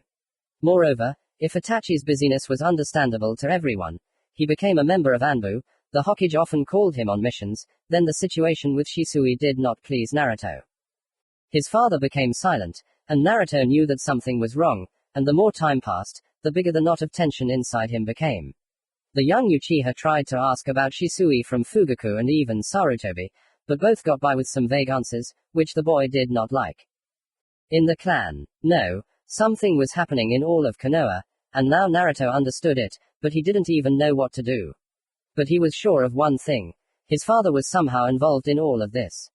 And so he wasn't particularly surprised when one day Shisui simply didn't come home. At first, the boy thought that it was somehow connected with the fact that he was urgently called on a mission, and he had to leave urgently, but in such situations, the Uchiha always found a way to warn him. Therefore, it came as a great shock to the boy when he learned that Uchiha Shisui had committed suicide by jumping off a cliff. That day, Naruto, who was practically unconscious, awakened his Mangekyo. And then his vision was covered by a red veil of his own blood and the Kyuubi's chakra. Commentary on 11. Genin of Konoha. Besheno. 12. Genius of the clan. Naruto came to in the hospital. He didn't remember what had happened to him, but his body was strapped down so he couldn't move. The boy tried to lift his head to look around, but he couldn't. A thin but strong strip of skin crossed his forehead, limiting his movements. The Uchiha exhaled hoarsely, feeling that his throat was dry. He tried to say something, but then a damp cloth touched his lips, and Naruto greedily pressed himself to it, feeling how droplets of moisture softened the pink crust of his lips and rolled down his tongue into his throat. It tickled. Sorry, I can't give you a proper drink, otherwise you'll spill the water. And I won't be able to take off your belts. A painfully familiar voice sounded somewhere above his ear, and Naruto, having managed to turn his head slightly to the left, saw a familiar red mask. Tobi-kun, he asked quietly. What happened? Why am I here? You don't remember? Tobi leaned back in his chair, and Naruto heard him sigh heavily. The boy frowned slightly, rummaging through his memories. He remembered that his father had not returned home for a long time, so he decided to look in on Fugaku. As the head of the clan, he should know where his subordinate was. And then Mikoto's mournful expression and Itachi's devastated gaze flashed before his eyes. Father, the boy whispered, feeling his eyes grow moist. Yes, he committed suicide. It's true, Tobi said quietly. I found out about it when I was returning from the mission. You were lying here for 3 days. How are you feeling? It hurts, Naruto replied. I just don't know. My head hurts, my eyes hurt, my whole body hurts. I want to see my father. He's alive, this is all a lie, right? He's alive. He couldn't have died. He has me, why would he kill himself? He's not like that.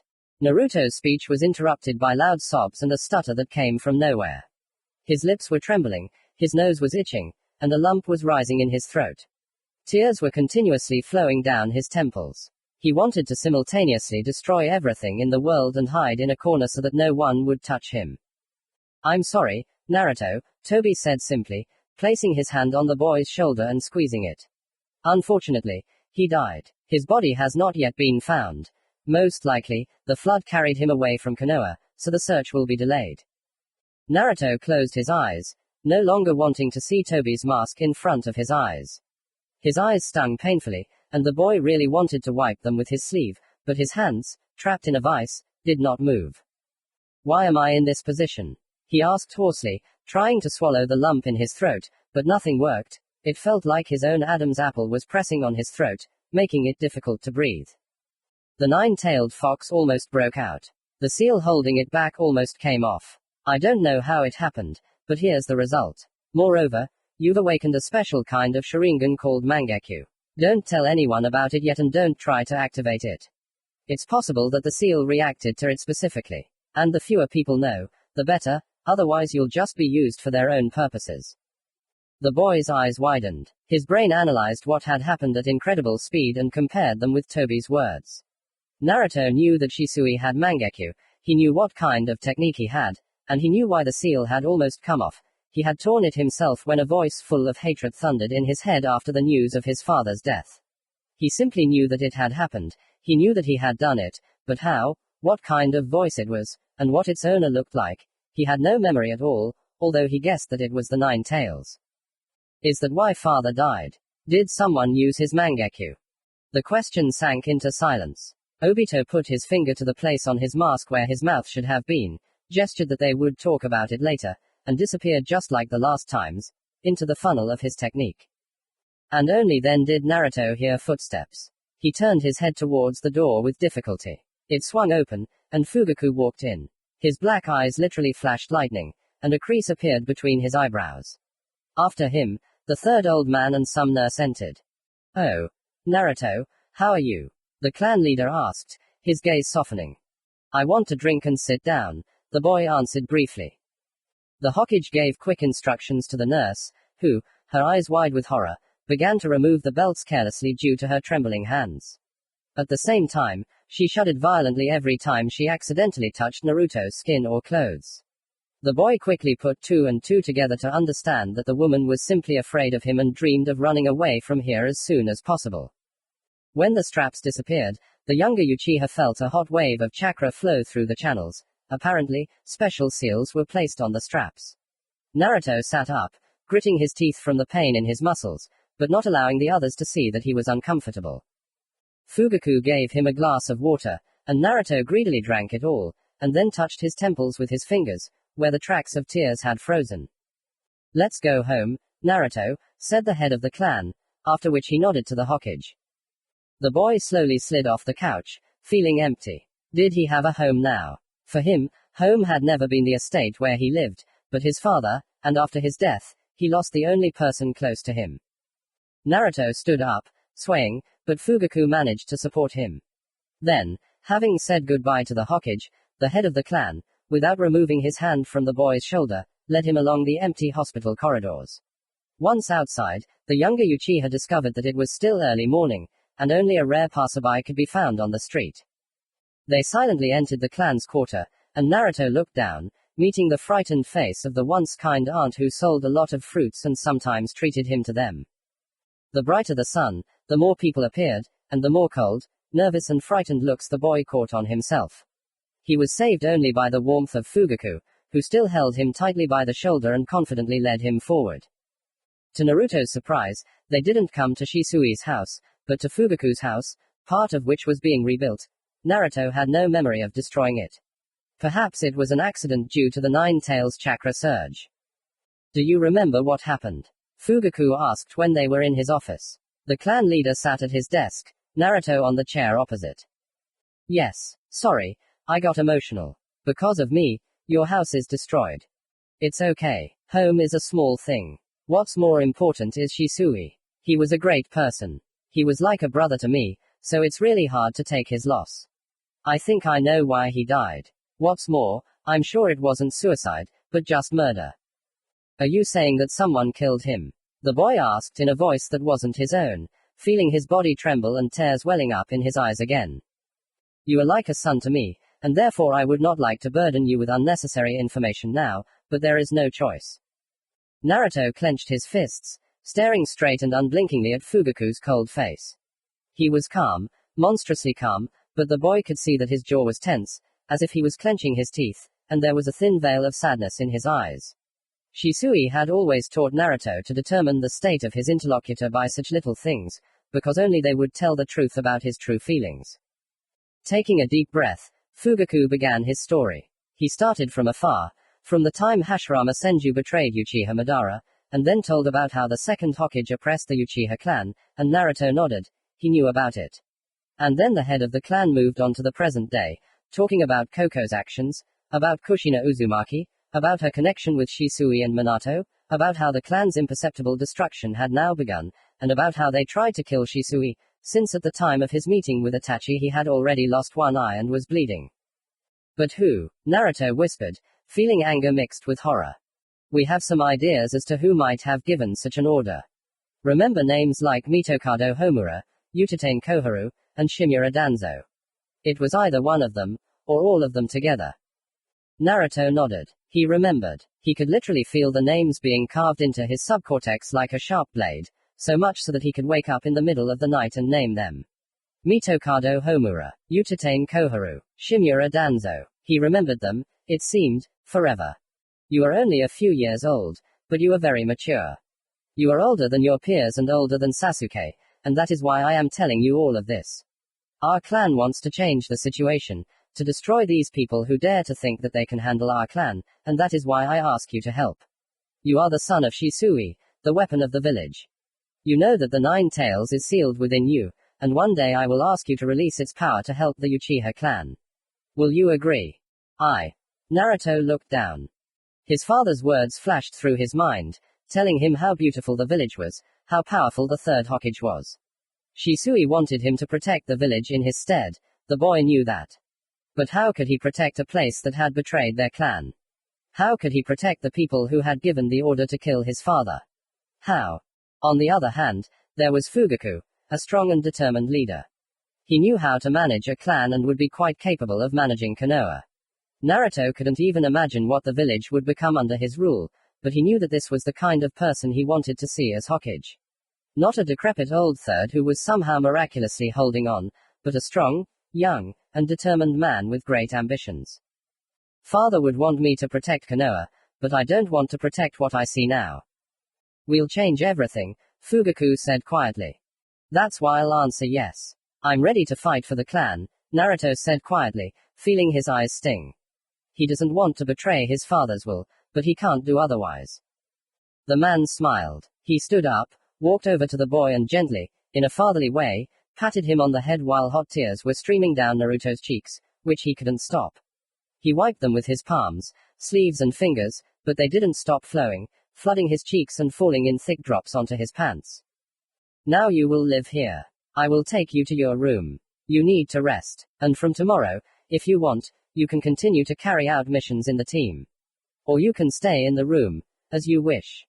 Naruto nodded and stood up like a small child, taking hold of Fugaku's large, warm hand. His hot skin warmed the boy's cold palms, and for a moment it seemed to him that it was his father squeezing his hand. He understood that this was not so, but he only pressed himself closer to the other's side, allowing him to lead him wherever he wanted. Fugaku walked him to his room, put him to bed and wished him peaceful dreams.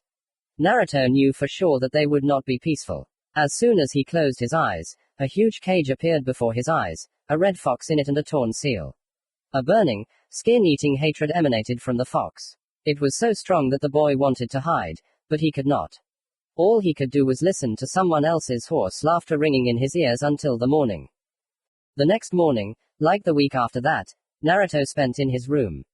Everyone from the clan head's family came to him, but most often Fugaku came, who told him about the idea of a coup, or simply remained silent.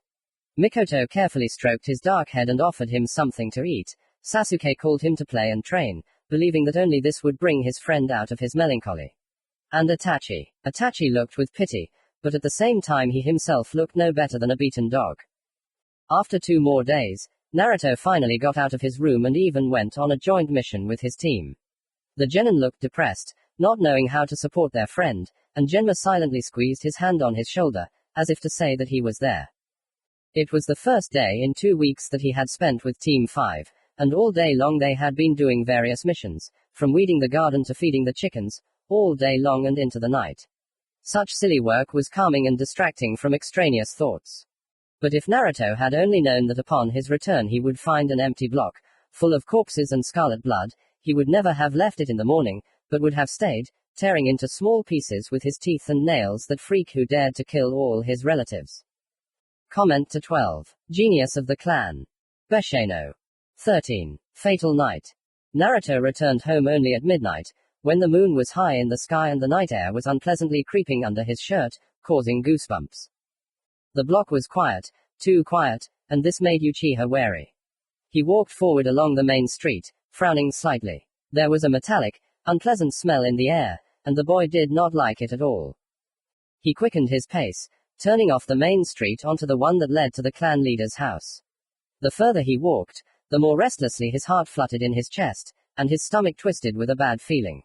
Naruto clenched his hands into fists and practically broke into a run, not making out the road in front of him, when suddenly he tripped over something soft and fell, barely managing to regroup in time. The boy turned his head and saw someone's body lying on its stomach. Naruto swallowed the viscous saliva and touched the other's shoulder with trembling hands. His fingers immediately touched something wet and cold. Naruto's breath caught and he jerked the body over, freezing in place. It was Ryu, his friend from clan training, a year and a half older than him. He was staring blankly at the sky, and a thin trickle of blood was running from the corner of his lips. The Uchiha shuddered and gently shook his friend, trying to wake him up, but he didn't move.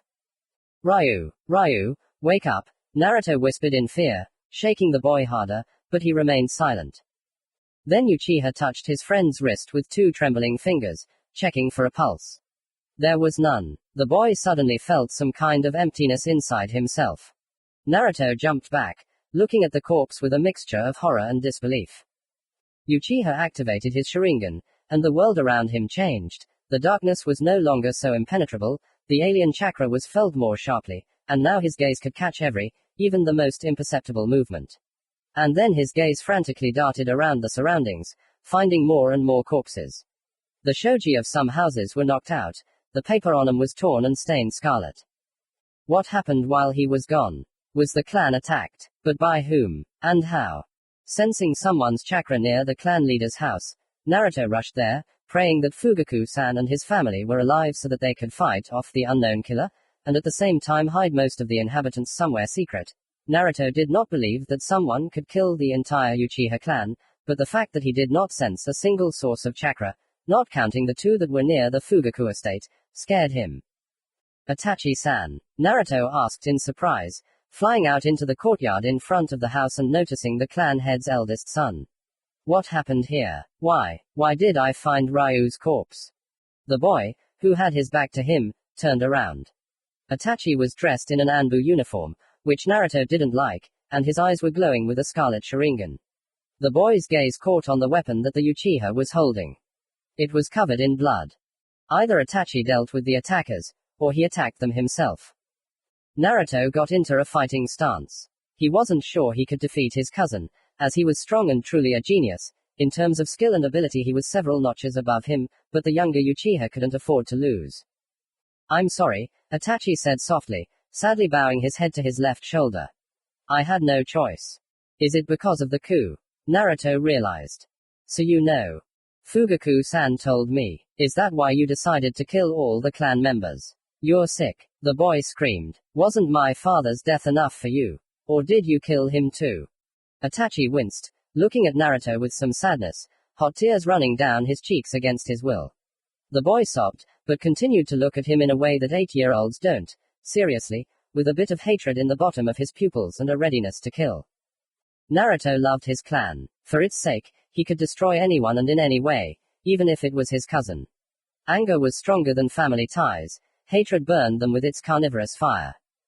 The realization of this fact hit the boy on the head like a hammer. He was ready to raise his weapon against Itachi and even imagined how he would cut off his head. Such thoughts sent shivers of horror through his body. Uchiha did not understand where such cruelty came from, because Shisui always taught him to protect the people closest to him, and Itachi was one of them. And then, like a bolt from the blue, A wild, inhuman laugh rang out in his head, causing a slight dizziness and some weakness. Naruto staggered, giving himself a couple of seconds of weakness, and Itachi took advantage of this, instantly approaching the boy and throwing his arm around his neck, as if hugging him. Naruto froze. Itachi was warm, almost hot, but he stank of blood. The boy felt a painful stab in his heart, and tears streamed down his cheeks with renewed vigor. He couldn't believe what was happening. I promised Shisui that I wouldn't hurt you. Please take care of Sasuke. And then Naruto felt the world blur before his eyes. Itachi's quiet, insinuating voice was the last thing he heard before he was plunged into pitch darkness.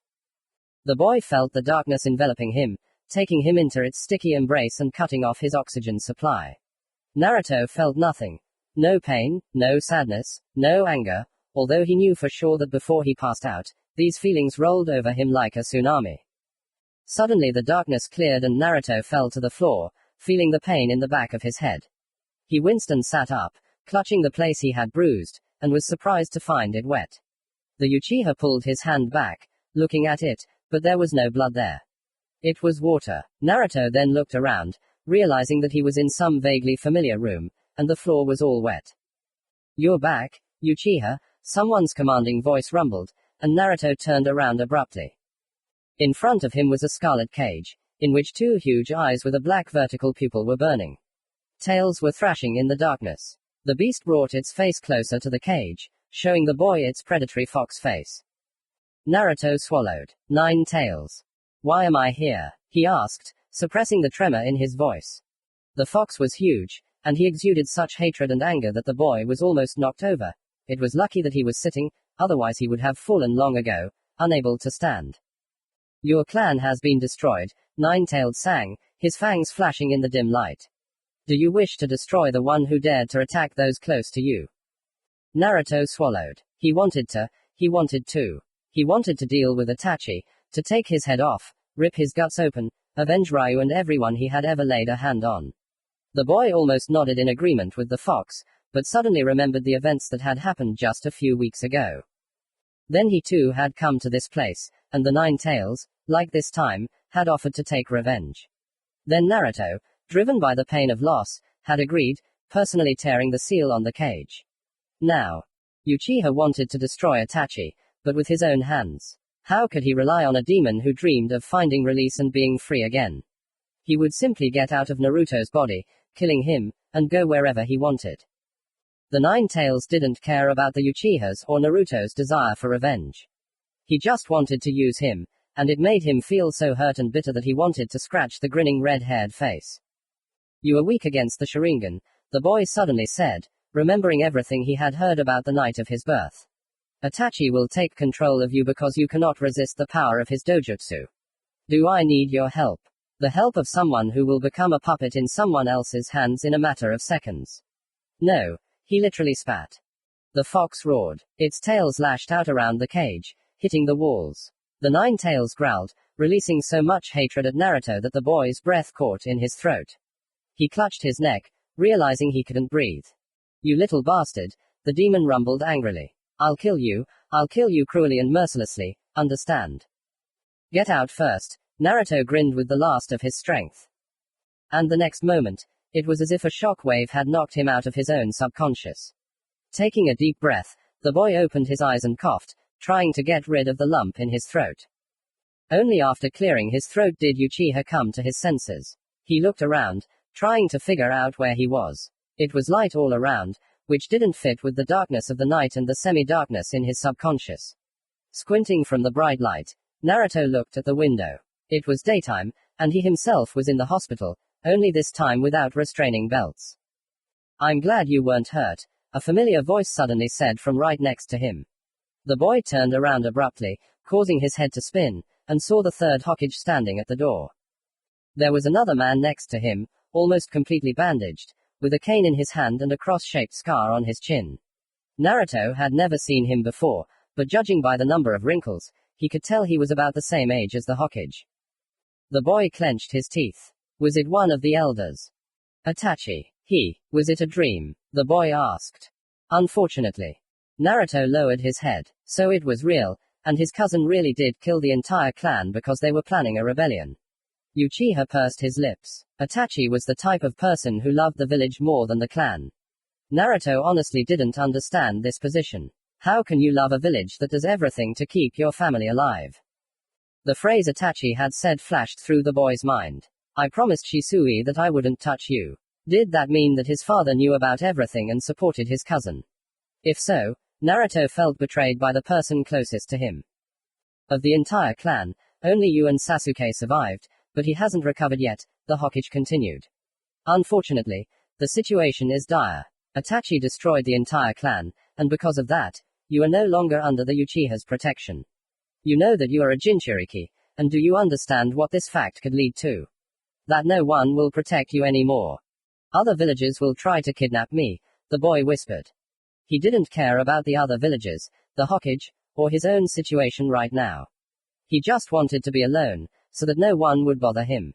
The Uchiha needed time to think and comprehend the reality that he had no one left except Sasuke.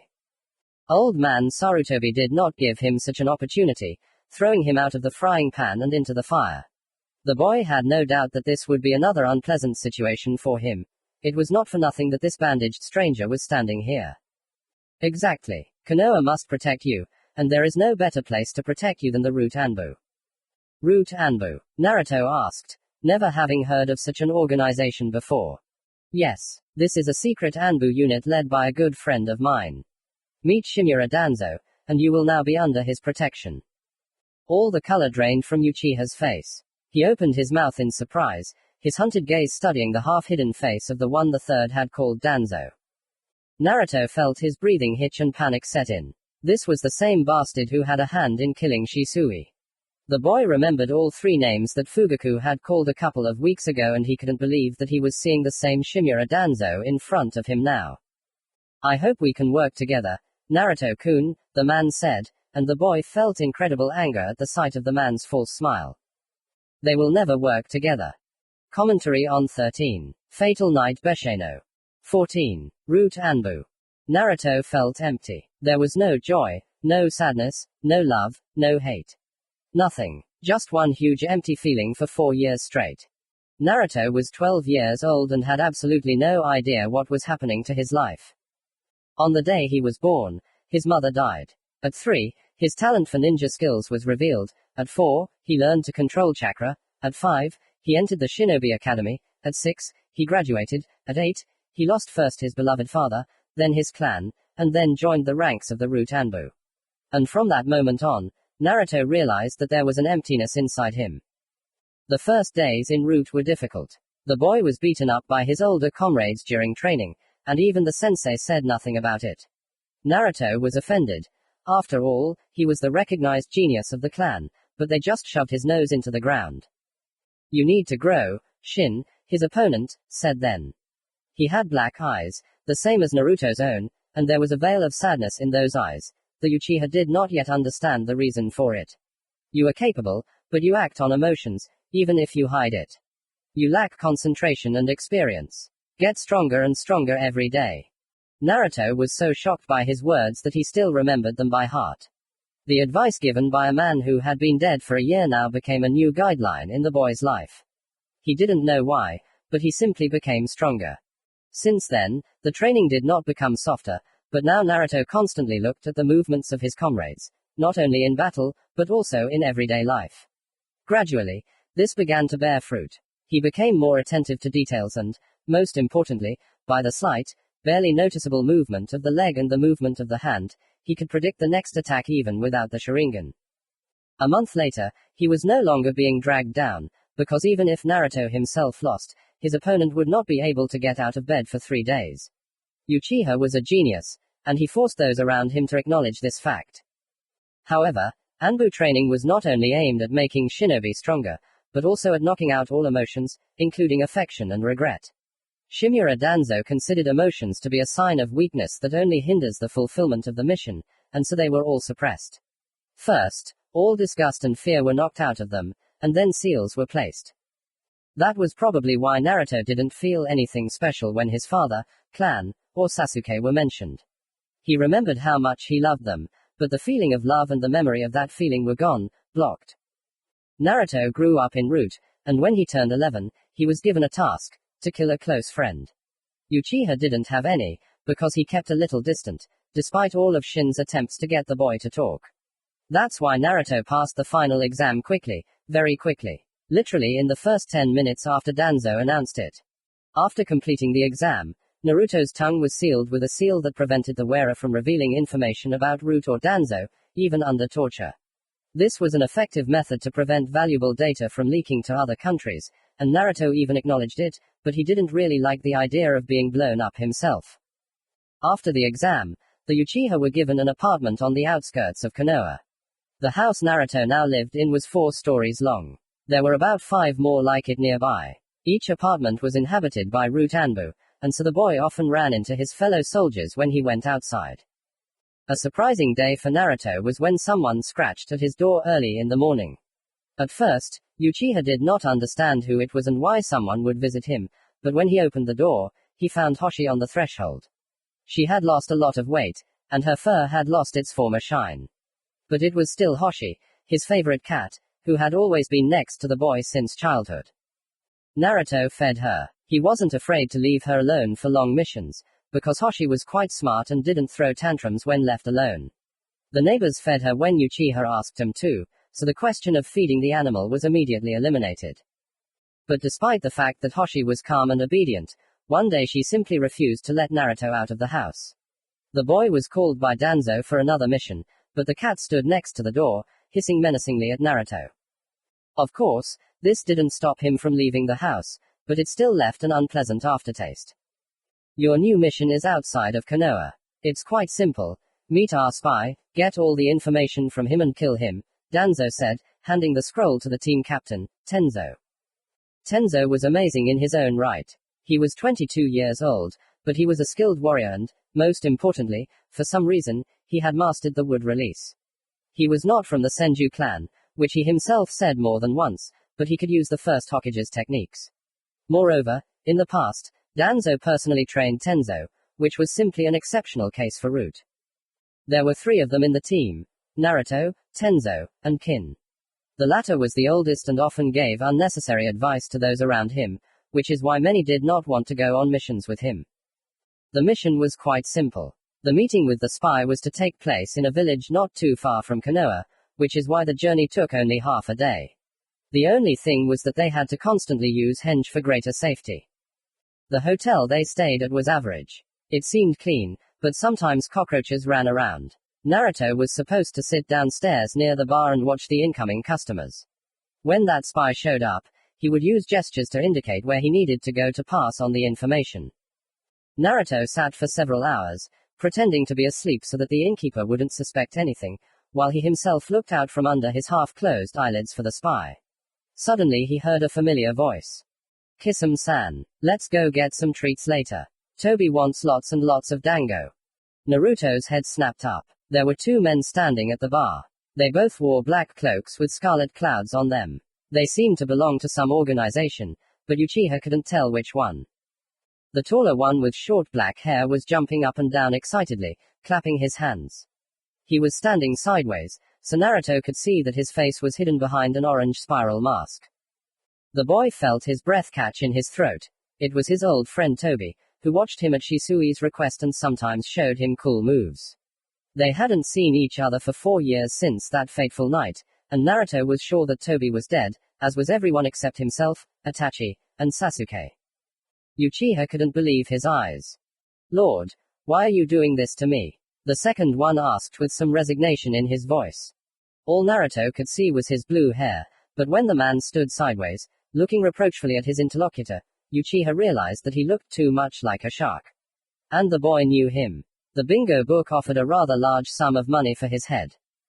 2 rooms, please, for 1 night.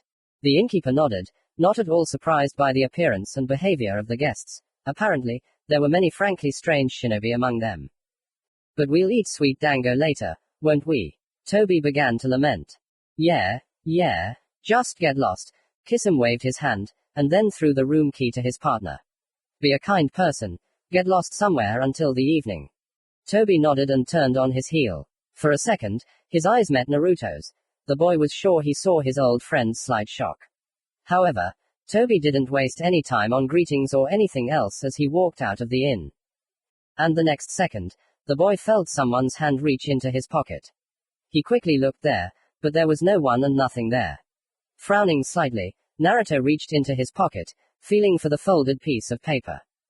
On the roof of the camellia at 2:30, it read. From the remaining chakra, the Uchiha knew it was Toby. However, he had to be distracted and crumple the paper. A spy had arrived. He approached the owner and ordered a room, and while the latter was looking at the magazine to see which rooms were available, Naruto approached the messenger and looked him in the eyes, showing the man a simple illusion with a room number, and then asked the owner of the hotel if he knew where the best ramen was. After receiving the answer, the boy left. He had free time until Tenzo called him, and that would only happen after the information was passed on and the murder was done, so Naruto had the whole evening to spare. He bought food not only for himself, but also for his partners, and also walked around the village until he felt the pulse of the mark. In an instant, finding himself on the windowsill of Tenzo's hotel room, the boy caught a picture of how the spy's dead body was being sealed. Excellent. We'll set out tomorrow morning, said the team captain. Were there any problems? The boy asked, more out of politeness than interest. He talks a lot, that's all, Kin shrugged, but then immediately perked up, noticing the bags in Naruto's hands. Oh, food. They dined silently and went to their rooms. Naruto slept briefly at first, and then, at exactly 2:20, he woke up, instantly getting ready and leaving a clone in his place in case Tenzo decided to check on him. Having completely hidden his chakra, the boy slipped out of the room, making sure there was no tail. Camellia was a small 2-story eatery, with a restaurant on the first floor and the owner's family living on the second. When Naruto arrived, Toby was already there, sitting on the cold tiles and looking at the moon. Long time no see, he said. I thought you died that night, Uchiha answered him. No, I was lucky. At the time, I was on a secret mission outside of Konoha. Fugaku-san gave it to me. I was supposed to find supporters of the clan from the outside, to make it easier to carry out a coup. However, on the way back, I heard that Itachi-kun had slaughtered the entire clan. It was dangerous for me to go back. Naruto sighed. There was truth in Toby's words. Returning to Konoha would be signing his own death warrant. The Uchiha, having spent several years under Danzo's command, was sure that the old man would have finished Toby off in a dark alley somewhere. I'm glad you're alive, Naruto said, although he didn't feel any joy. But the realization that he, Sasuke, and Itachi weren't the last Uchiha made his soul feel less empty. Me too, Toby chuckled. You seem sad. Can you tell me what happened? I'm not sad, the boy shook his head, and then stuck out his tongue, showing it to his interlocutor. He said nothing, but clearly understood what kind of seal it was. How's Sasuke? He changed the subject. Okay, I guess. I don't know. I haven't seen him for a couple of years. I don't want to meet him. I don't know why, but I don't. Toby looked back up at the full moon and then stretched out on the roof. Naruto-kun, he suddenly said, how would you feel about leaving Konoha? I'm part of an organization called Akatsuki, and we could use strong and smart people like you. Akatsuki. Dawn. Or what? The boy asked. I'm afraid that's impossible. I can't leave Root. Just like I can't betray Konoha. And what's the point? Becoming a renegade isn't the best idea. I'm only 12. You're only 12, and you're in Root Anbu, Toby said slowly. And then, after thinking for another second, he added, there's a chance that Uchiha Shisui is alive. Commentary on 14. Root Anbu. Besheno. 15. Uchiha Cemetery. Neither Tenzo nor Kin noticed Naruto's short absence, which was to the boy's advantage. He crept back to his room, lay down on his bed and stared at the ceiling. He didn't feel like sleeping at all, and his head was torn apart by conflicting thoughts. On the one hand, Naruto wanted to leave Konoha. He had almost nothing to do with it, the clan was dead, and his father. And what happened to his father was unclear. Either dead or alive. Toby could never say for sure what fate befell Shisui. But even if he was alive, finding him was a difficult task. The world was huge, and the Uchiha was a ninja who could use henge and pretend to be another person. He could have lived as an ordinary person for 4 years already, and no one would suspect him of being a long-dead genius from the Uchiha clan. On the other hand, he had stability in Konoha. He had a job, a salary, a house, a beloved cat, and Sasuke, with whom he had not spoken for a very long time. Of course, Naruto himself occasionally kept an eye on his friend to make sure that everything was okay, but he could not approach him. Danzo ordered not to approach him and not to talk to him. Naruto could not break this order, because otherwise he would have faced a very severe punishment. Shimura has his eyes and ears everywhere, and the restless elder watched the Jinchuriki almost constantly when he was in Konoha. Naruto wasn't afraid of punishment, but he was afraid that Sasuke might get it too. If Danzo managed to force Hiruzen to give up the Jinchuriki, then he would find a way to take the second Uchiha for himself. Of course, Naruto himself could have sent a note or something like that, but however, he didn't dare. It seemed to him that after that fateful night, an unbreakable wall had risen between them, and appearing now would be like a betrayal. Naruto knew that he wouldn't spend his whole life en route.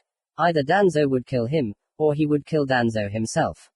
He hated Shimura for what he did to the clan, hated him for what he did to Naruto himself, telling everyone in the village that he was a Jinchuriki, which sometimes made even members of his own clan look at him strangely.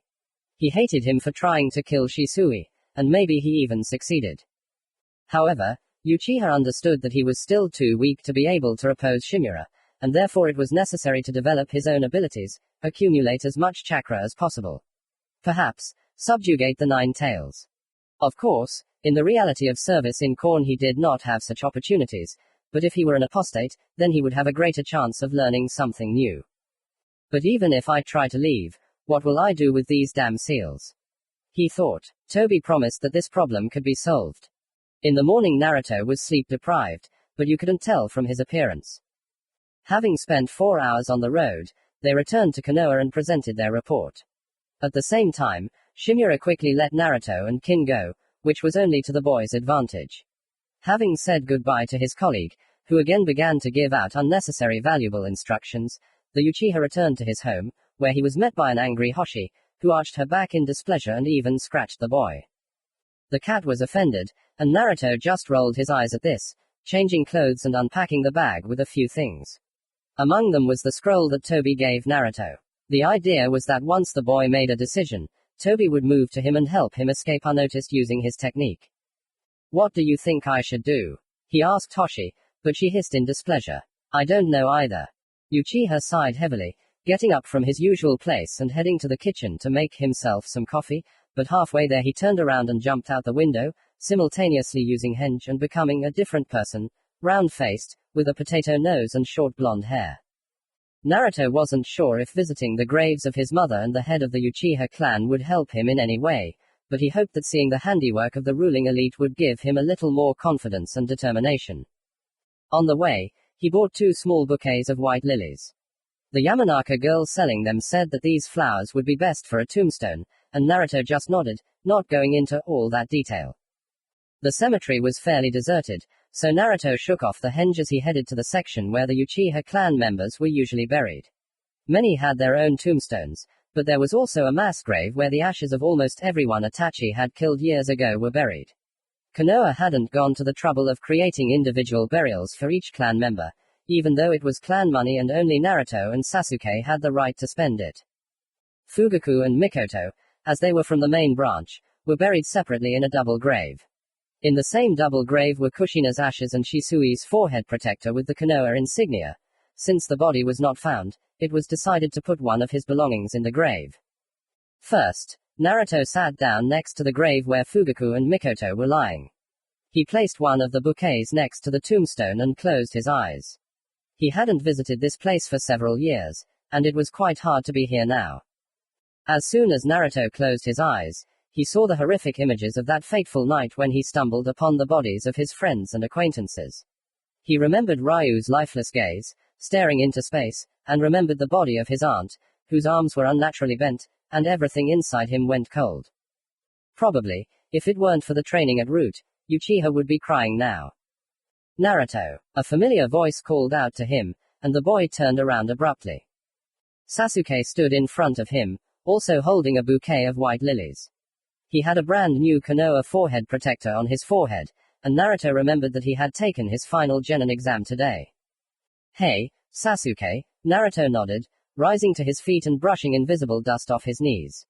Congratulations on graduating from the academy. Uchiha frowned slightly at these words, looking displeased. Thank you. Team assignments are tomorrow, he said. Did you decide to visit mom and dad? Didn't expect to see you here. Didn't expect to see you here at all. Naruto should probably feel a twinge of guilt or something like that at this statement, but instead he felt a slight awkwardness. Not only was he now disobeying Danzo's direct order, but he was also talking to Sasuke after such a huge period of time. Yes, I myself didn't expect to come here. The elder Uchiha silently walked up to Naruto and sat down in front of his parents' grave, placing a second bouquet of white lilies on the ground. Naruto watched his actions in silence, not knowing what to say. However, Sasuke was the first to break the silence. Where have you been all this time? Why haven't you been in touch? I was sent to one of the Anbu units. I am forbidden to communicate with you, the boy answered honestly, catching his cousin's surprised look.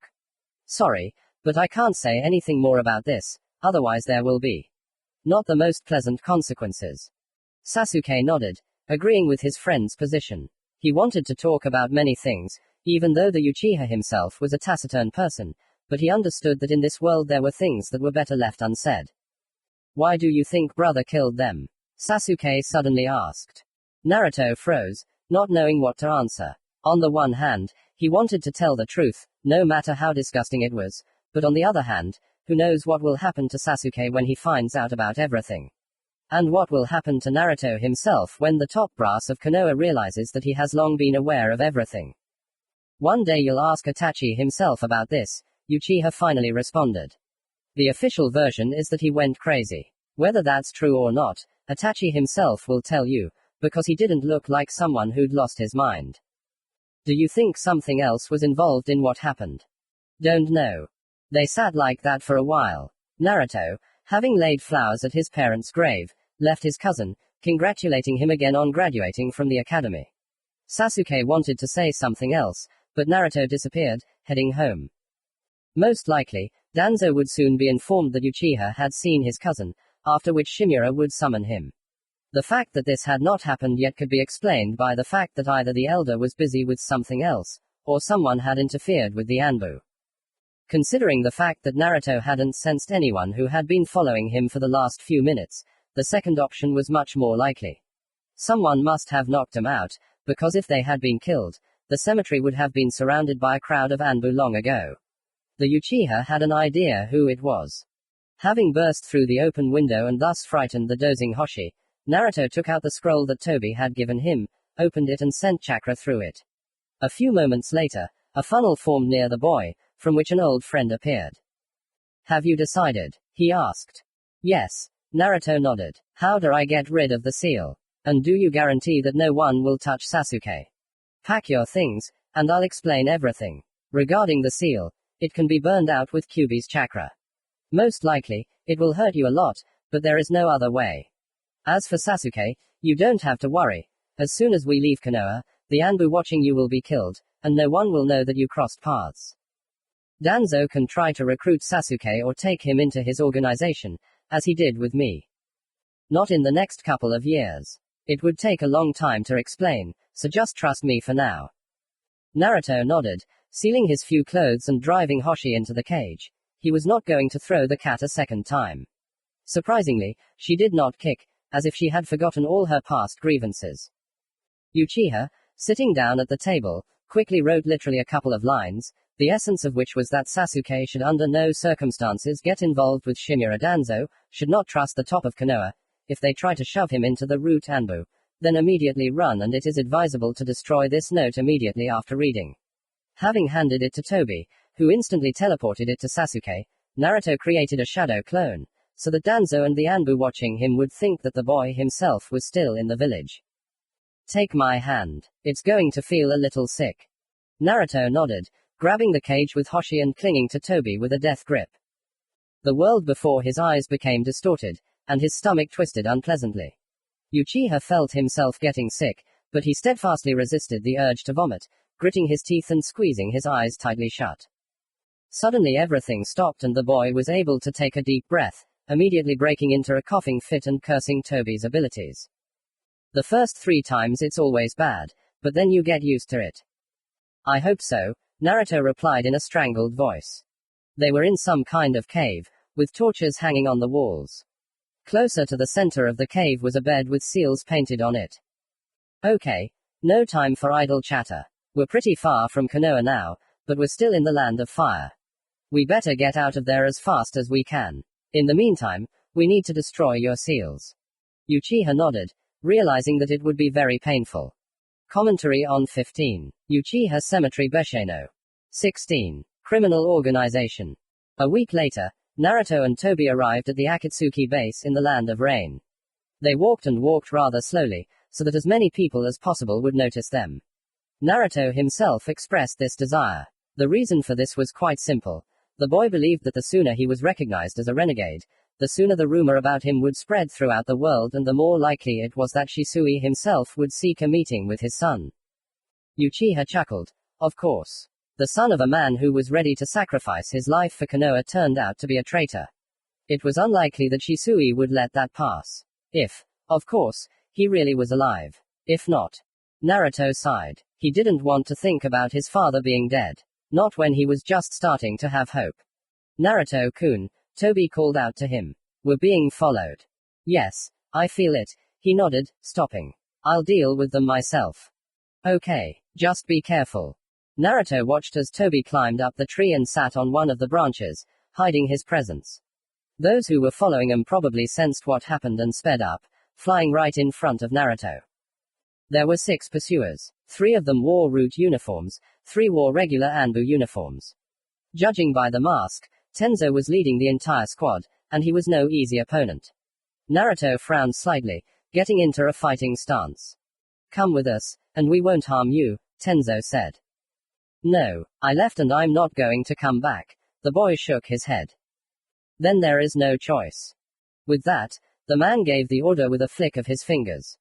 Naruto, who had served in Root before, recognized it instantly, creating a pair of shadow clones. They were going to surround him, and judging by the massive scroll on the back of one of the ANBU, seal him away.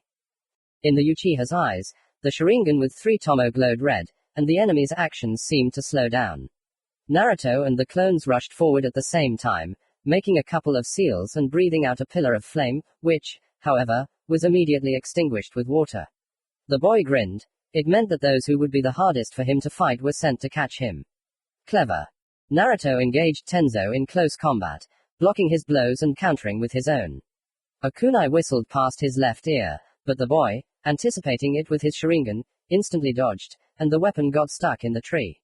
The kunai had a piece of paper with an explosive tag attached to it, and Naruto, tearing the kunai out of the wood, threw it to his clone, who, having detached the explosive tag, stuck it on one of the Anbu and kicked him aside. There was an explosion. The first opponent died. Now there were 5 of them left, but Naruto was going to spare Tenzo's life. Not out of kindness, of course, but on the assumption that he would return to Konoha and report what had happened. After that, Naruto himself would be recognized as a missing nin, and his name would even appear in the bingo book. Having dodged the vines that grew out of the ground, Uchiha cut a couple more with a kunai, sneaking up from behind. There was no time to think. The opponents were advancing, attacking again and not giving a second to rest. Naruto dodged as best he could, attacked in response, but he was still being pressed by a well-coordinated technique. The boy understood that if it weren't for the Sharingan, his arm or leg would have been broken long ago. The Uchiha jumped back a little and made a tiger seal, releasing flames from his mouth, which took the form of a dragon. It was a complex technique, and quite powerful, and therefore a couple of water jets could not extinguish it. Apparently, the Anbu realized this, when the dragon, soaring into the sky, fell on him, crushing the earth. The second opponent burned to ashes in a matter of seconds, and the third badly burned his hand, which is why it, now useless, hung like a whip. The Uchiha instantly plunged a kunai into his chest, finishing him off. However, Naruto, distracted by those 2 opponents, missed the moment when another one unrolled a huge scroll and began to form seals. The boy noticed a strange movement from the side out of the corner of his eye, and when he turned around, he realized that it was too late. He was surrounded by a blue barrier. The Uchiha tried to destroy it, but the shock wave blew him back. How typical of Root, sending a couple of people to their deaths so they can pull off a dirty trick behind their backs, he snorted, quickly looking around and looking for a way out of the situation. You understand everything yourself, Tenzo answered him. 3 Anbu were dead, 2 stood in front of him, so where was the 6th? The Uchiha quickly looked around. Was he hiding? Had he escaped? Or had he spotted Toby and gone to deal with him? But then Tenzo started making seals, and Naruto had no choice but to wait for the Anbu to act. They were going to lock him in a wooden cage, from which it would be difficult to escape. Most likely, they would try to put the Uchiha to sleep or immobilize him so that he could be dragged to Konoha without hindrance. Well, Naruto was prepared for this. The wooden cage was oval, and it also had small slits through which air came in. The boy, who had known Tenzu for a long time, understood that he would now rush to create several trees with flowers, whose smell had a soporific effect. Futon. Vacuum sword. Having spoken the name of the technique and formed the necessary seals, Naruto released a powerful stream of air from his lungs, which, under the influence of chakra, sharpened and destroyed the cell from the inside, cutting off the trees that had begun to grow from under the ground at the roots. Tenzo cursed and began to form the seals again, but the Uchiha again stopped his attempt with the element of air. You'll get exhausted quickly, Tenzo informed him. Not faster than you. Naruto still didn't know how to destroy the cage. Of course, there was the option of releasing the Nine Tails chakra, especially since it itself offered its help, but the boy doubted that the fox could be trusted. They will reseal me into a new person, and they will finish you off. So do not resist and accept the power, Nine Tails growled. Just a little bit, Naruto mentally agreed. The next moment, poisonous chakra spread through the channels, and the boy himself was covered in red bubbling chakra. Tenzo shouted something, began to form seals again, but Naruto, having released as much of the Nine Tails chakra as possible from his body, did not listen to the former captain at all. The barrier sparkled, its blue color became cloudy, and the next moment it shattered into fragments, which soon completely disappeared. The QB chakra that had suddenly appeared vanished as if it had never been there. Naruto rushed forward, taking out a kunai and attacking the Anbu who had created the barrier. Apparently, he wasn't a good close combat fighter, and they only brought him along because he could trap the Uchiha. Only Tenzo remained. Naruto had just completed 2 of the 3 seals of the vacuum bullet technique when Toby's large hand covered his hands, stopping the boy. The missing 6th Anbu hung lifelessly from the man's shoulder like a doll. He was dead. That's enough, Naruto-kun. It's time for us to go. Toby threw the corpse from his shoulder right at Tenzo's feet. And then the scarlet tomo in his eyes began to spin, and he and Naruto disappeared into Kamui, leaving Tenzo alone. Did I understand your plan correctly? Toby asked when they emerged on the other side. Yes, that's right, the boy smiled at him, holding his wounded shoulder. Well, we're in front of the Akatsuki base now. It's been a while since we've gathered all the members of the organization, so only half are here today. I'll introduce you to them. Although you already know some of them. Naruto looked around. They were standing at the foot of some mountain, which was covered with poison ivy so much that even the gray stone behind it was not visible. But then Toby pushed this ivy aside, and the boys saw that some tunnel was hidden behind it. Having cast a glance at his companion, the Uchiha followed him. The corridor was dark and cold, but it led to a huge room. In its center was some kind of statue with huge hands, on whose fingers someone was already standing. The boy raised an eyebrow and, following Toby, jumped onto one of the fingers. You brought him, said one of those present. He had short red hair and very strange eyes, purple, and instead of a pupil and white, there were black circles. My name is Pain. I am the leader of Akatsuki. Uchiha Naruto. The boy introduced himself and quickly looked at everyone present. To the right of Pain stood a girl with blue hair. She looked indifferent, but her lips were pursed, which made the piercing under her lower lip stand out quite a bit. Not far from her stood a man resembling a shark, whom Naruto had seen at the hotel with Toby. There was also an unknown person. One part of his body was white, and the other was black. There were also unknown leaves on both sides of him. And finally, the last participant was Uchiha Itachi, whom Naruto had seen quite often in nightmares after that fateful night. 3 representatives of the Uchiha clan, how wonderful. Apparently Konoha doesn't care about you at all, the man with the leaves chuckled. My name is Zetsu. I'm a spy. Nice to meet you. The boy nodded. He wasn't pleased, but he decided not to talk about it. Zetsu himself seemed a bit murky, so Naruto decided to avoid him. This is Conan, and this is Kisame. I think you've already met Itachi, the leader continued.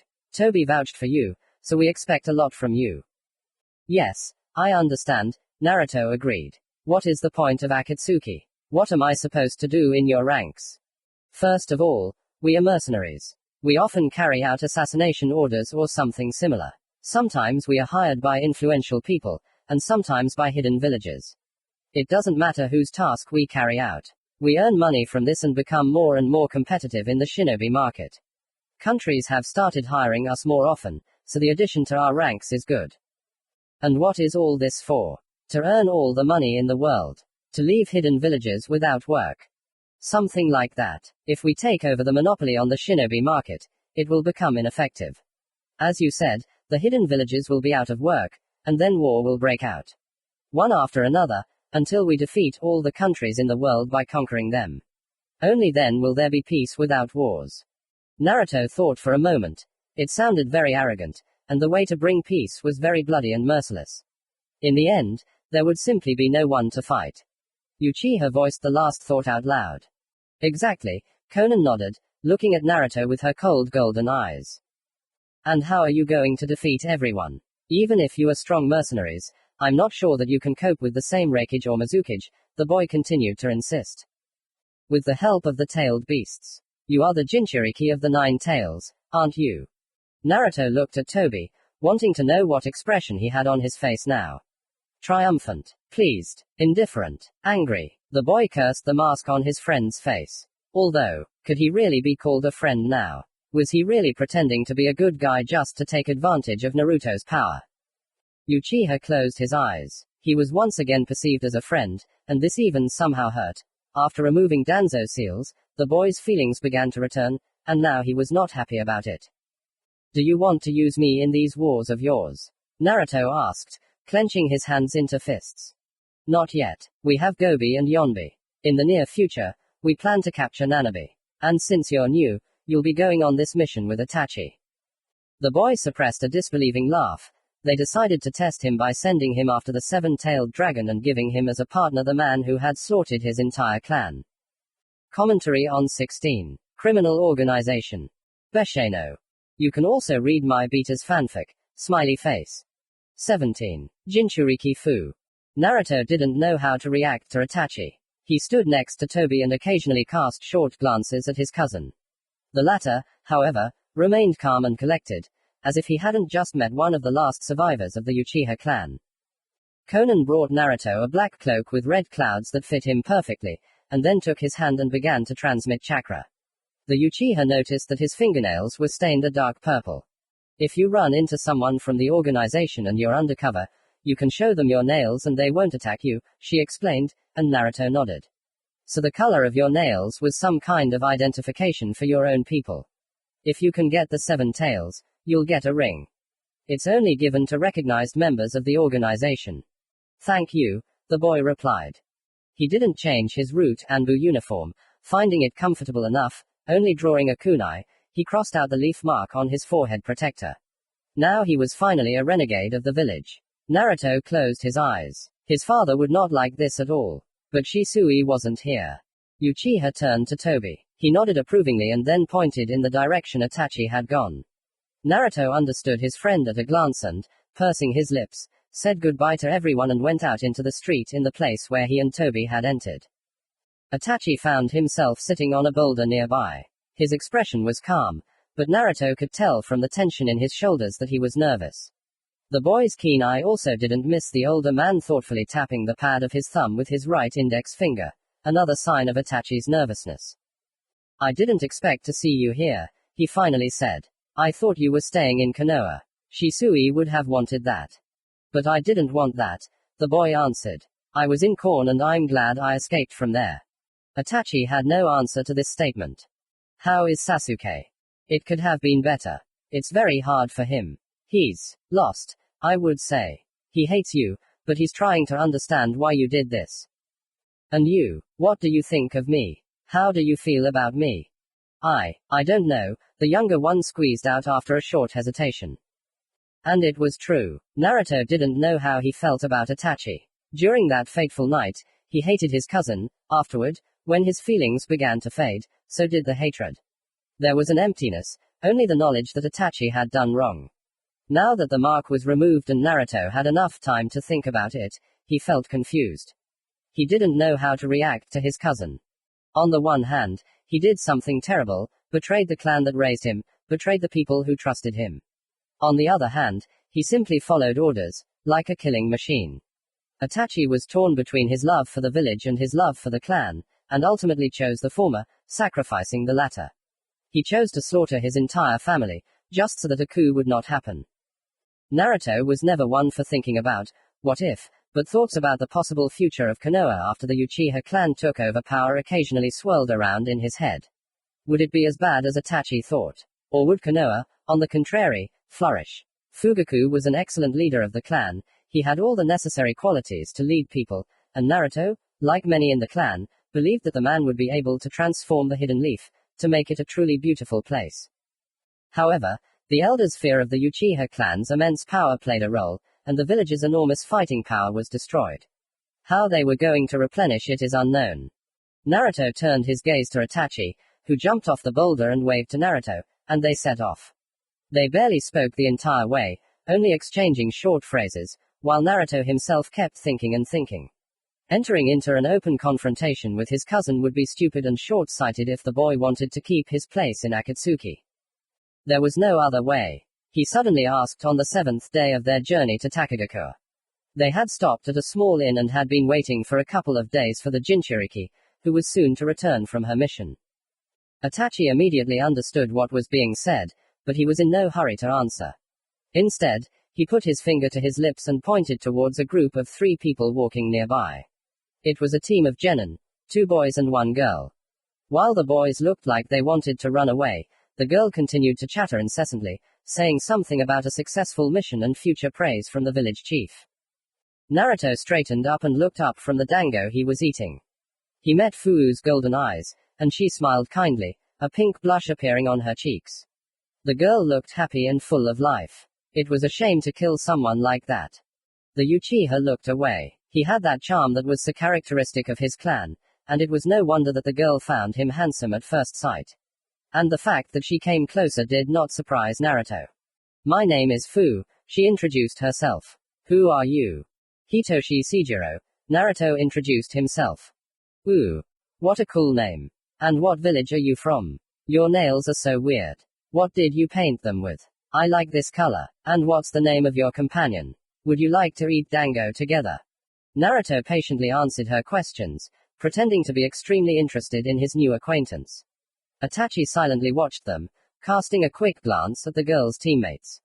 Sensei was not with them, which meant that either he had separated from them, or they were going on a mission without him. Considering the fact that Fu was a Jinchuriki, the former was most likely. Fu sat down with them, ordered a plate of dango for herself, and started chatting non-stop. She didn't look like she was embarrassed that she was the only one talking. On the contrary, the interest in Naruto's gaze made her talk more and more. Her teammates, however, looked tired. At some point, Fu didn't notice exactly when, Naruto's black eyes, which she had been staring at, turned scarlet. 3 commas began to spin around the black pupil, and the girl felt her consciousness drifting away. There was a knock. Her 2 companions, caught in Itachi's genjutsu, passed out. Take our things, and we'll meet in half an hour at that very place, the elder said briefly, and Naruto nodded. They stood up with their cousin, who grabbed the girl and hurried away as far as possible. Naruto went to the inn, where he took all their things, including the Akatsuki protectors and cloaks, left the owner a large sum of money and also disappeared. They met up half an hour later, as agreed. Fu was lying unconscious on the grass, tied up. Naruto landed next to Itachi, took a thin needle from his hip bag, dipped it in a vial of paralyzing poison, and stuck it into the back of the girl's neck. This way she wouldn't be able to move. Of course, it would be easier to kill her and seal her body, but for the process of extracting the Beiyu, the Jinchuriki had to be alive, otherwise the Beiyu inside them would die. It would only be a decade before it was reborn again. We're lucky that she's so naive and sociable. And also that she was taken in by your appearance, Itachi said, looking thoughtfully at the girl. Everything is as Zetsu said. But we had to wait for her arrival for a couple of days. The elder Uchiha nodded, and then gave a short command to move forward. By evening, Fu was able to overcome the genjutsu and opened her eyes. Despite the fact that Naruto had injected her with a large dose of paralyzing substance, she kicked on Itachi's shoulder and even managed to bite his hand. The Uchiha released the girl, and she, jumping to the side, looked at Naruto with such a look as if he had betrayed all her hopes. As always, handsome guys end up being scoundrels, she sighed sadly. So you're not Hitoshi Seijiro? Or someone from the Uchiha clan? I heard he was almost cut out by some psycho. Yes, Naruto calmly agreed, and then pointed his thumb at Itachi standing next to him, that psycho. Fu froze for a second, and then laughed loudly. However, the next moment she had to dodge a ball of fire released by Itachi. The youth took a small step back, and the Jinchuriki, having made a single seal, opened her mouth wide, from which pollen began to fly out, glittering in the light. Then, when there was enough pollen, the girl made another seal, and everything around turned white. It was something like a fog, but Naruto could not even see his own outstretched hand in it. The perception of chakra was mixed. He seemed to sense his cousin standing nearby, but he seemed not to. Naruto dodged Fu's attack sharply, feeling it with his sixth sense. He didn't see what happened to the place where he stood a split second ago, but the next moment, someone else's soul crashed into his cheek. Naruto grabbed Fu's leg and threw it aside, instantly regretting it. She evaporated into the mist and her chakra was no longer felt. The Sharingan was barely useful. It helped to predict from which side the enemy would attack, but it was impossible to see it or use genjutsu. The blows rained down on Naruto, and he was sure that somewhere nearby Itachi was also forced to go on the defensive. Suddenly the fog on his side turned scarlet. A breath of heat came out, but the fire instantly disappeared. Fu laughed. You won't disperse my equipment so easily. Even if you set a fire here, it won't help, she declared. Naruto frowned slightly. It was obvious that Itachi still had some aces up his sleeve, but for some reason he was in no hurry to take them out. Was this some kind of test, designed to test Naruto's strength? Or was the reason for this the strange illness of his cousin? Or both? Realizing that they were expecting him to act, the boy dodged the kunai strike again and quickly looked around the white haze. He had to get rid of it, but even fire didn't help, so what? What could remove Fu's technique? Naruto remembered how long and painfully the Nine Tails' poisonous chakra had taken to destroy the seals placed en route. If it could deal with the seals, then Fu's technique shouldn't be a big problem either. Lend me your chakra, Naruto asked mentally, closing his eyes for a second. The huge cage and the fox inside appeared before his eyes again. For what reason? He chuckled. Do you want to lose to someone weaker than you? I'm sure that with your character, you've laughed at the seven-tailed sword more than once. He'll laugh back when the strongest Beiyu loses to someone weaker than him. Naruto's words clearly struck a nerve with the Nine Tails, and the next moment, scorching chakra coursed through the boy's channels. He opened his eyes wide and extended his hand forward, intercepting Fu's attack and squeezing her forearm with all his strength. The girl did not scream, but she clenched her teeth tightly. Meanwhile, Naruto twisted her arm behind her back, and from Fu's weakened grip, a poisonous stinger flew out, which she created with one of her techniques. Naruto felt Nanabe's chakra in it. The next moment, he had to jump to the side, because the same stingers began to appear from the girl's body, right in the place where he was holding her. Only thanks to the Sharingan, the boy did not run into a dozen of them. As soon as he jumped back, the mist once again hid the Jinchuriki of the Seven Tails. And then the Uchiha, having first formed the seal of internal concentration, spread his arms to the sides, releasing the Kyubi chakra from his body. The white haze hissed, disintegrating into pollen, which slowly but surely settled. Visibility finally returned. Itachi was found about 100 meters away from Naruto, fighting a clone of Fu. The Uchiha didn't look like he was interested in winning. His movements, although precise, still had a lazy tone, as if Itachi didn't even intend to confront Fu at full strength. Naruto turned his gaze to his opponent. This was his test to prove that he was worthy of being one of the Akatsuki. And if so, he had to show all his strength. Commentary to 17. Jinchuriki Fu. Beshaino. 18. Mangekyo Sharingan. Naruto performed several hand seals, breathing out a pillar of flame, but the pollen released from Fu's mouth engulfed it as if it was not there. Naruto then pulled out the short blade he had received en route and went into close combat, but the Seven Tails Jinchuriki blocked the blade's strikes with her poisonous spines. Naruto was advancing, and when a gap appeared in the girl's defense, He immediately took advantage of it, leaving a shallow but crooked cut on Fu's stomach. He couldn't kill her, although it would have been much easier. He wouldn't have to be overly careful, so as not to, God forbid, stab the girl. One successful strike was followed by another, and then a third. Fu was bleeding, and her wounds were not able to regenerate before new ones appeared. Now the girl was forced to go on the defensive, and Naruto saw this as his chance. He could not kill the Jinchuriki, but he could inflict enough wounds on her that she would pass out from blood loss or exhaustion. The Uchiha attacked, forcing Fu to fight more and more desperately. Her breathing was ragged, her movements were no longer as precise as before, there was some kind of desperation in every turn, and Naruto, taking out a kunai and spinning it in his free hand, distracted the girl's attention to the blade of the weapon, in order to plunge the kunai into her side the next moment. The Jinchuriki screamed, recoiled, grabbing her hand, from which blood poured, tried to push Naruto away, but the boy did not allow her to do this, intercepting her hand and twisting it, breaking it without a shadow of regret. Fu screamed again. Suddenly Naruto's palm was burned as if by a flame, and he was forced to let go of his opponent. She took a few steps back and opened her mouth, wanting to say something, but the next moment she was covered in red-black chakra. The girl's face was hidden by this chakra, like a mask, and sharp ears appeared on her head. 3 tails grew from behind. Biju mode. You looked the same when you learned of your father's death, Itachi said. He stood a little behind, apparently having already dealt with the clone, and was in no hurry to help Naruto. Got it, the boy nodded, jumping to the side.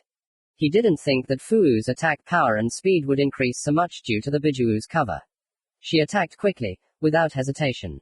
Her movements no longer looked panicked, but they were still chaotic, which made it difficult to understand from which direction the blow would come. Naruto, fighting back, began to retreat, realizing that he was being pressed again. Something had to be done, and the boy tried to fire vacuum bullets at his opponent, but she dodged, and a sharp gust of wind, which blew down several trees, only pushed the girl aside without causing her any harm. The boy gritted his teeth. He tried to use a couple more tricks up his sleeve in the form of a combined fire and air attack and the strongest genjutsu he could muster, but it was no use. Fu had a 4th tail, and now she was attacking even more ferociously. Itachi moved to help his cousin, but Naruto held up his hand.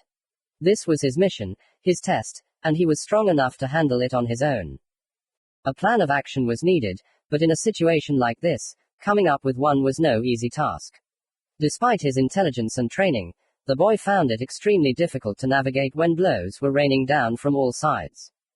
Fu kicked right into his solar plexus, breaking the steel of the blade Naruto had held out to defend himself, and the boy felt blood rise up his throat, which he quickly spat out.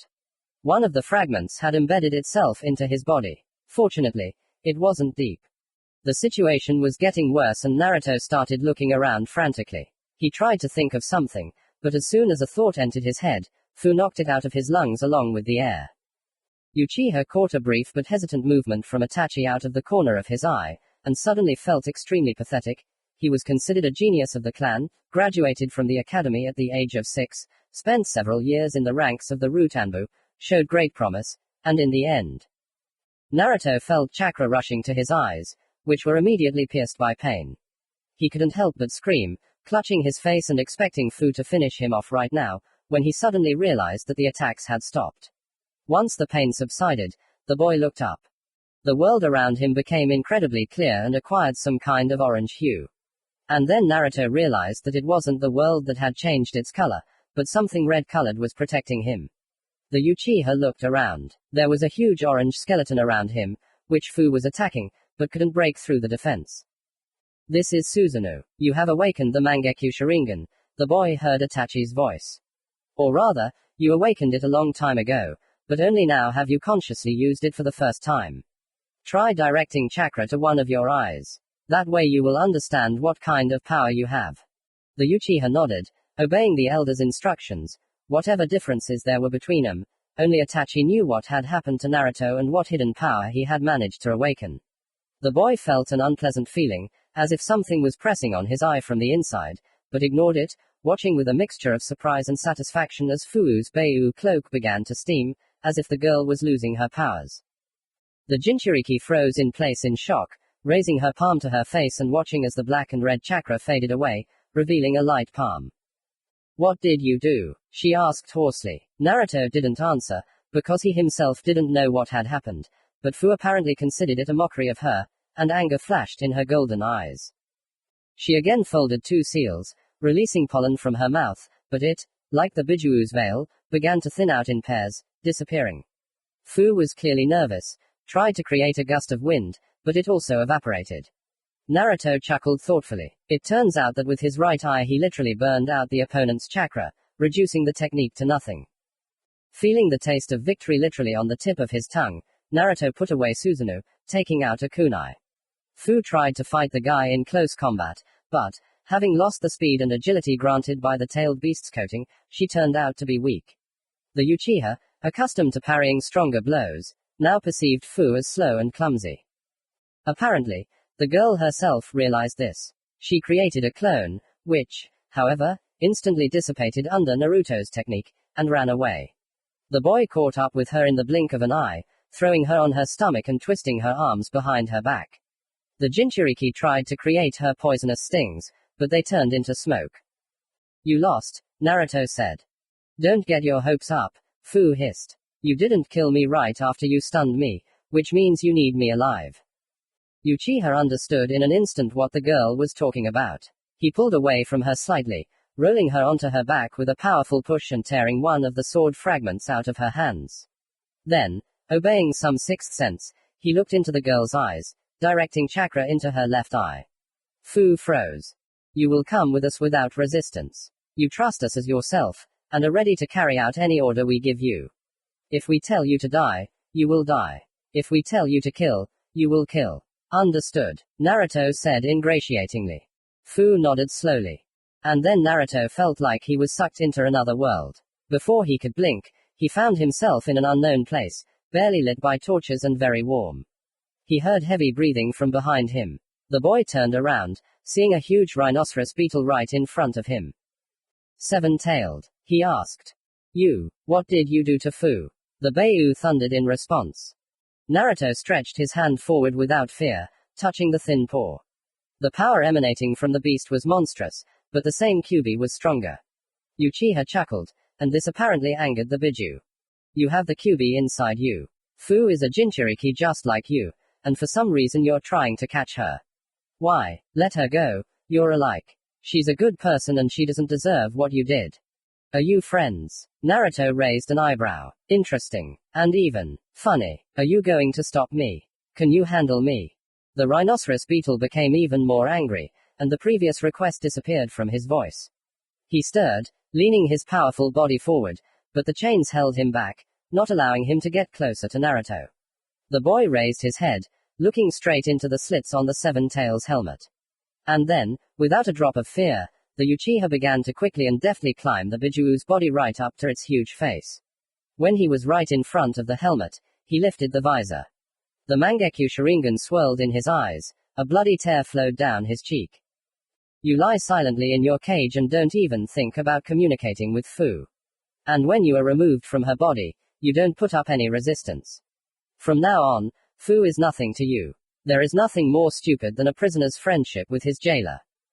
Jumping off the Seven Tails, Naruto turned away from the Beiyu. He knew that his technique had already worked, so he saw no point in staying in this place any longer. Sighing, Uchiha pulled away from the girl, helping her stand up. She looked at him with a glassy gaze for another second, and then a happy smile spread across the girl's face. We had a great training session. She clapped her hands. But now I have to heal my wounds. Uchiha-kun, I thought you were going to kill me. No, Naruto replied, closing his eyes and putting away his Mangekyo Sharingan. The world around him shook, but the boy, gritting his teeth, did not allow himself to show even a drop of the weakness that had washed over him. My name is Naruto, and this is Itachi. Oh, Itachi brother, hello, how did you like our fight? Fu asked happily. Not bad, the Uchiha replied. He didn't look surprised, as if he had predicted that Naruto would have this ability when he activated his Mangekyo. Naruto-kun, I think you'll need to come up with names for your new techniques. The boy thought for a second. Later, you will tell me everything you know about the Mangekyo Sharingan, he said slowly. The technique with which I burn chakra, I will call Nensho. And the one with which I subjugated Fuu's will, Juzoku. Good names, Itachi nodded. I'll tell you everything I know myself, but later. For now, I need to bandage your wounds. That's what they did. They had to quickly cauterize the wounds to stop the bleeding, and then bandage them. Fu had suffered the most, but she was gradually starting to regenerate. Naruto, too. Itachi wasn't hurt. Once everyone was bandaged, the trio hurried away from the battlefield. According to Naruto's calculations, the girls' teammates should soon come to their senses and discover the loss. They covered a fair distance for the rest of the day, and when they arrived at a small village, they disguised themselves as Konoha shinobi. No one was bothered by the presence of 3 ninja, and they were quickly given 2 rooms at the inn.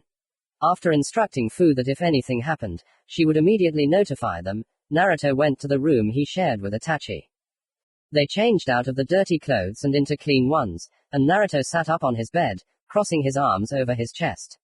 His cousin closed his eyes for a second, as if suppressing some disappointment, and sat down across from Naruto. There was another way, Itachi suddenly said, and the boy immediately understood what was being discussed. Your technique, Juzoku, is reminiscent of Shisui's Kotoamatsukami. He could also subjugate another person's will so that the person did not realize that he was under control. Shortly before his death, it was decided that he would use Kotoamatsukami on his father, Fugaku, but the elders were not sure that the technique would work. So we had to abandon that plan. The elders. Naruto raised an eyebrow. And then they decided it would be best to wipe out the entire clan, right? Yes. It was the safest. Even if we had subdued Fugaku, someone else could have taken his place. Shisui could only use Kotoamatsukami again after 10 years. You do understand that it was the elders who killed your father? Naruto suddenly asked. The Uchiha clan was not the cause of the destruction in Konoha.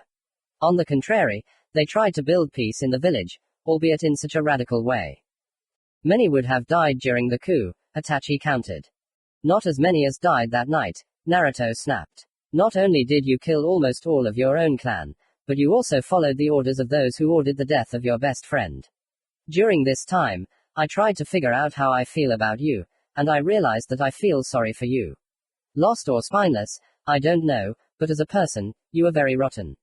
You didn't save Konoha, you ruined it. Moreover, you ruined Sasuke's life. But I think you yourself are perfectly aware of this. There was silence in response, but Naruto caught Itachi's shoulders slumping sadly. There was nothing else they could talk about. Commentary on 18. Mangekyu Sharingan. Besheno. 19. Azushio Ruins. Upon returning to the hideout, the 7 tails was taken out of Fu, and it was decided to bury the girl's body in the same place where Akatsuki buried all the other Jinchuriki. Naruto looked at the girl with some sadness. She was a good person, she was just unlucky enough to be a vessel for a Biju. Although I am also a Jinchuriki. The same fate may await me too, Uchiha thought. How do you like being on the same team as Itachi-kun? Tobi suddenly asked. It's fine, Naruto responded briefly. But I'd still prefer not to see him. So we talked, the man nodded. However, something tells me that you misunderstood Itachi-kun's motives and point of view. You support him? The boy asked with some surprise. Tobi shrugged his shoulders vaguely. I didn't participate in the coup and I wasn't against it. You see, I lied to you a little when we first met. I wasn't Shisui's friend. We knew each other, but we never interacted closely. In Konoha, by the time we met, I had been considered dead for several years. I am considered a hero who died bravely during the war, and I don't want to ruin that illusion. There is no reason for me to go back and never have. I only watched what was happening, but I was in no hurry to get involved. And you decided to befriend me because I'm a Jinchuriki, right? Naruto realized. There is no point in hiding it anymore, so yes, it was like that. It was interesting to watch you. You never thought like a little child. Your mind and your age did not go together. If at first I only thought of kidnapping you and pulling the 9 tails out of you, then you interested me, and I decided not to touch you for now. And then it so happened that Itachi-kun decided to take such a step, like killing an entire clan. You were taken to the root, and I could not allow these people to control you. The younger Uchiha nodded, thinking about what was said. He remembered Itachi's words, remembered Fugaku's plans, but he still couldn't find an excuse for his cousin. Perhaps he really didn't know all the details, and Itachi was right to some extent, but he couldn't forgive him for killing his own clan. Moreover, on top of that, there was now Toby's story, which he was unlikely to tell. Tell me more about what led Itachi to this decision, Naruto asked. Okay, I'll tell you on the way. On the way. Yes, there is one place you must visit. And they, having said goodbye to everyone who remained in the shelter, and having warned the leader, set off. Naruto thoughtfully fiddled with the ring on his little finger of his left hand, which Conan had given him. Its body was smelted from silver, and the insert was made of some kind of stone, on which the hieroglyph, heaven, was carved. According to Conan's words, this ring had previously been worn by Orochimaru, who left the organization quite soon after joining. While Toby and Naruto were on the way, the boy learned Itachi's version of what happened several years ago in the clan. The Uchiha were oppressed and feared. That's a fact. Of course, the disdainful attitude embittered the clan members, and they decided to carry out a coup. Itachi dreamed of becoming the greatest ninja in the history of the world, who would put an end to battles, since childhood. This dream, in Naruto's opinion, was beautiful, but still too naive. As long as people have weapons, they will fight. As long as people do not begin to understand each other, they will fight. As long as people do not learn to live in harmony, they will fight.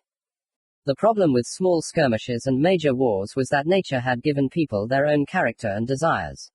People were not compatible with each other, someone always irritated someone else, someone always wanted to encroach on someone else's property, and this was the cause of hatred, which in the future could develop into war. Even if Itachi could miraculously stop the slaughter for some time, it would still flare up again. Even if he destroyed all the ninja, sooner or later ordinary people would invent new weapons. Based on his ideals, Itachi decided to sacrifice the minority for the sake of the majority. He believed that a coup would lead to a civil war. Even if the Uchiha clan won, shinobi from other places could invade the village at any time. The world's situation was unstable at the time, and if Konoha's position on the world stage was shaken, there would be those who decided that the weakened village could be conquered. The result could be another shinobi world war and more casualties. For Itachi, who valued peace above all else, this was the worst possible outcome. But it might not have happened, Naruto noted. Yes, Konoha would have been weakened, but it had the 9 tails, which the Uchiha could control. Konoha was full of powerful shinobi. Did he really think that Uncle was going to slaughter everyone? The coup was supposed to affect only the highest ranks. Moreover, a plan was being developed in which the Hokage, elders, and clan heads would be put under genjutsu. Not as strong as Kotoa Matsukami, but still powerful. Itachi never knew Uncle's final plan, so all his conclusions were nothing more than empty assumptions. Or did he really believe that Uncle was so stupid that he did not foresee everything Itachi feared? Ask him yourself, Toby replied. Itachi-kun, over time, he came to hate the Uchiha clan. They were obsessed with the idea of revolution, and they were no longer interested in personal relationships. They saw each other not as people, but as weapons. I think that's what led to Itachi-kun's firm belief that the Uchiha would destroy the village and sow chaos. Naruto closed his eyes in response. Based on what Toby had said about Itachi's character, it was clear why Itachi had decided not to continue the conversation that evening. He had only agreed with Naruto's position in that he had personally ruined Sasuke's life. It wasn't hard to imagine what kind of child would grow up to be bent on revenge against his older brother. They didn't talk about it anymore, but Naruto finally decided that Itachi was a person who, although he had an idealistic view of the world, was still sometimes too emotional and even naive. The boy thought, if Shisui shared Itachi's views, then it means he was the same. On the 13th day, he and Toby came to the old ruins of some village, divided into 2 not quite equal parts by a river. Naruto glanced at a pillar sticking out nearby and saw the Uzumaki clan crest on it. Will you show me your mangekyo? Toby asked. Naruto nodded and sent chakra to his eyes. He had already figured out what his mangekyo design was. In place of the pupil was a black spiral, like the Uzumaki clan crest, and from this spiral diverged 3 black petals, which were scarlet inside. Naruto also learned experimentally about the limitations of his eyes. It turned out that the Nensho technique, designed to burn away an opponent's chakra, could be activated for no more than an hour every 3 days. Then it simply stopped working. However, it was possible to stretch out its use by activating it for short periods of time. The time never added up. It was not like Naruto. Without using Nensho for 6 days, could activate it for 2 hours. Juzoku, designed to subjugate a person to Naruto's will, could work on 3 people, or, as experience showed, not only people, after which the boy would be deprived of it for some time. He didn't know how long, but he really hoped that it wouldn't work out like with his father's Koto Amatsuki. Still, waiting 10 years was too long. Yes, you really do have the Uzumaki clan crest instead of a pupil, just like Itachi-kun said. I think the records of your ancestors can help you become stronger. Naruto nodded, understanding why he was brought here. He was a member of the Uzumaki clan, albeit a half-breed. Kushina's blood ran through his veins, which meant that he was quite capable of mastering the secret techniques of his clan, in order to use them against enemies in the future. One such enemy was Shimura Danzo. The other 2 were Mitokado Homura and Utatane Koharu. Moreover, thanks to Fuinjutsu it would be easier to catch the other Jinchuriki. And new knowledge could help Naruto strengthen the cage in which the 9-tailed fox was sitting. The boy definitely did not like the fact that in moments of danger or emotional outburst the fox could call him into his subconscious and hang noodles on his ears about great power and revenge. And finally, maybe here he can find a way to somehow split the 9 tails chakra or something like that, so that he can give Akatsuki only half of the Kyuubi's power and still stay alive. Naruto began to explore the ruins. Unfortunately, they were mostly buildings that had been almost completely demolished, as if the enemy had been bombarding the Uzumaki with a continuous stream of explosive tags. Remarkably, the boy did not find any corpses, but Toby told him that after the war, Konoha had sent a large detachment of shinobi here to bury the bodies of the dead. Old temples always have entrances to secret underground tunnels. That's where all the survivors of that battle took refuge. There should be at least some scrolls there, Toby said, and Naruto began to look for places where he himself would build a temple. The third time he was lucky, and under the huge pieces of reinforced concrete there was some kind of seal engraved. In the ligature of hieroglyphs, which was extremely difficult to read, the boy saw the word, blood, and without further ado he took out a kunai and cut his palm. When warm drops fell on the seal, it glowed, and then the floor around it trembled. 2 massive slabs moved apart, revealing a stone staircase leading into the darkness. Obito unsealed the lantern from the scroll and lit a candle in it. They went down together.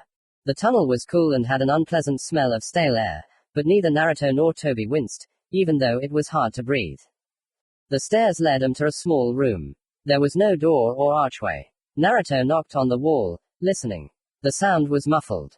There's a secret passage somewhere around here, he announced. He began running his hands along the wall until he noticed that the stone was giving way in one place. He pressed on it, but nothing happened. Then he frowned and ran his bloody palm along it, then pressed again. The wall shook and parted, like the first entrance above. Naruto took a step forward and in front of him appeared a large room, much larger than the one they had descended into. The center was empty, but there were tables along the walls with whole boxes on them. The boy approached them and opened the lid. Inside were several scrolls. He picked up one of them and unrolled it. It described some kind of technique. Toby took another scroll in his hands with interest and tried to unroll it, but nothing happened. It didn't give in. Probably only a member of the Uzumaki clan can open it, he said thoughtfully.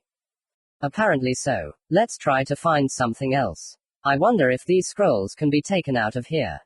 Well, personally, I can hardly take them out if I can't even open them. I'm sure the Uzumaki put up a special barrier against thieves. But since you're a member of the clan, you can try. Naruto nodded. In any case, even if he couldn't take all these scrolls out of the temple, he could always come here and study what his ancestors had written for some time. And no one forbade him from rewriting the techniques. The younger Uchiha took out another scroll, tossing it in his hand. There was a treasure trove of priceless knowledge in this place, and with this knowledge, he himself would be able to become stronger. Commentary on 19. Azushio Ruins. Naruto's Mangekyu Sharingan. Beshaino. 20. Growth Trend. The second round of the third stage of the Chunin exam will be in Konoha in a month. Sasuke passed it, Zetsu said, appearing from a tree. I never doubted him, Naruto nodded. The mention of his brother warmed his heart. Who's on his team? Haruno Sakura and Sai. That useless, clingy girl. Zetsu nodded. And Sai, is he Danzo's subordinate? Exactly. After you escaped, the elders decided to send Sai to Team 7 to keep an eye on Sasuke. While you were digging through the Uzumaki archives, you missed that Sasuke almost killed Momoki Zabuza. Naruto closed his eyes. He had indeed missed it, being busy with other things, but Toby had already filled him in on all the details of the mission, so Naruto knew about Team 7 almost dying, about the boy with the ice element, about defeating the man named Gato, and about Sasuke awakening the second Tomo. The last one was the most important to Naruto. He's getting stronger and stronger. That's good, Toby nodded, also listening to Zetsu's report. Anything else? Yes. Sasuke will fight the Jinchuriki of the One Tail. The leader is thinking of sending Deidara and Sasori after him to kidnap him on the way back. Sasori is also from the sand, like that Jinchuriki, right? I think it will be an interesting fight. But the puppets might get sand, which is bad. The leader knows about it. That's why Deidara will be sent with Sasori. Naruto frowned. He couldn't imagine how two people who were always arguing about art could work as a team, especially against the One Tail, but he decided he wouldn't talk about it. If the leader gave such an order, then he most likely had a plan. After all, both Sasori and Deidara were strong shinobi, so there was no doubt that they would win. Uchiha thought about it. If there was a second round of the third stage in a month, then as many people as possible would flock there. Ideally, to sneak into Konoha unnoticed. And the news of the kidnapping of the One Tail's Jinchuriki during his return home could be an excellent excuse to start a new war. By the way, I didn't know whether to tell you or not, but Orochimaru put his cursed seal on Sasuke. I don't know how it works, but during the selection round, Sasuke was in a bad way. He barely won. Itachi knows. Naruto asked coldly. Not yet. Then tell him. I don't know what Orochimaru is planning, but Itachi will twist his head off for something like that. Do you want to use someone else's hands to prevent Sasuke-kun from becoming Orochimaru's pawn? Toby laughed. Naruto nodded briefly at this, not bothering to explain. His relationship with Itachi was still strained. Since the capture of the Seven Tails, they had crossed paths a couple of times, but they had not spoken, limiting themselves to just glances. Itachi's partner was Hoshikage Kisame, the man who reminded Naruto of a shark. Naruto's own partner was Toby, with whom they had been spending several months near the Uzumaki ruins. In fact, they would have gone far away from here long ago, but the problem was that Naruto, no matter how much he wanted to, could not take the scrolls outside the hiding place. The barrier rejected even the works copied by the boy's hand, so all they could do was hang around near the ruins until the Uchiha learned all the techniques. Well, or at least most of them. Naruto expected to spend at least a year and a half in this place, because even if you were from the Uzumaki clan 100 times, you couldn't learn Fuinjutsu with a snap of your fingers. Of course, the boy himself was recognized as a genius, and therefore he was going to study not for 10 years, but for a year and a half. 2 at most. Toby supported his idea. Of course, it would have been much easier if Naruto had used the Sharingan from the very beginning of studying Fuinjutsu, but after activating the Mangekyo, the boy realized the terrifying reality. His vision was deteriorating. He was blind. The more often he activated the Sharingan, the better he saw, but the worse his normal vision became. It was a vicious circle, from which the boy found a way out, to use the Sharingan less in everyday life. And the Sharingan itself is nothing more than a tool for repeating other people's techniques. If Naruto is deprived of his sight in battle, he will not be able to use even a banal sealing technique. That is why the boy decided to memorize everything on his own, and not with the help of the powers of his eyes. Since Naruto was practically constantly in the ruins of Uzushio, it was no surprise that Zetsu was his only source of connection with the real world. The Uchiha did not perceive him as a friend or a buddy. They were allies, but such that even a hedgehog could understand that Zetsu could stab him in the back at any moment. As for Toby, he periodically disappeared somewhere, without explaining his absence. Naruto did not ask for an explanation, understanding that it was not his business at all. At this rate, weeks turned into months. The boy grew, and with him his skill grew. Every day he drew seals better and better, the lines under his brush became harder and harder. The homemade exploding seals were more powerful than those sold in the store, the barriers could hold even a strong shinobi. Toby agreed to be a test subject and test the effect of the barriers on himself. Studying hieroglyphs and their order, Naruto began to experiment. He began to combine drawings with seals, wore special braces with the technique of summoning shuriken, discovered that seals drawn with blood are much more powerful than usual. He created his own barrier that absorbs someone else's chakra, as well as a seal that not only binds the enemy, but also presses him to the ground with 300 kilograms.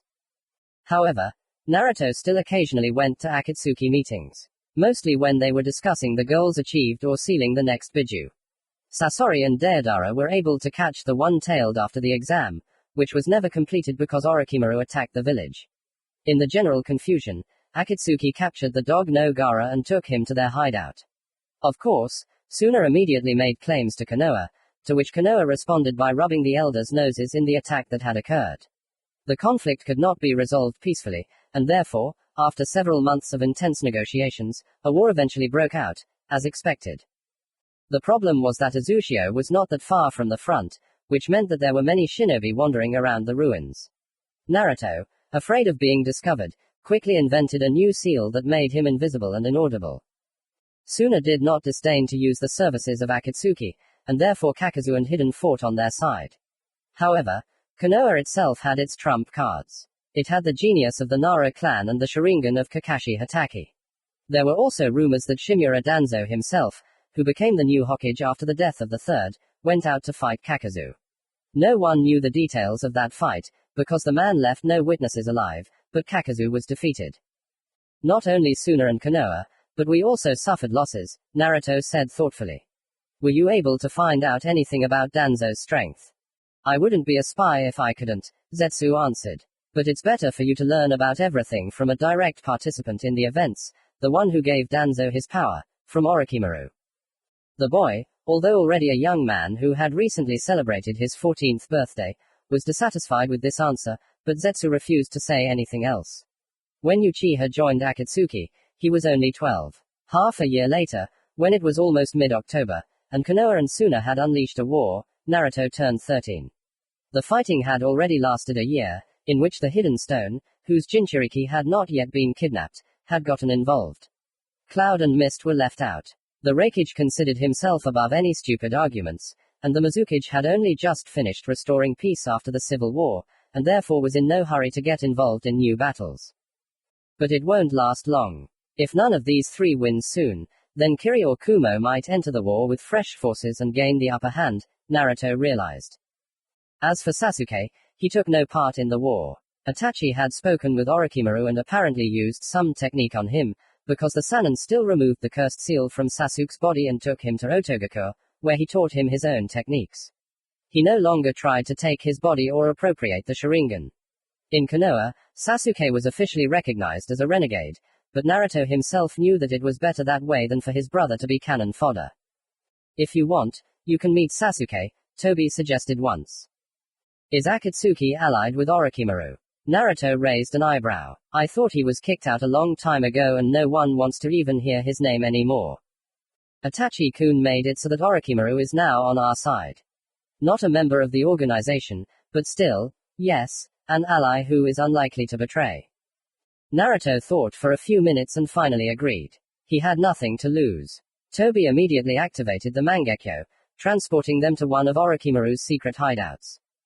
Oh my god, I told you to warn me about unexpected arrivals, said the Sannin, coming out to meet them. Apparently, somewhere here there was a barrier notifying about uninvited guests. Who do I see? Naruto-kun, is it really you? And on your finger is my ring. You know what it means, hey hey. Orochimaru not only looked like a snake, but he also had a snake-like personality. He was slimy in his speech and behavior. Naruto never liked people like that. My ring means sky, he replied, frowning slightly. He didn't know if the ring had some secret meaning given to it by the organization, or if Orochimaru was just leafing through some philosophy treatises out of boredom, but he wasn't in a hurry to find out. Can I meet Sasuke? And you, Uchiha, always get straight to the point, hey hey, laughed the Sannin. Kabuto-kun, take Naruto-kun to Sasuke-kun's room. In the meantime, we'll talk to Tobi-kun. A guy with glasses appeared next to Orochimaru. He nodded, and Naruto gritted his teeth. He knew this guy. Not personally, of course, but he had seen him a couple of times at Root headquarters. The boy didn't like this, and he immediately sent Tobi a warning glance. Summoning a piece of paper from the seal on his wrist, Naruto instantly sent chakra through it, lining it up into hieroglyphs that were immediately imprinted on the white surface. Then the paper quietly migrated to Tobi's hand. Naruto briefly glanced at Orochimaru, as if to say, give him what was written, and then went after Yakushi.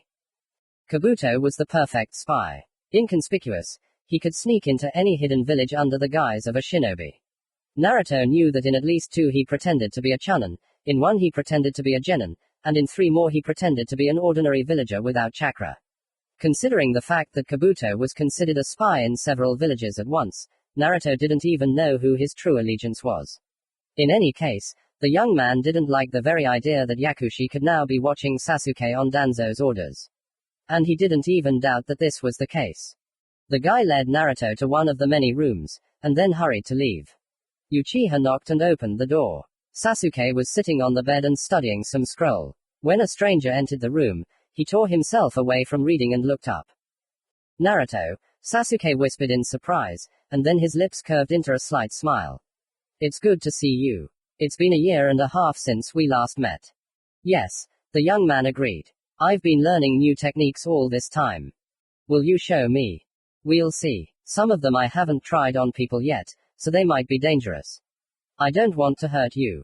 Naruto shook his head. Sasuke remained silent and then changed the subject. You're in the same organization with Itachi now, aren't you? Yes. Have you talked to him yet? No, he didn't tell me anything, he just promised that he would tell me later. I don't know. I don't feel like I want to kill him, but I want to know the whole truth. I'm not a little kid to have it hidden from me. Naruto just chuckled at that. It was just like Itachi, hiding the truth from his younger brother so that he would never hate Konoha. But that, in Naruto's opinion, was a huge stupidity. It was the Konoha leadership that was to blame for the Uchiha clan finally deciding to rebel. No one asked them to infringe on one of the greatest clans. These people dug their own graves. Naruto let a mischievous smile slip across his face. And the next minute, taking a deep breath, he began to tell his brother everything that had really happened all those years ago. If Itachi didn't want to tell Sasuke the whole truth, then Naruto would. Commentary on 20. Growth Trend. Besheno. 21. Shimura Danzo. A little over half a year had passed since that meeting with Sasuke. Naruto had successfully completed several Akatsuki missions, which were simple to the point of being outrageous. Kill some bad guy, kill some good guy, capture some girl and pass on valuable information. Naruto put the knowledge he had gained into practice, improving more and more. He honed his techniques, refining them to the point where he could reproduce them in a matter of seconds. The Uchiha felt the power flowing through his veins along with his blood, and he reveled in the sensation. Meanwhile, several small hidden villages had gotten involved in the war between leaf, sand, and rock, wanting to carve out a bigger piece for themselves, leading to more fierce battles. Naruto assumed that it was only a matter of time before Cloud joined in. In any case, there were fewer and fewer places in the world where one could walk safely. Every village, every town perceived the 2 Akatsuki as enemies. No one refused them food or shelter, because money opens any door, but they were treated with caution. Even henge did not help. The locals always looked askance at the newcomers, expecting a sudden attack from them. Various names were thundering more and more around the world.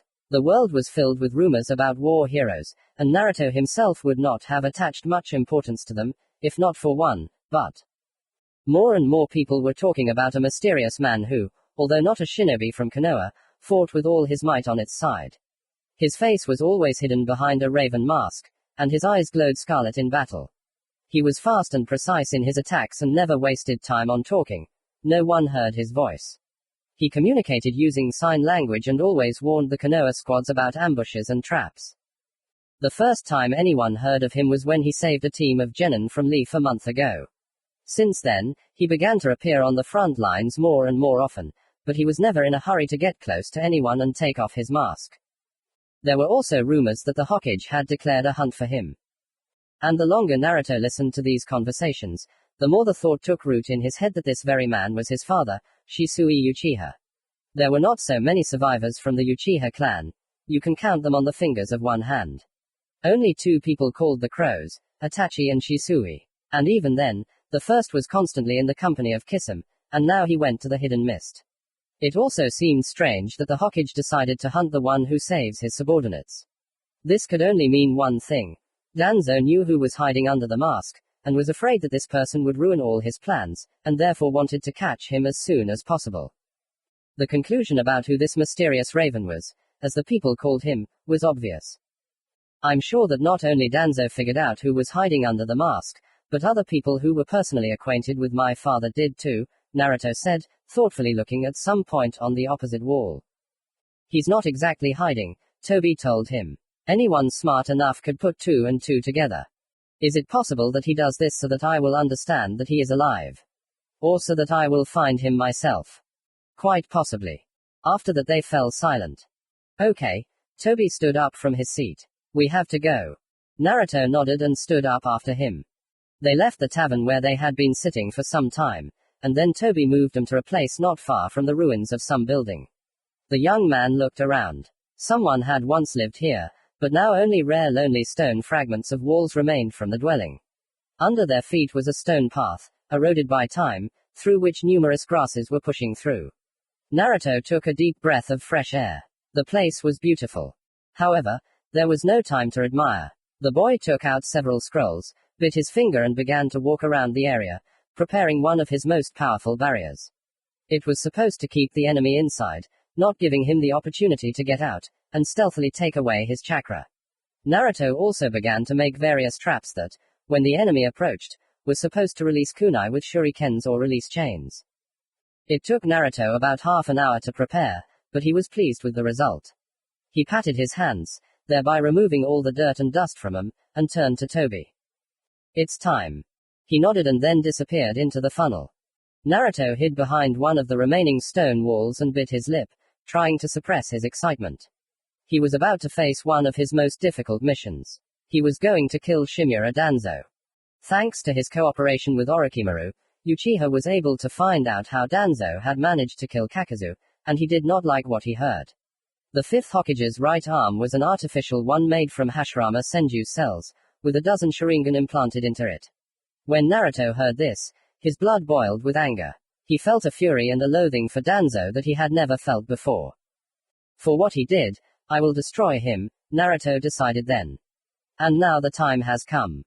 Naruto knew about the Hokage's abilities only from Orochimaru's stories, but this was enough for the young man to assess the enemy's strength and prepare everything to kill him.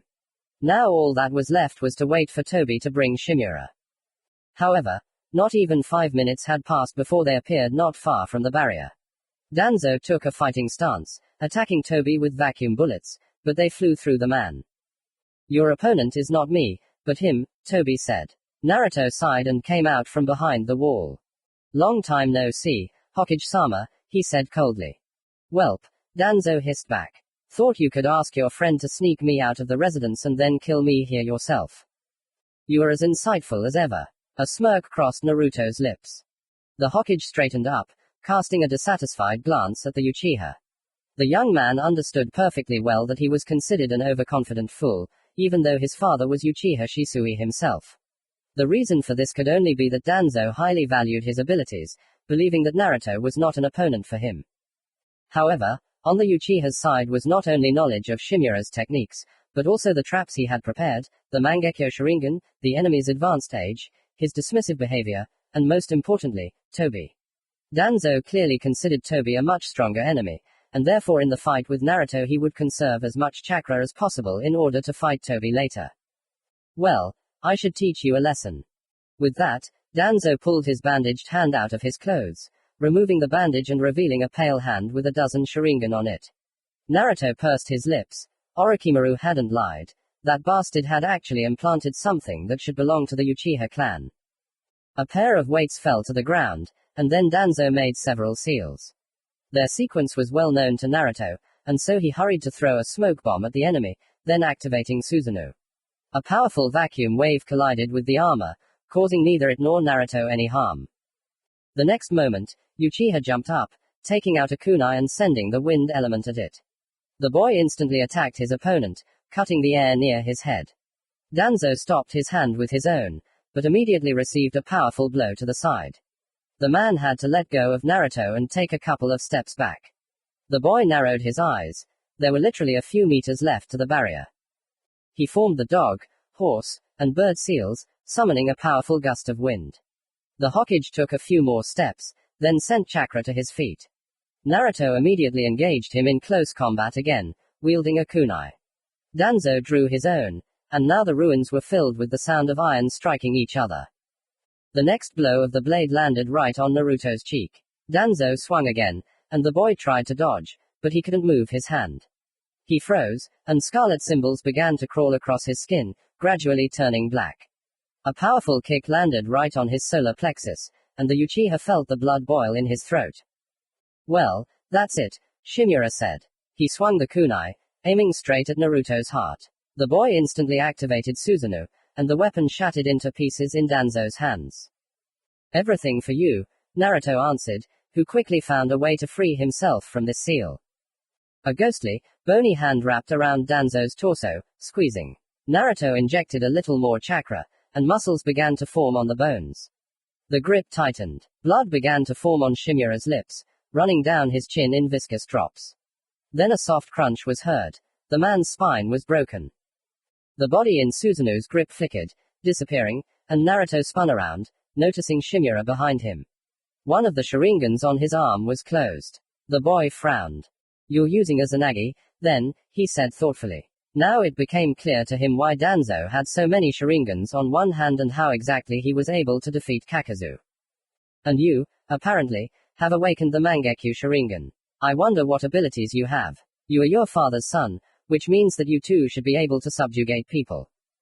At the mention of Shisui, the corner of Naruto's lips twitched, and the boy himself jumped up. Danzo formed seals for a vacuum ball, but the technique disintegrated into steam. Danzo blinked in surprise, and Naruto, taking advantage of his confusion, pushed the man beyond the line where the barrier began. The trap was triggered, and sharp senbon pierced the man's body through and through. Naruto had soaked them with his chakra in advance, so now they turned into deadly weapons. The Hokage screamed, and then his body shimmered again. Naruto was already prepared for his next appearance, anticipating where he would attack from.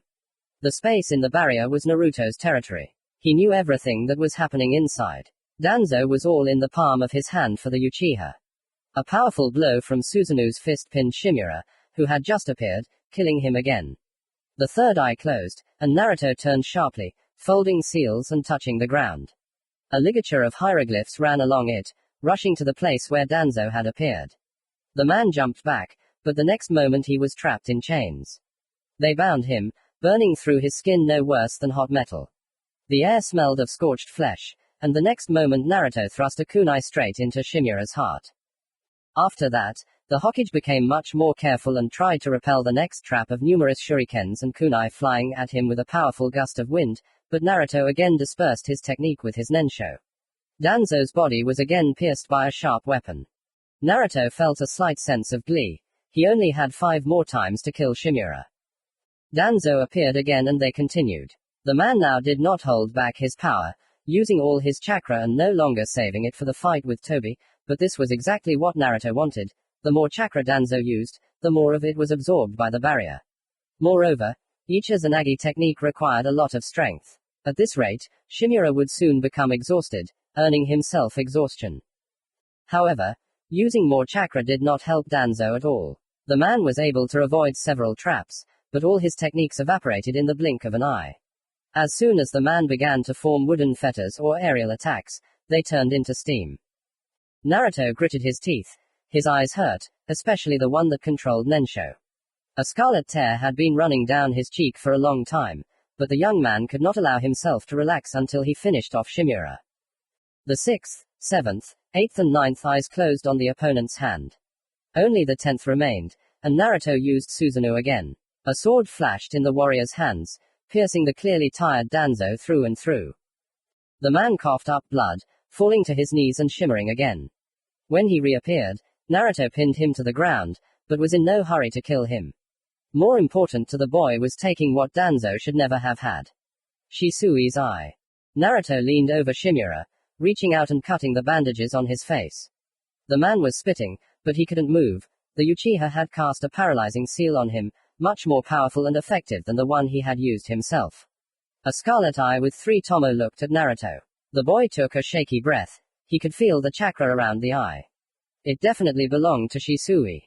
3 tomo spun. Danzo clearly intended to use Mangekyo, But Naruto got there first. He reached out, touched Shimura's eye socket with 3 fingers and tore out the last Sharingan. Now die, he hissed. The next moment, Naruto's command activated the last trap, and the ground beneath Danzo opened up. The man fell right onto the sharp stakes that pierced him through. This time, he died for good. Commentary on 21. Shimura Danzo. Besheno. 22. Family ties. The news that the 5th Hokage had been killed by a missing nin from Konoha spread across the world at lightning speed. Thanks to Toby's efforts, his body was returned to the Hokage's office, and on the desk was a note stating that anyone who dared steal from the Uchiha would suffer the same fate. Naruto didn't know what they did with Danzo's body next, but he only heard that after that the Raikage finally entered the war. You were able to defeat him because you had valuable information about his abilities and built a competent trap. If it weren't for that, you wouldn't have gotten off so easily, Toby said. You call this easy? Naruto chuckled, pointing to his eyes. They seem to be burning. And I think I've ruined my vision again. That's strange. The missing nin began to speak after a moment of silence. You haven't been using the Mangekyo Sharingan for very long, and such a blowback. Is it possible that it has something to do with the fact that you're only half Uchiha? Perhaps being related to an Uzumaki increases your lifespan and chakra reserves, but at the same time somehow prevents your Sharingan from working at full capacity. That's why you feel so bad now. Who the hell knows? I only used Mangekyo for half an hour, but it felt like I'd been walking around with it for 3 days. Toby sighed heavily and shook his head. Naruto was sitting on a futon in some inn where his friend had carried him after his battle with Danzo. A couple of days had passed, but Naruto's condition, which had suddenly collapsed after his victory in the middle of the battlefield, had not improved much. The boy had internal bleeding, which was causing blood to constantly accumulate in his throat. He also still felt exhausted and constantly wanted to sleep. Naruto did not like this state of affairs. Danzo's blows were not that powerful, and his own regeneration was not so weak that everything had not healed yet. Here, drink this. It should ease the pain. Toby handed him a flask, and Naruto drank it without thinking. The pain really did subside. I received a raven from Itachi this morning. He wants to meet you in the land of rice fields. It would take about 4 days to walk from here to her. And in this condition, about a week and a half. He scheduled an appointment for 2 weeks, so you have time to recover. You rest, and in the meantime I'll look for some medical ninja.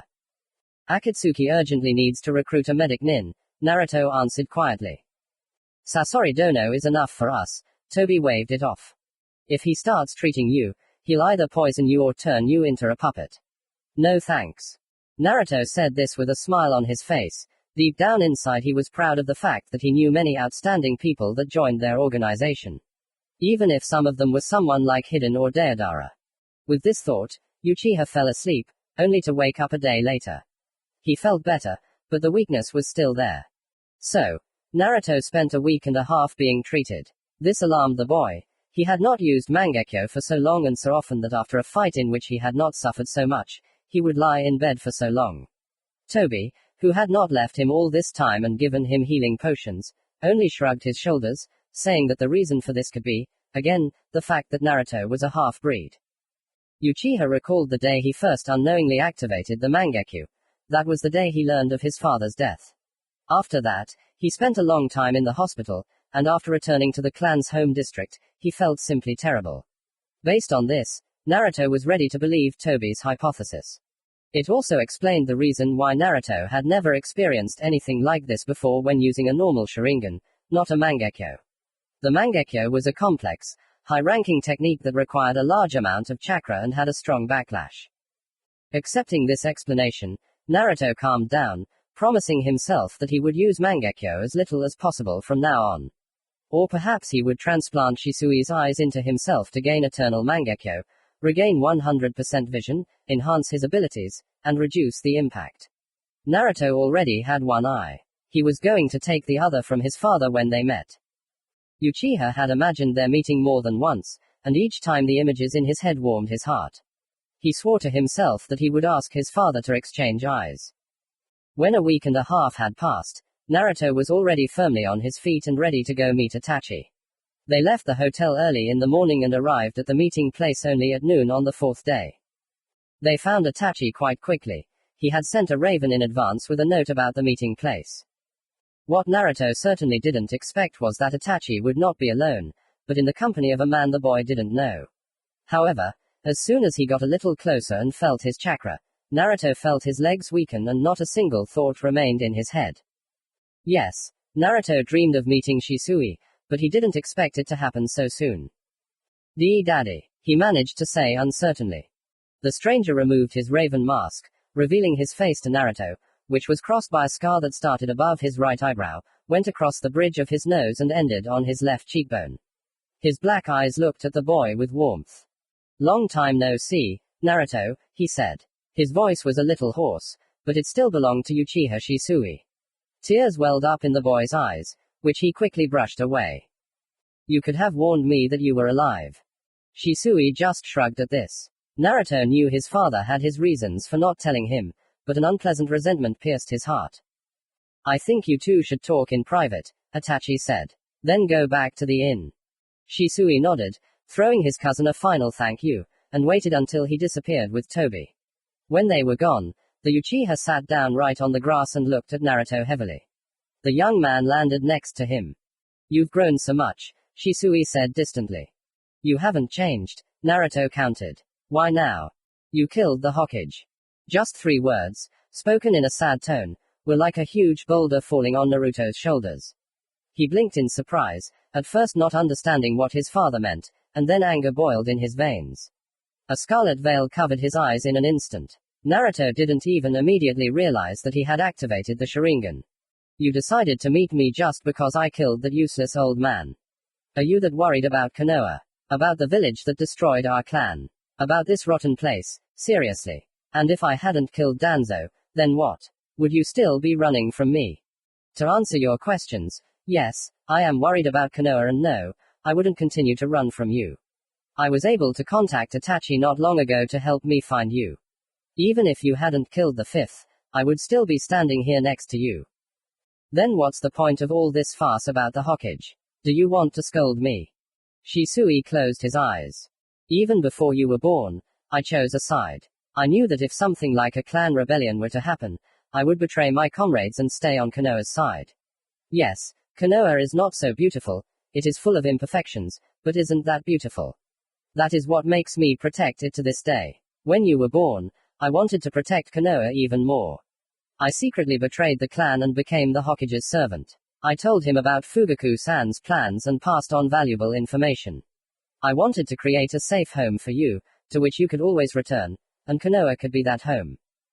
But you didn't succeed, Naruto chuckled.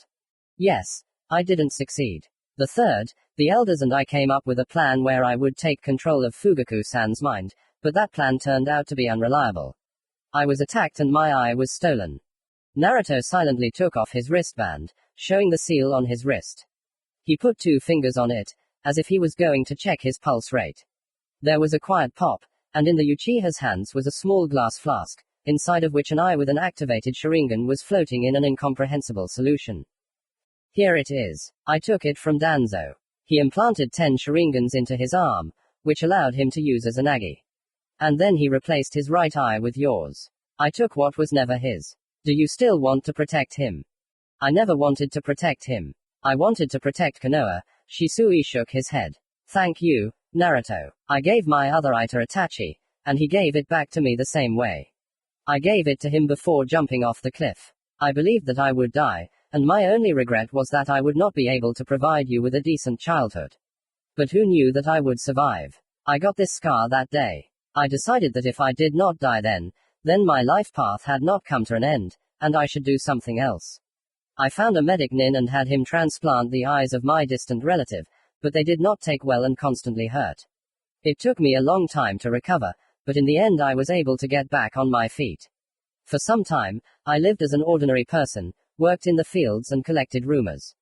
When I learned that you became a renegade, my hair almost turned gray from horror. And then, thinking about it, I realized that maybe this was your only option. At that moment, I realized that it was time to act. I began practicing the art of shinobi again and quickly regained all my skills. By the time I finished, you had disappeared into thin air, and a war had broken out between Konoha and Suna. I realized that I had to give you a signal that I was still alive and waiting for you, and so I began to act on Konoha's side. In the end, my goal was achieved. Itachi found me, and with his help, I found you. You don't blame me for leaving Konoha? Naruto suddenly asked. As I said earlier, I believe you had your reasons. Naruto smiled slightly, and then began to tell about everything that had happened to him in recent years. Shisui listened attentively, asked questions and nodded. He cared about his son's fate. When he learned that everything was okay with him now, the Uchiha was able to relax. Of course, he was bothered by the fact that Naruto was taking a long time to recover after using the Mangekyo Sharingan, but he promised that he would definitely solve this problem, and for now they could transplant each other's eyes. They talked for the rest of the day, and then went to the hotel. Both Itachi and Toby supported the idea of a transplant. The latter even found a medic nin who had done something similar in the past. Naruto went into surgery with a calm heart, filled with thoughts of how he would live happily with his father after the surgery. They talked, forgave each other, and promised that from that day on their lives would begin anew. That gaping hole in Naruto's soul began to heal, filling with warmth and light. For many years, the boy had no goal in front of him, nothing that he could strive for all his life, that would finally make him breathe deeply. However, seeing his father again, Naruto suddenly realized what, or rather who, he had been missing all these years. Shisui was the closest person to him, the one who loved him freely, without asking for anything in return. Shisui was his father, who raised him and hammered into his head everything that would help him develop in the future. Naruto fell asleep, believing in tomorrow, which would become a new leaf in his life. Naruto fell asleep, not knowing that tomorrow would never come for him. Commentary on 22. Family Ties. Besheno. 23. Dead Warrior. When Naruto opened his eyes, he found himself standing up. His mind was completely blank. The last thing he remembered was lying down on the operating table to exchange eyes with his father. He tried to move his hand, to take a step forward, but he couldn't. An incomprehensible force was gently holding him back. His muscles refused to obey, as if they weren't his own. The only thing he could do was raise his head. His gaze fell on the two men in front of him. One of them was Kabuto, but he looked different than the last time they met in Orochimaru's lair. Back then, Kabuto had been a man, but now he resembled a snake. His skin was very pale, scales appeared on it, and purple lines ran from his eyes, like Orochimaru's. The second was Toby. He had changed his orange spiral mask to a white one with a black dot on his forehead, from which the same black circles emanated. Naruto could now see both of his eyes, and was quite surprised when he realized that he had a Sharingan in one and a Rinnegan in the other. The young man thought that perhaps Toby had been hiding it all this time. What the? Where are we? Naruto heard a familiar voice. Naruto tried to turn his head, but he couldn't. His neck muscles didn't obey him at all. But the Uchiha already knew who its owner was. It was Fu. The only question was, why was she suddenly standing next to him if she died a long time ago right before his eyes? I see you've come to your senses, Toby said in an icy tone Naruto had never heard before. There was not a gram of emotion in it, not even mockery or glee. My name is Madara Uchiha. I resurrected you, Jinchuriki, to become my sage paths. Naruto frowned. Resurrected? Does that mean he died? You shouldn't have touched the dead, someone said not too far from the Uchiha. He couldn't look at the speaker. Because they might avenge the death. You're from Akatsuki, right? I remember you. Your death will be painful. I doubt it, Kabuto said. The impure world resurrection technique I used allows me to completely control not only your bodies, but your minds as well. Without my knowledge, you won't even be able to think about revenge. In addition, you are also controlled by Madara-sama, so bow your heads and thank him for choosing you and not someone else to achieve his great goal. The man who warned Toby of death growled in displeasure. And the next moment, Naruto felt his body move on its own. He suddenly realized that under someone else's control, he could still move his finger. Now, Kabuto-kun, you shouldn't be like that. I'm not so cruel as to deprive you of your consciousness and will. You won't be able to resist me, but you will be able to turn your head at will. Akatsuki's goal was a world without wars, right? Still sticking to that. Naruto chuckled as soon as he realized he could move his lips. Yes, I will create a world where there will be no wars and stupid deaths. It will be an eternal illusion, where each of you will live and each will have everything he wants: family, friends, home. Naruto frowned. What happened to my father? He asked suddenly. What did you do to him? Oh. He's dead. This time for sure. Answer you, by the way. Your subjugation techniques were very useful to me in order to bend all the cage to my will. Did you know that if I use Nensho or Kotoamatsukami, it will take me much less time to recover? Naruto clenched his fists tightly, feeling a burning resentment that slashed him from the inside. He trusted Toby, and in the end, his trust was betrayed. The young man did not feel any particular surprise or regret about this. After all, deep down he knew that you can't trust anyone, even those who have become almost your best friend. However, it was extremely unpleasant because of his own stupidity and someone else's nature, which is capable of repaying kindness with a knife in the back. So all this time, the Sharingan's powerful backlash wasn't because I was a half-breed. Naruto suddenly realized. No, for a year, I fed you poison that gradually weakened you.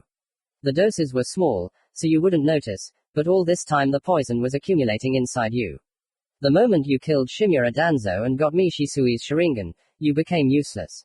It's time to get rid of you. So it turns out our executioner was deceived too. Ha ha, who knew? Someone chuckled. Naruto turned his head and saw the Jinchuriki of the 5 tails in front of him. The young man remembered that he remained conscious the entire time the Bayu was pulled out of him. He screamed and cursed Akatsuki, promising to return from the other world and take revenge as cruelly as possible. Naruto pursed his lips, feeling disappointment wash over him. He felt no shame for killing and helping kill these people. He always believed in the survival of the strongest. What he forgot was that there would always be someone stronger than you. And if not stronger, then smarter. He looked at his hand. It was gray like bad paper and cracked like the earth in hot, dry weather. Taking a quick glance at the other Jinchuriki, the Uchiha realized that they looked the same.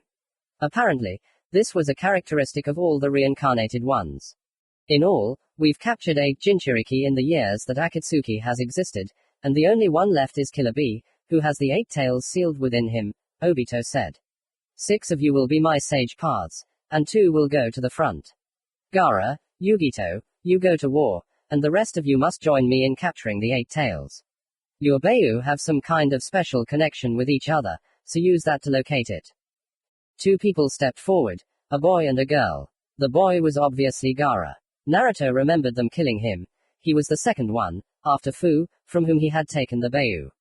Gaara no longer looked angry or mad, as he had when they had first met in the cave at the Gedo Mazo. His face was calm, but Naruto felt subtle waves of rage. Whether it was Gaara's rage or the One Tails, he did not know. He didn't know the girl, whose name was Yugito. She had been captured before he joined Akatsuki, so it was the first time he'd seen her, but he couldn't help but admit that she was quite beautiful. The 2 Jinchuriki nodded and immediately disappeared, heading to the battlefield. We're coming too, Madara said quietly, turning his back to the Jinchuriki and walking forward. Naruto felt his body follow him against his master's will. Periodically looking back at the other Jinchuriki, the young man noticed that in their eyes, like in Toby's, the Sharingan and Rinnegan were burning. The Uchiha guessed that in his own too. As they moved forward, following the thin thread of the connection to the 8 tails, Naruto looked into his own subconscious. There, when he was last there, the 9 tails sat behind a huge red grill. From its tails and nose protruded thin black rods, similar to the ones protruding from Pain's face. Naruto once thought that these were just piercings, but Toby explained to him that they were actually chakra receivers that allowed Pain to control all of the bodies. The warm memories made his soul ache unpleasantly, and Uchiha shook his head, trying not to think about the past. But the fox wasn't going to let him forget. All of you Uchiha are lying hypocrites, he thundered, his voice full of anger and fury. Like all people, Naruto countered. He didn't think of himself as a sweetheart. He knew he was as much of a freak as Toby, but he wasn't going to do anything about it.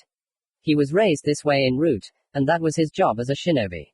For Naruto to give up the hypocrisy with which he looked at the Jinchuriki he had killed was the same as giving up on himself. I've never been able to control your chakra, he changed the subject, but now I feel like it obeys me. Did death change our seal like that? Or did Top Madara do something? Second, 9 Tails growled. When you passed out on the operating table, that bastard immediately ordered the operation to be stopped. He killed your dad and the guy who brought him in, then moved your body to the statue where they took me out of you. That's all I know. Naruto pursed his lips. That meant Itachi and Shisui were dead. Now only two remained of the Uchiha clan, Sasuke and Madara himself. However, Naruto didn't know what had happened to the former. A strong sense of chakra pulled him out of his subconscious. He stopped immediately, as did everyone around him. There were several people standing on a tree branch in front of them. They all had forehead protectors with a cloud sign on them, but the one who stood out the most was a bearded blonde man with two blue stripes under his left eye. He had a stern expression on his face, and there were as many as 8 swords hanging on his back. The shinobi around him weren't that interesting. One of them shouted at the bearded one to run away, but was immediately pierced by Yagura's staff. The Three Tails Jinchuriki instantly returned to the ranks as the shinobi from the cloud coughed up blood and fell to the ground. He was my friend, and you pierced him with a hook, Killer Bee said, and Naruto realized with surprise that it was an attempt at rhyme. However, there was no more time to think. Toby gave a mental order, and Naruto felt the Nine Tails chakra, hot as red-hot iron, spread through the channels, and a red tail appeared from behind. Never before had the young man been able to control the power of the Beiyu, and all those times he used it were accompanied by pain and unpleasant sensations. This time everything was different. The fox's chakra felt like his own. It obeyed his mental commands, circulating through the channels and not burning with its poison. Naruto even mentally regretted that he had not managed to subdue it while he was alive. Killer Bee, however, clearly made it. He deftly dodged Roshi's attack, then repelled Han's attack with one of the 8 tails tentacles. He used one of his 8 katanas to cut through Utakata's bubbles. Naruto himself then jumped up, biting the pad of his thumb to draw blood and making seals. Killer Bee, thinking he was about to be attacked again, jumped to the side, but the Uchiha had no intention of attacking the man. He landed on the tree branch where he had been standing earlier and quickly drew a ligature of hieroglyphs, pouring chakra into them. They glowed. Death prison, he said, making the seal. It was one of the barriers he had dug up under the temple in Azushio. The technique required Uzumaki blood to activate, so no one other than Naruto could use it. There were no people familiar with it, especially among the current generation. The essence of the barrier was that it extended for a kilometer on all sides around the point where it was activated, and did not allow anyone to leave until someone was killed, and it did not matter who, the user of the technique or his opponent. The Uzumaki themselves rarely used this technique, but Naruto decided to learn it just in case. He never thought that he would ever use it. Even in the battle against Danzo, the young man decided to use other barriers. He would gladly use the deadly prison technique, but in his opinion, it needed to be further developed, so that the barrier would only fall after the death of the Uzumaki opponent, and it did not matter whether the Uzumaki himself was dead or not. This way, the enemy would be in a deadly trap in any case, with no way to escape from it. But unfortunately, Naruto didn't have enough time to perfect the technique. He died early. The 8 tails Jinchuriki could not be killed. He was needed alive, otherwise Gyuki would die with him and disappear from the world for many years until his reincarnation. Naruto had no intention of killing him, only stunning him. He was going to sacrifice Killer Bee's companions to the barrier. Commentary on 23. Dead Warrior. Besheno. 24. Nukanen's Dream. With the unconscious Killer Bee on his back, carried over Roshi's shoulder, they moved on in a small group. Naruto and Han each had a tentacle in their hands, which had been cut off from the 8 tails during the battle. They also contained a piece of the Bijuu's chakra. Arriving at a small clearing surrounded by trees on all sides, Fu checked it for traps, and then they stepped onto the ground. Toby performed several hand seals, and the ground shook. From it, the now familiar statue of the Gedo Mazo began to emerge. The sealing will take a few days, Naruto noted. No, this time it will go faster, Toby responded. Everyone, stand on the statue's toes. Place the Jinchuriki's body at the foot, as well as the tentacles. Naruto, set up the barrier. The resurrected ones obeyed. Naruto threw a tentacle near the future corpse, and then drew several hieroglyphs on the ground. When a pale blue dome appeared above them, he jumped into his place on the statue's hand. His hands began to form seals on their own, and after only a few moments, dark pulsating chakra began to emanate from Killer Bee's body, which was gradually absorbed into the statue. Things were indeed moving much faster than when Naruto was still a member of Akatsuki. Although, to be honest, The young man himself did not know whether he was still part of the criminal organization or not. Officially, he did not leave it, but he was betrayed by the person he considered his only friend, and was killed. While sealing the 8 tails, Naruto thought. He didn't feel the strength or desire to fight Toby. Whether it was because he was slightly disappointed in his friend or because his mind was being controlled, he didn't know. There was apathy, resentment, but no fighting spirit. Naruto seemed to no longer care what would happen to this world. He remembered Toby's words about the eternal illusion, about the genjutsu in which everyone would be happy. He said that everyone would have a family and a home to return to, that there would be no wars or sorrow. His words sounded too utopian to be true, but an illusion is an illusion, soaked in lies, like poison. Did Naruto want to live in a lie? He himself did not know. On the one hand, no, because it's a lie, it's not true, there's nothing real there. All the smiles, all the hugs, all the words and all the actions are saturated with lies. On the other hand, so what? Yes, the world around him would be unreal, but for everyone else, too. And maybe those smiles, hugs and words would still be sincere. Uchiha sighed mentally. He would probably agree to live in an illusion on the condition that he would never find out that the world around him was nothing more than just a fake. Naruto never had great goals. He often did not understand himself, although he tried to pretend that it was not so. After Toby's words that Shisui could be alive, he strove to find him, wanted to live a peaceful life with his parent and forget about villages, clans and shinobi forever. Uchiha could not call it a dream, especially since it was unrealizable simply because one cannot forget about a ninja, being one. It was some kind of desire that came deep from the heart, but Naruto himself never allowed it to become something more, suppressing even thoughts of such. Yes, he was looking for his father. In the end he was going to become a real family with him, but he could not forget about being a shinobi, no matter how much he wanted to. In Akatsuki, he got a ring that Orochimaru wore. It had a hieroglyph on it that meant, sky. When the snake Sannin asked the boy with a sly grin if he knew the true meaning of the ring, Naruto just waved it off, but much later he himself looked up several philosophical treatises. The hieroglyph also meant, emptiness. The Uchiha could not help but agree that, despite his short life and numerous acquaintances, as well as 2 relatives, he felt empty inside. Toby's words about a perfect world where everyone would be happy came back to him, and Naruto gritted his teeth. He wished he could. We're finishing up. Toby's voice interrupted his thoughts. The Uchiha shuddered, returning to the real world, and jumped off the statue's fingers. He looked up at the sky. The sun was already setting, which meant that they had been sealing the 8 tails for quite some time. So what next? Utakata asked. Now we go to war. We are winning, but we need to speed up. I want to finish everything by sunset. The sooner you create a world of eternal illusion, the better. Naruto raised an eyebrow. I see you've started to understand me. That's right. I've waited too long already. Naruto, you'll stay with me. Everyone else is heading to the front.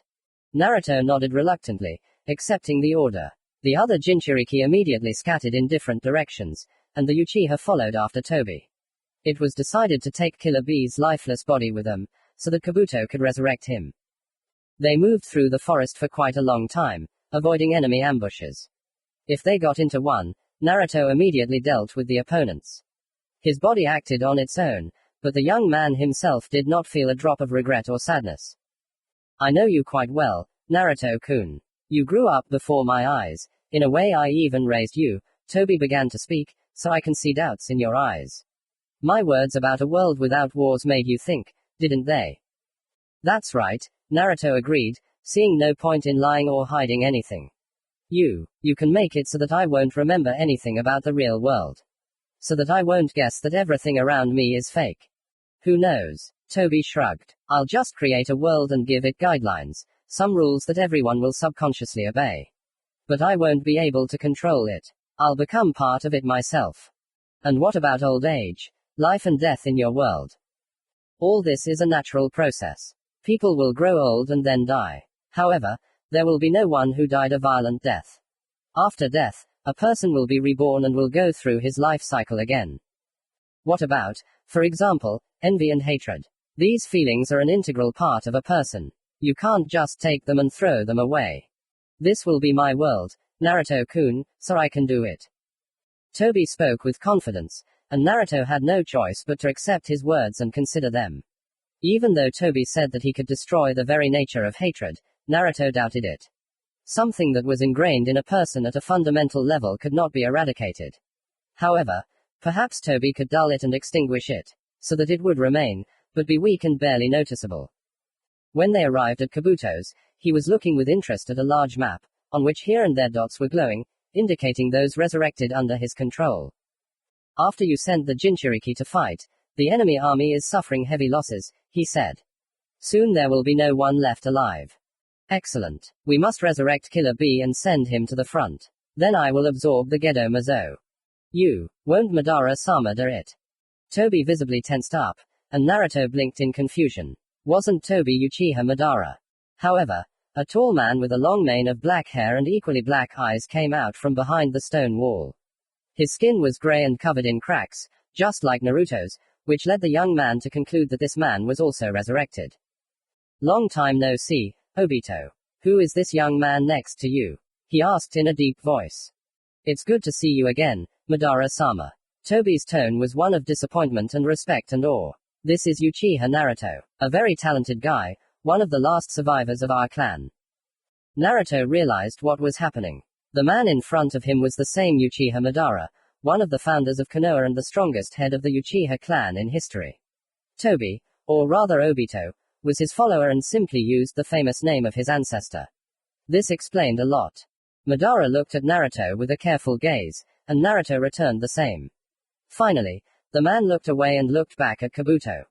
Quickly resurrect this Jinchuriki. He obeyed. The process of using the Edo Tensei technique was quite entertaining for Naruto, and he watched in amazement as the corpse of some unknown boy was covered with something that looked like scraps of paper, and then turned into an exact copy of Killer Bee. Suddenly, the copy opened its eyes and sat up. Welcome back to the world of the living, Kabuto greeted him. I already said goodbye to this life, so how did I end up here? He rhymed.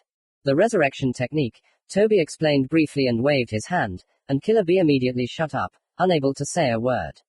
And then he took off, following the silent order and heading to the front. Obito then made several seals, and the earth shook again and opened up, revealing the statue of the Gedo Mazo. Madara thoughtfully touched it with his hand, closing his eyes, and then looked at Toby. There's only the 8 tails inside. I sense the 9 tails in this boy. The Bayu inside the Jinchuriki were sealed in the statue. I have temporarily released them to fight, but I can bring them back at any time, Obito explained, and Madara nodded. Then let's wait a bit and get started.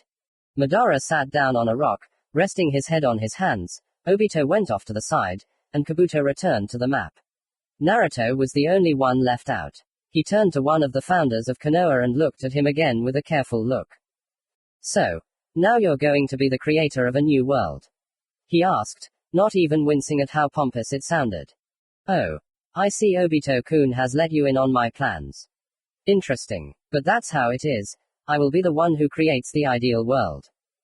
And what is the probability that this ideal world will exist? What if the tree simply feeds on our lives and chakra to survive, and we ourselves die? Well, you're already dead, anyway. Is there anything left in this life that holds you back? Madara raised an eyebrow expressively. Naruto thought for a moment. Shisui had gone with him, a victim of Toby's betrayal. Itachi, too. But there was still Sasuke. A man who is almost like a brother to me, he finally answered. A strange light flashed in Madara's eyes, but it immediately disappeared. Sasuke-kun is safe now. He wanted to go to war, but Orochimaru-sama didn't let him, like all his subordinates.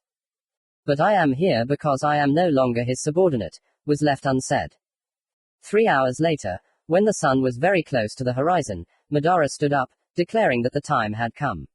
Obito immediately approached him. He touched the statue of the Gedo Mazo, and then looked Naruto in the eyes. I'm sorry I killed your father, but it had to be done. We'll meet in another world. He then made the seals, and Naruto, before he could respond, felt his body fill with lightness. His soul was leaving him, the red thread of Kyuubi's chakra was reaching straight to the statue. He closed his eyes, letting the darkness swallow him up. All he could think about was how he would open his eyes and the world around him would be transformed, how everything would be different, how he would have a family and a home, how he would no longer have to live the life of a renegade. And in his intention to live a happy life, he was ready to do anything, even to answer a firm no to Rikudo Sennin when he, sitting in the lotus position on the water, which reflected the brightly twinkling stars in the night sky, offered him and Sasuke the strength to fight Madara and the 10 Tails for their home world. Comment to 24. A Nuke Nin's Dream. Besheno. 25. Scarlet Gaze. Naruto was greeted by a new day with a light rain drizzling outside the window. The young man woke up closer to 3 o'clock in the afternoon with a headache and fatigue all over his body. All night long he was busy trying to simplify a complex fuinjutsu technique for his younger sister. She literally begged him to teach her how to draw the seals that her older brother used against their father during their training sparring, and Naruto gave in under his sister's pleading gaze. The catch was that this seal was quite difficult to perform. It required a lot of concentration, patience, and was drawn in several stages. The technique belonged to the A rank, and a 10-year-old girl who had only recently graduated from the academy would not be able to do it due to her lack of experience. Yes, Menma Uchiha, like Naruto and Shisui, were considered geniuses of the clan. They mastered the entire academy program quite quickly and graduated earlier than the others. But if Naruto passed his final exam at the age of 8, then Menma did so at 10, because Kushina would not agree to allow her daughter to become a full-fledged shinobi so early for any amount of money, saying that it was dangerous. In the end, the former Uzumaki had to give in under pressure from her husband and children. But she did not remain in debt and put forward her own condition. Her dear boys, as she called them, would look after Menma on difficult missions and would definitely teach him everything they knew. Of course, Menma herself was unhappy, but there was nowhere to go. So Naruto spent the whole night working and went to bed only at 8 in the morning to make his sister's little whim come true. He chuckled at the thought and shook his head. There were only 3 women in this world that he could not argue with and whom he always tried to help: his mother, his sister, and his girlfriend. Uchiha glanced at his watch, cursing. He had 20 minutes left before meeting his team. They had decided to gather at Ichiraku to celebrate getting a well-deserved vacation. Naruto got out of bed with difficulty and went to the bathroom to tidy himself up. Shisui found him there washing up. He, out of habit, ruffled his son's head, thereby disheveling his just brushed hair, and began to put the dirty laundry in the washing machine. "You look very bad," the elder said with a cheerful smile. "And you too," Naruto responded, to which his father only laughed. "I didn't sleep all night, trying to figure out how to improve the seal for Menma. Just a little more, and this girl will start to twist as she wants not only us, but also all the guys in Konoha." Naruto couldn't help but agree with that. It was unknown from whom, but Menma had a cunning and lively mind. She always noticed the smallest details in the interlocutor, always felt the changes in his mood and skillfully used them to win the person over. In addition, she had the natural charm of the Uchiha, which left the interlocutor no chance, and he fell at her feet, ready to fulfill any request. "Maybe then it will be easier for us," Naruto said thoughtfully, not really believing it. He finished his business and left his father alone in the bathroom. After changing his clothes in the room, Naruto went downstairs. His mother was nowhere to be found, but Menma was sitting on a chair, her legs tucked under her, reading a book. "Are you idle?" the young man asked sarcastically. "I'm learning about new worlds," the girl answered importantly. "Are you leaving already?" "Yes, I'll be back late in the evening." "Where's Mom?" "At the market with Aunt Mikoto. Sasuke Ni-san's birthday is coming up, and they want to make him a tomato-shaped cake as a present." "Ugh." The elder Uchiha smiled slightly, and then, putting on his sandals, he left the house, closing the door behind him. The rain continued to pour, and Naruto had to take an umbrella from the stand under the roof. The weather, of course, was not the best, but no one was going to cancel the meeting because of some rain. On his way out of the clan quarters, he met Ryu, an old comrade of his who, having also recently taken a leave of absence, was now helping his father in the weapons shop. He waved Naruto over and then handed him a new kunai that he had recently designed. It was shaped somewhat like the one the second Hokage used, but its blade was wavy. "I thought that with a kunai of this shape it would be easier to use air elemental techniques. Will you test my theory in practice, huh?" Ryu asked. "Not before tomorrow," Naruto replied. "There's a lot to do today. It doesn't matter when, the main thing is to get it done before the end of the week." "Certainly. By the way, did you hear that Mashio-sensei was recently injured on a mission?" Ryu suddenly changed the topic. Mashio Sensei was a respected man who taught the children of the Uchiha clan how to handle weapons and use several basic techniques from a young age. He also took part in the upbringing of Menma and Naruto, for which the latter was very grateful to him. Oh. Really? How did he manage it? Yes. I haven't gone on any serious missions for a long time. Apparently I'm always busy with the kids. In any case, it was decided to postpone training for a week. My brother threw a real tantrum because of this. It was just awful. Naruto laughed at this statement. They chatted a little more, and then the young man, waving his hand to his friend, went to the meeting place. Along the way, Uchiha noticed a couple of flashes of green and shook his head slightly. No matter what the weather, Guy and Lee continued the brutal training. However, Naruto was glad that his friend from the academy found his recognition in taijutsu and was able to grow up to be a strong jonin. Naruto was only a couple of minutes late, but Genma-sensei, who didn't like latecomers, gave him a stern look, which made the young man feel like an 8-year-old boy again, who had just met the team, and not an 18-year-old boy who had already achieved great success in his field and was recognized not only as a genius of the Uchiha clan, but also as a genius of the Uzumaki clan. Sume, Inuzuka Yoji's dog, happily wagged his tail and tried to lick Naruto's cheek, but he deftly dodged, putting his palm under the dog's wet tongue. He, however, was not upset, only barked in greeting. The last member of their team, Nara Aoharu, pulled aside the cloth with the words, Ichiraku, written on it and waved her hand at her teammates to quickly come inside and take their seats before anyone else arrived. What are you planning to do during your vacation? Genma asked, taking the senbon out of his mouth and placing his order. I'll probably play shogi with Shikamaru all day long to develop his strategist skills. He's 5 years younger than me, but he's already ready to snatch victory with his teeth. A little more and I'll be losing on all fronts, Aoharu sighed sadly. Well, he has a sharp mind, which he inherited from Shikaku-san, so it's not surprising, Genma-sensei responded. And what about your plans, Yoji? Most likely, I will help Orochimaru-sama in the laboratory. This old man managed to recruit you too. Naruto raised an eyebrow in surprise. The thing is that 4 years ago Sasuke decided to follow his own path and, having temporarily separated from his own team with the permission of the 4th Hokage, went to study under the Snake Sannin, who accepted the Uchiha with open arms.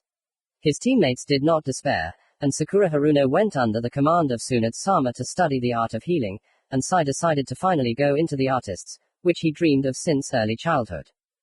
And you, Naruto? Well, I have training with my little sister and I'll probably see Fu more often. Oh. How is she, by the way? It's been a while since I've seen her. Aoharu brought her chopsticks to her lower lip, thinking for a moment. Very good. Recently I was on a mission in the village of Vodopada. Today we are supposed to meet her. Oh. So you'll be leaving us soon? Genma-sensei raised an eyebrow.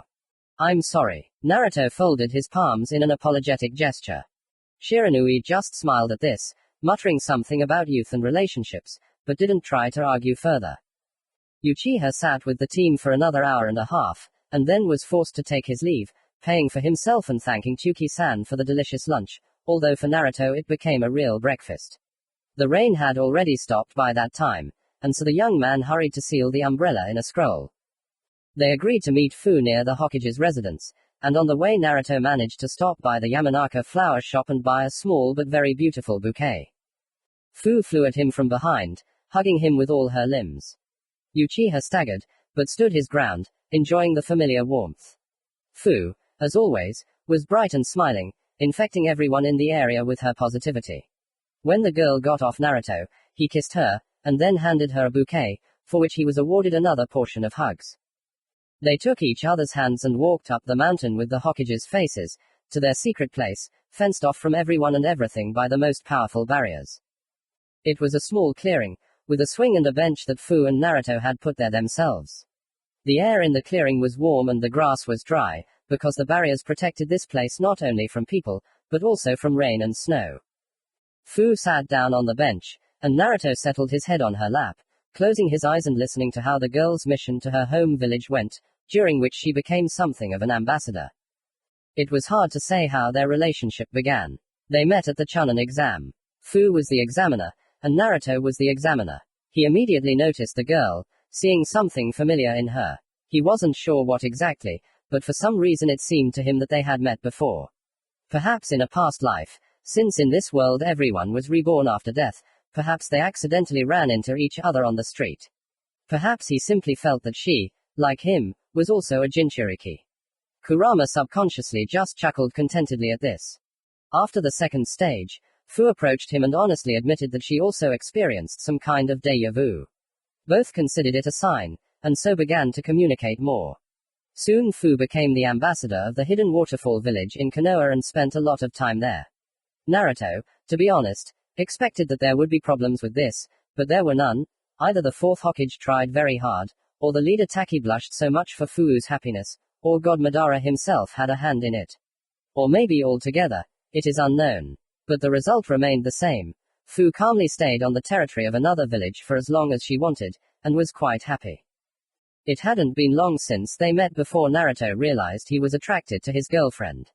He didn't lie or deceive himself for long, but almost immediately asked her out. Fu thought for a couple of minutes for the sake of decency, and then agreed. The entire family was pleased with Naruto's choice, recognizing Fu as a very sweet and kind girl. Kushina couldn't stop rejoicing, lamenting how much her beloved son had grown. Even Hoshi, their aging cat, who wouldn't let anyone near her except Naruto and Menma, allowed Fu to pet her, which was already considered recognition. Naruto opened his eyes and looked up at the sky. The clouds parted, revealing a blood moon with 9 tomo. Somewhere up there sat the god, Uchiha Madara, who had created this world and made it perfect. There were no wars, no violent deaths, no bloody feuds, as if God himself had nipped such things in the bud. Naruto chuckled and closed his eyes, listening to Fu's soft voice and remaining defenseless under that scarlet gaze from the sky. He was fine with it. Commentary on 25. Scarlet Gaze. End. I can't believe that it's all over. The end. Thank you all for your patience, waiting, reading, likes, comments and support. It was very important and pleasant for me to receive all this from you. Important.